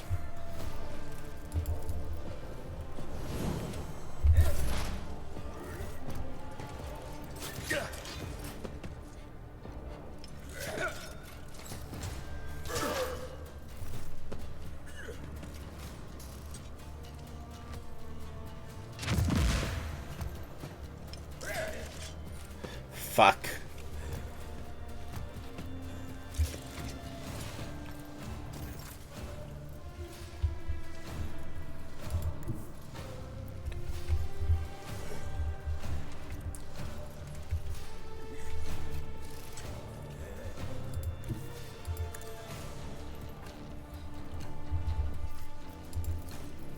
The pain will subside. Thank you. Now where were we?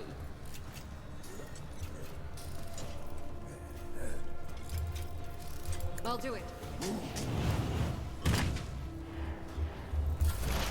High momentum.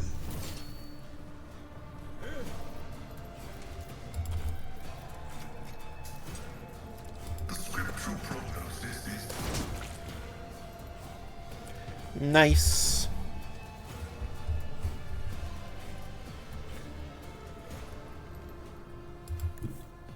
I have read tomes of military tactics.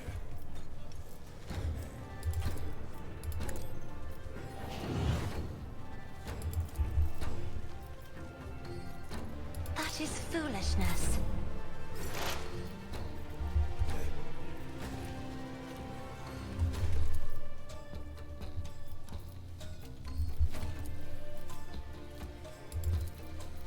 Not a problem for me.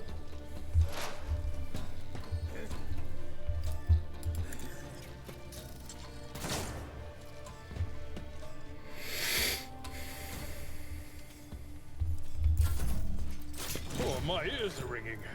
What an unfortunate turn of fate. Yet iron knows no pain.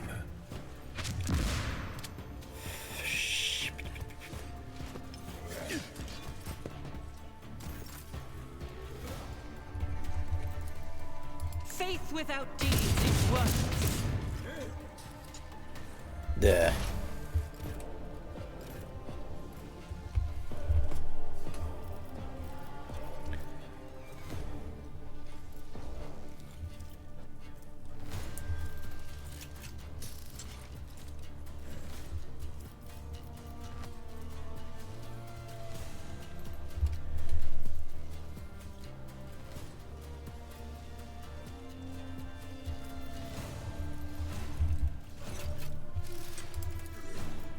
At your beck and call.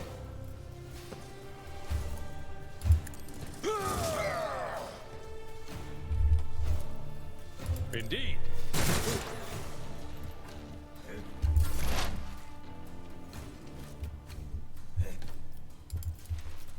Suits my purposes. I'll pass. Already done.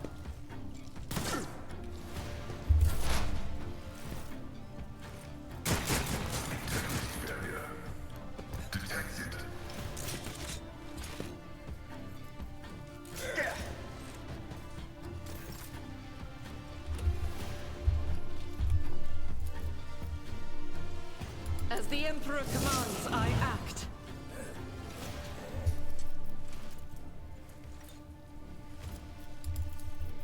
I'll do it.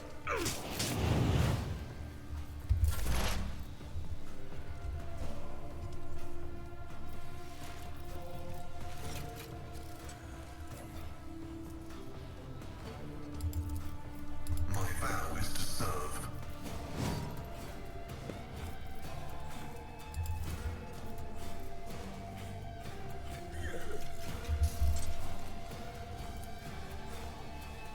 Running binaric override.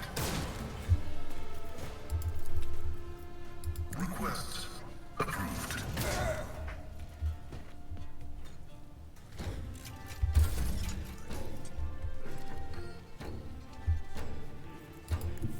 Emperor, give me strength. Me?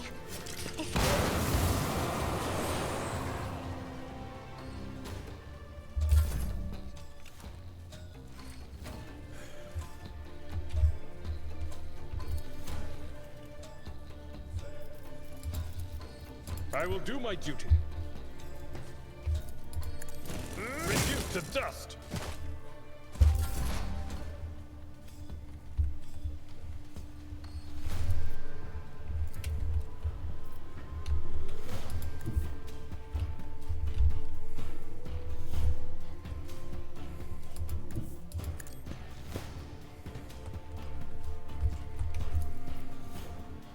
All too easy.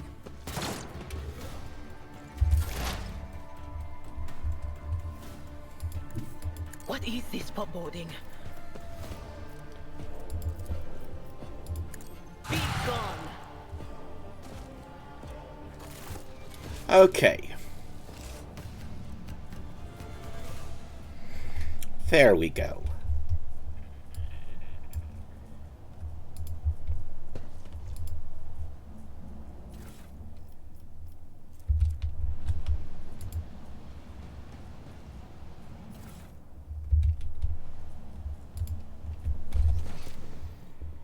I must thank you, esteemed Magos. After your intervention, I feel 50 years younger. Both my knee implants are as good as new. I agreed to help out of respect for the priceless array of augmentations placed in your body. Such sacred creations deserve the best maintenance available.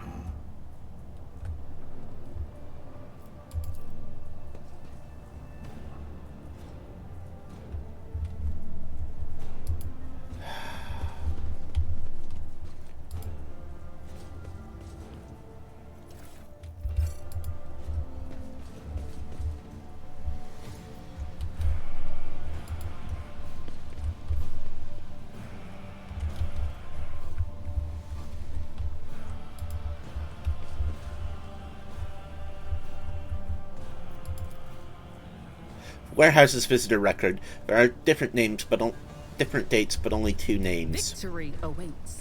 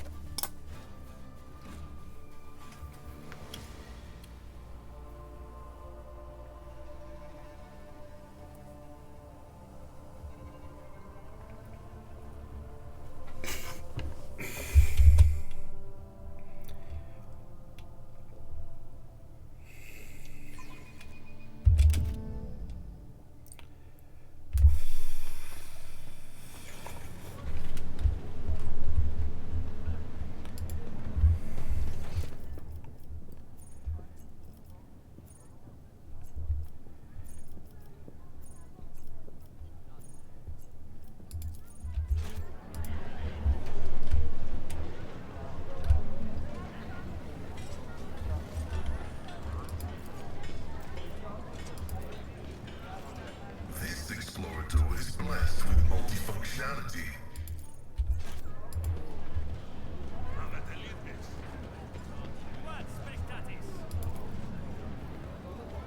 Xenobeast unknown. Behavior, cruelty, trickery, rampant mating. Habitat void.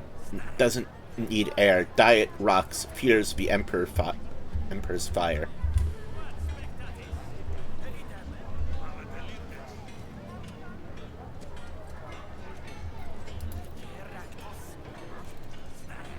Punish Vecinos. A coin for a go. Drukara behavior. Villainy, malice, habitat everywhere. Diet, doesn't eat, feeds on blasphemous thoughts, fears. The Emperor, prayer, righteous thoughts. Yaladri behavior. Duplicitous, aggressive. Habitat woods. Diet, infants 2 to 3 a week. Fears the Emperor, righteous people.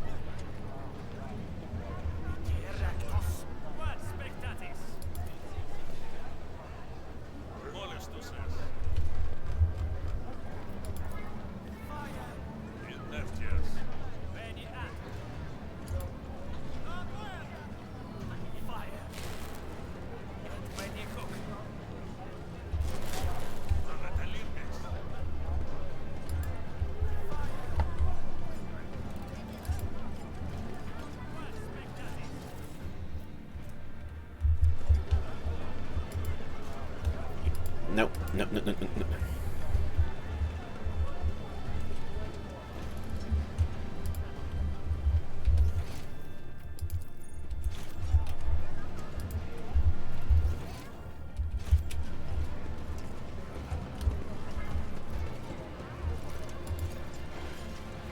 Like pretty flowers overgrown with weeds, the Hall of Footfall's former palaces and temples have been overrun by the shabby houses of present-day inhabitants.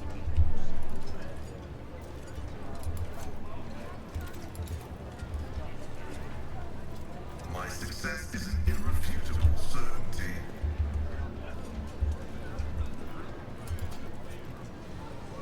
Compared to naval service, that was barely a challenge.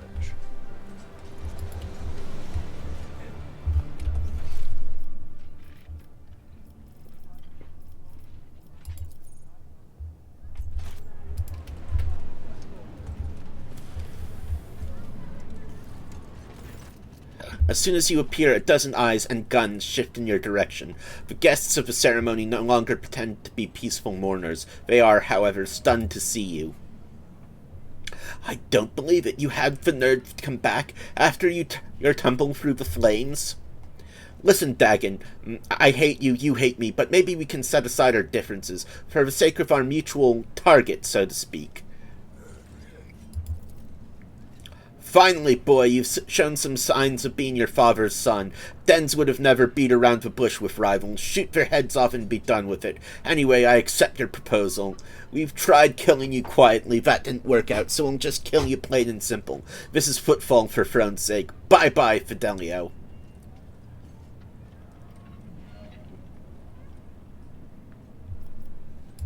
I'll I'll turn you into corpse starch.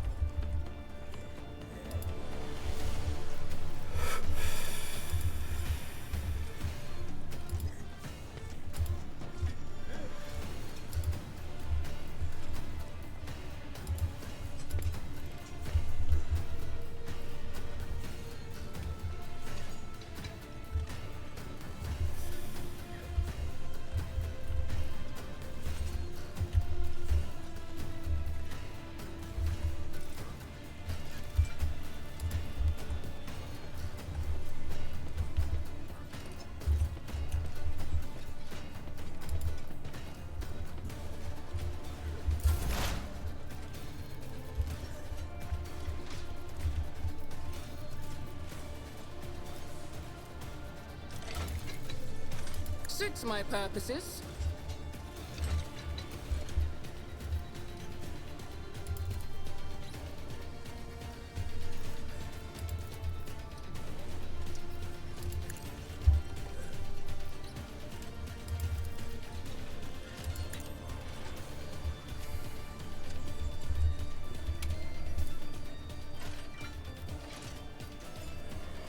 Not a problem for me. You didn't stand a chance.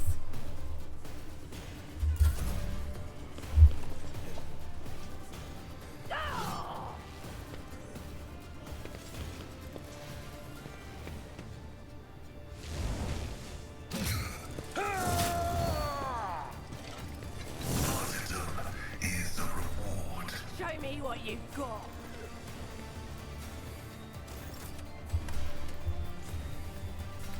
So fucking many of them.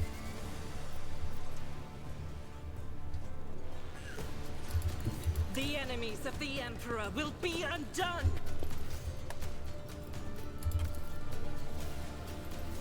Doubt is for the weak.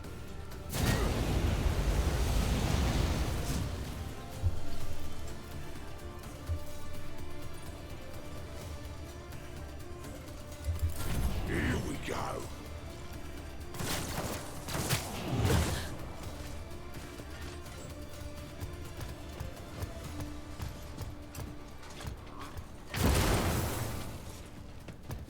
Damn. Let's get to it.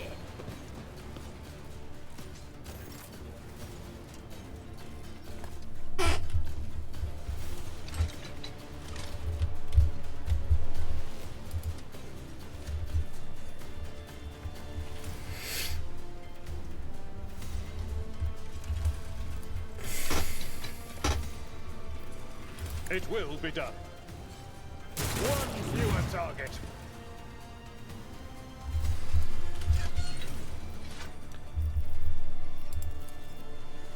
That's not the Seneschal's job. Hold on. I'm here, maggot.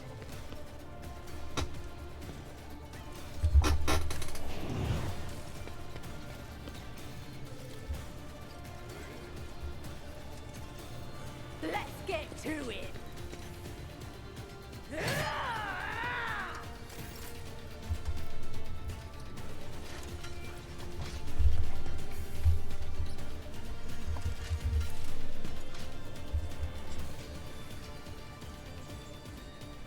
Isn't this a job for the serfs?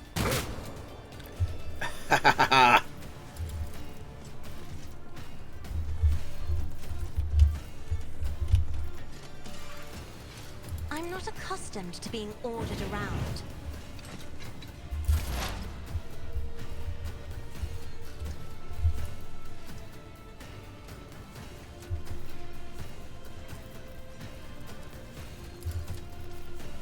On it.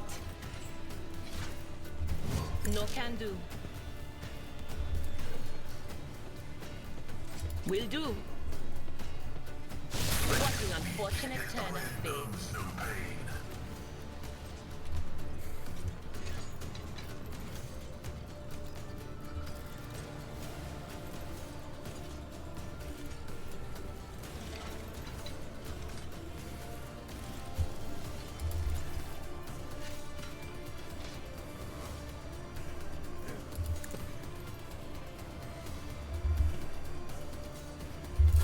Time to slaughter someone. Let's make it quick. I will endure.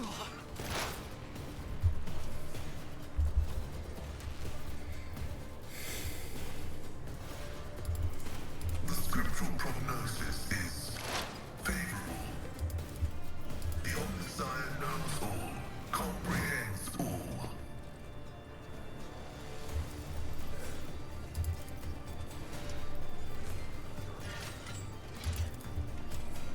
Running binary override.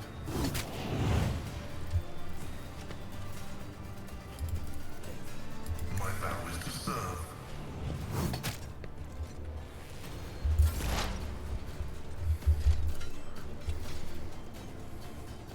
Already done.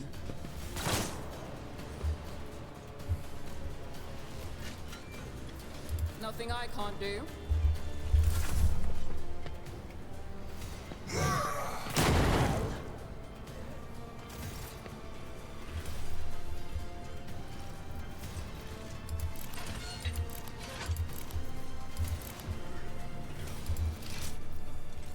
As the Emperor commands, I act.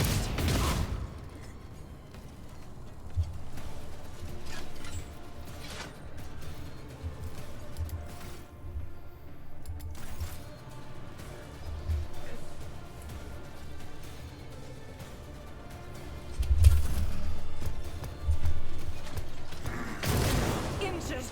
I'm enraged. Scared yet?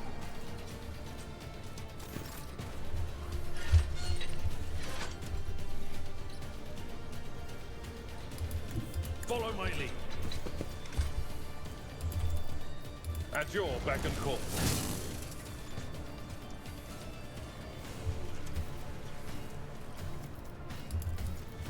It will be done.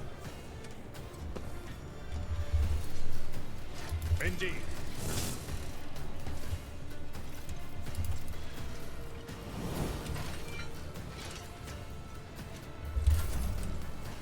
My soul shall Show me become what like you've fire. got.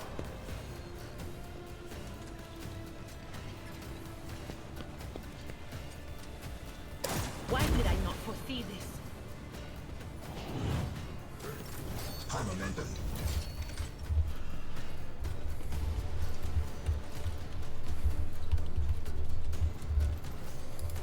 Step aside. The navigator is coming.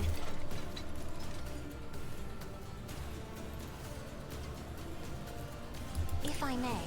The fury of House Orcelio!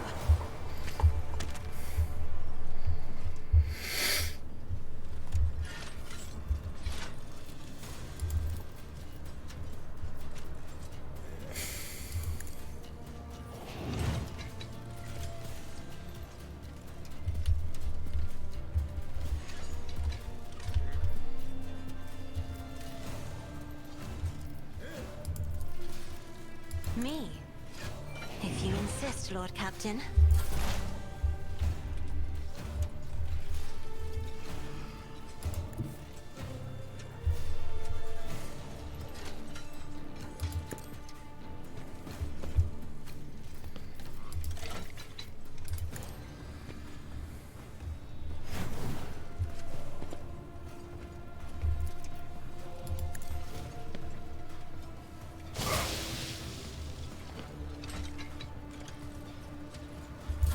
Let's get to it.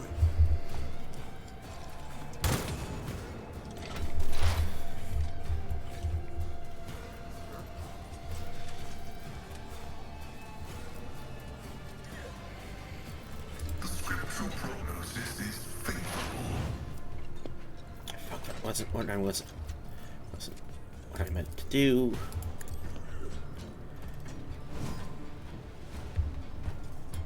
Advancing.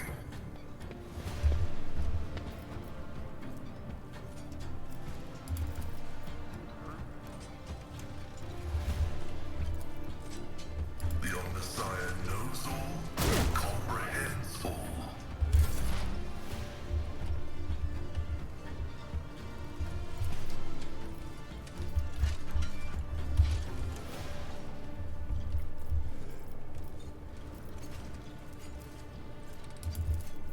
all too easy. Not a problem for me.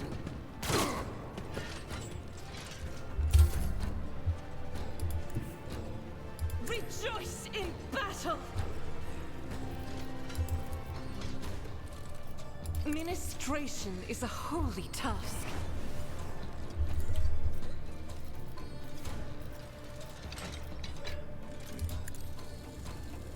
Eradicated. Nice.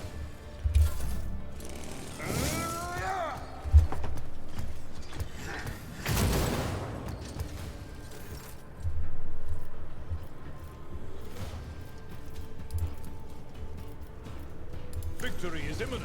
An exemplary strike.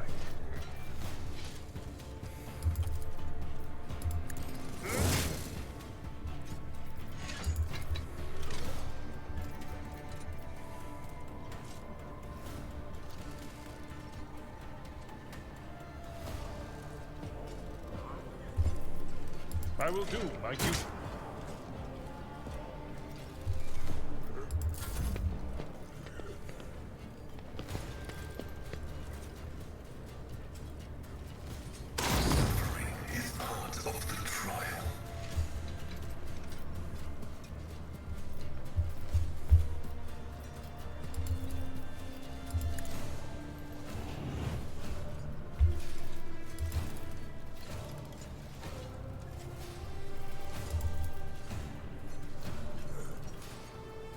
If only that were possible. I am a navigator, not a servitor. I'm not accustomed to being ordered around.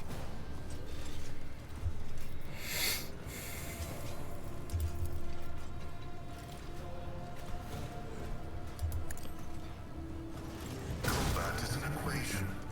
Your life is a negligible variable.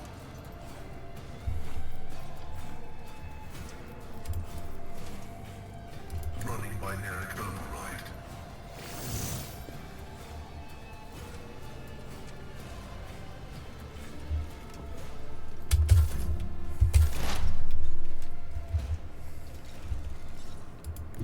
There is movement in the Empyrean.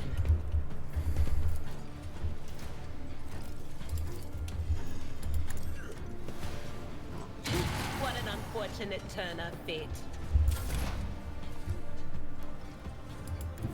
As the tactical imperative dictates.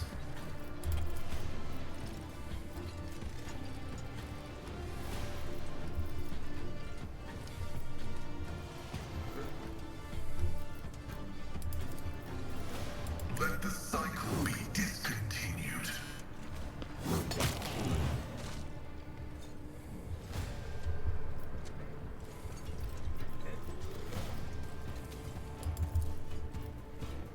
My vow is to serve.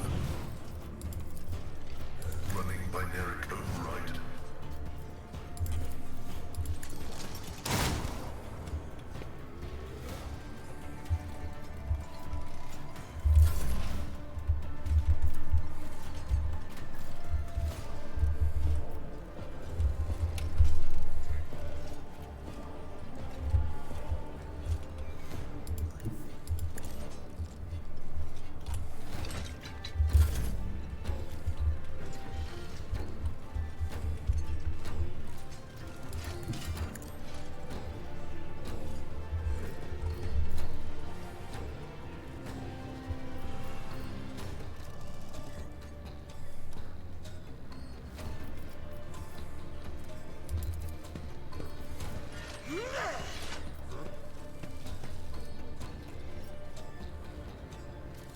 I'll do it.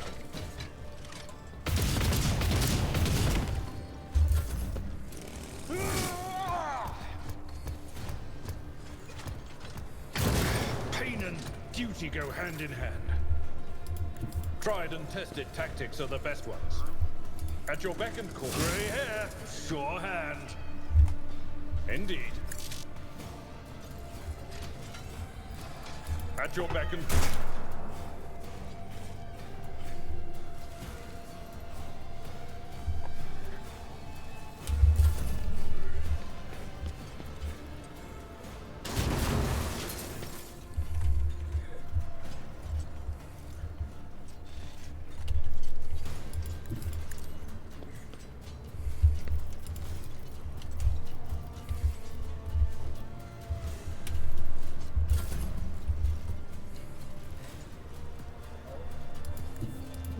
discern the future on the battlefield.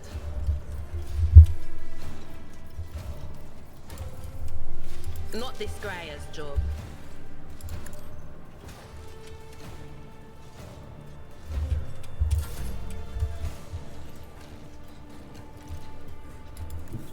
Activate Calculated Fury algorithm.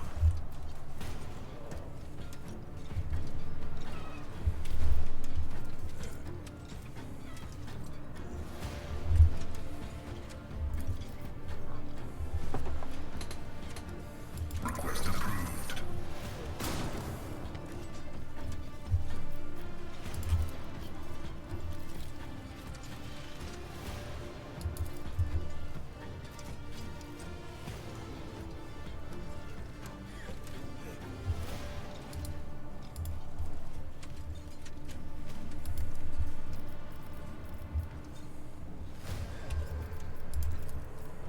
The scriptural prognosis is favorable.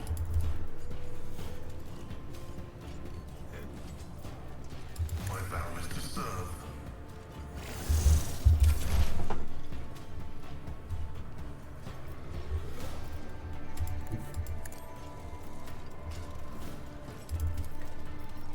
Already done. Nothing of value Finally, has been lost. that guy's dead.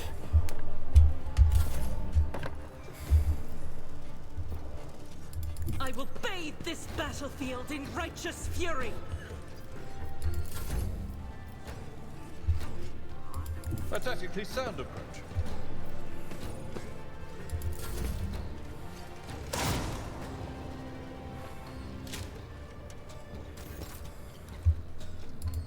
Battlefields are always drowned in scarlet.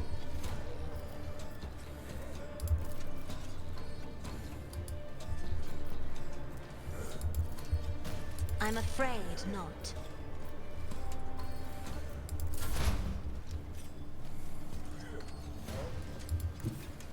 Cover me!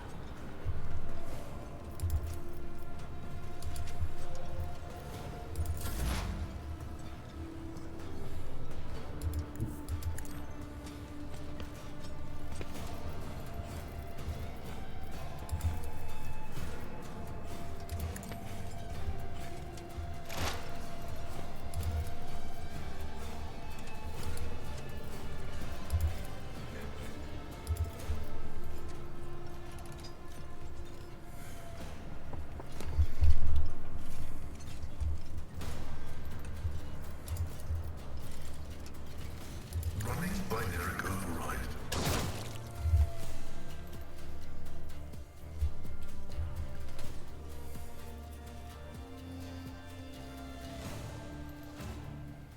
Farewell.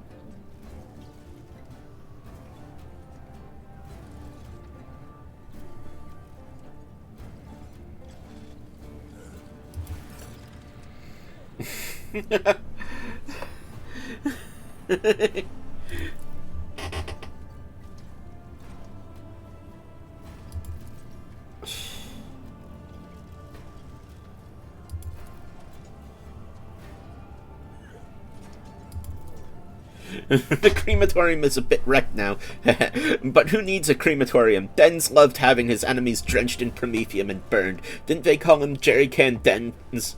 They didn't call him Jerrycan Dens for nothing. I think it would be a nice gesture to send him out on his way in the same fashion. Thankfully, it's easy enough to procure a jerrycan of promethium on Footfall. fitting. Want to stay and watch?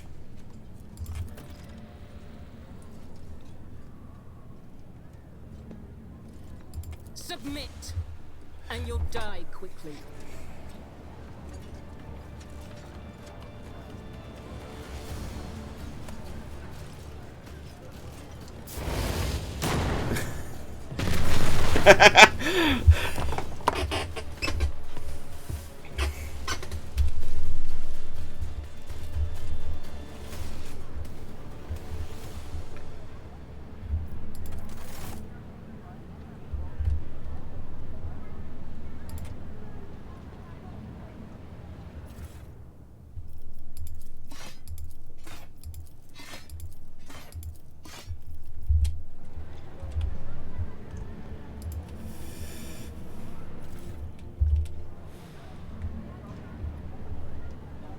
I won't tolerate weakness. God damn, a lot of people died in this funeral.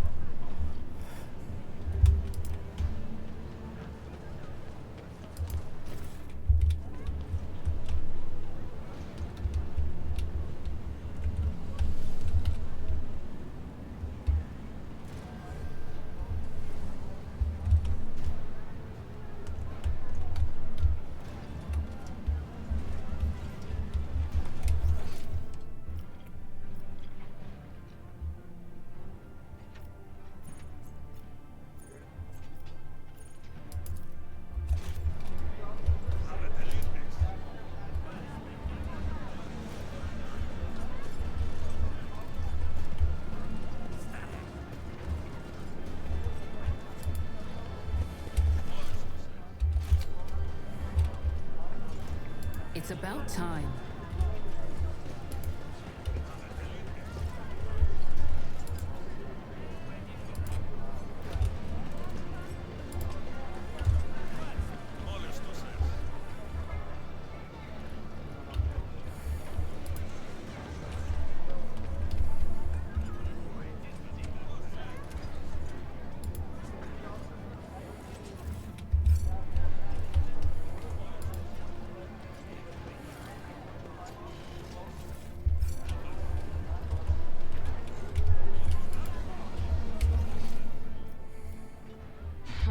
The dime will be as slippery as a snake, like any seasoned operator. I don't need any voices in my head to predict that. You know what? I Some think leaders hold onto power with an iron fist. But Takara isn't the type. He's an opportunist. A brilliant opportunist. You know what? I think it's time for me to stop. So until next time, have fun and take care of each other out there. Good night.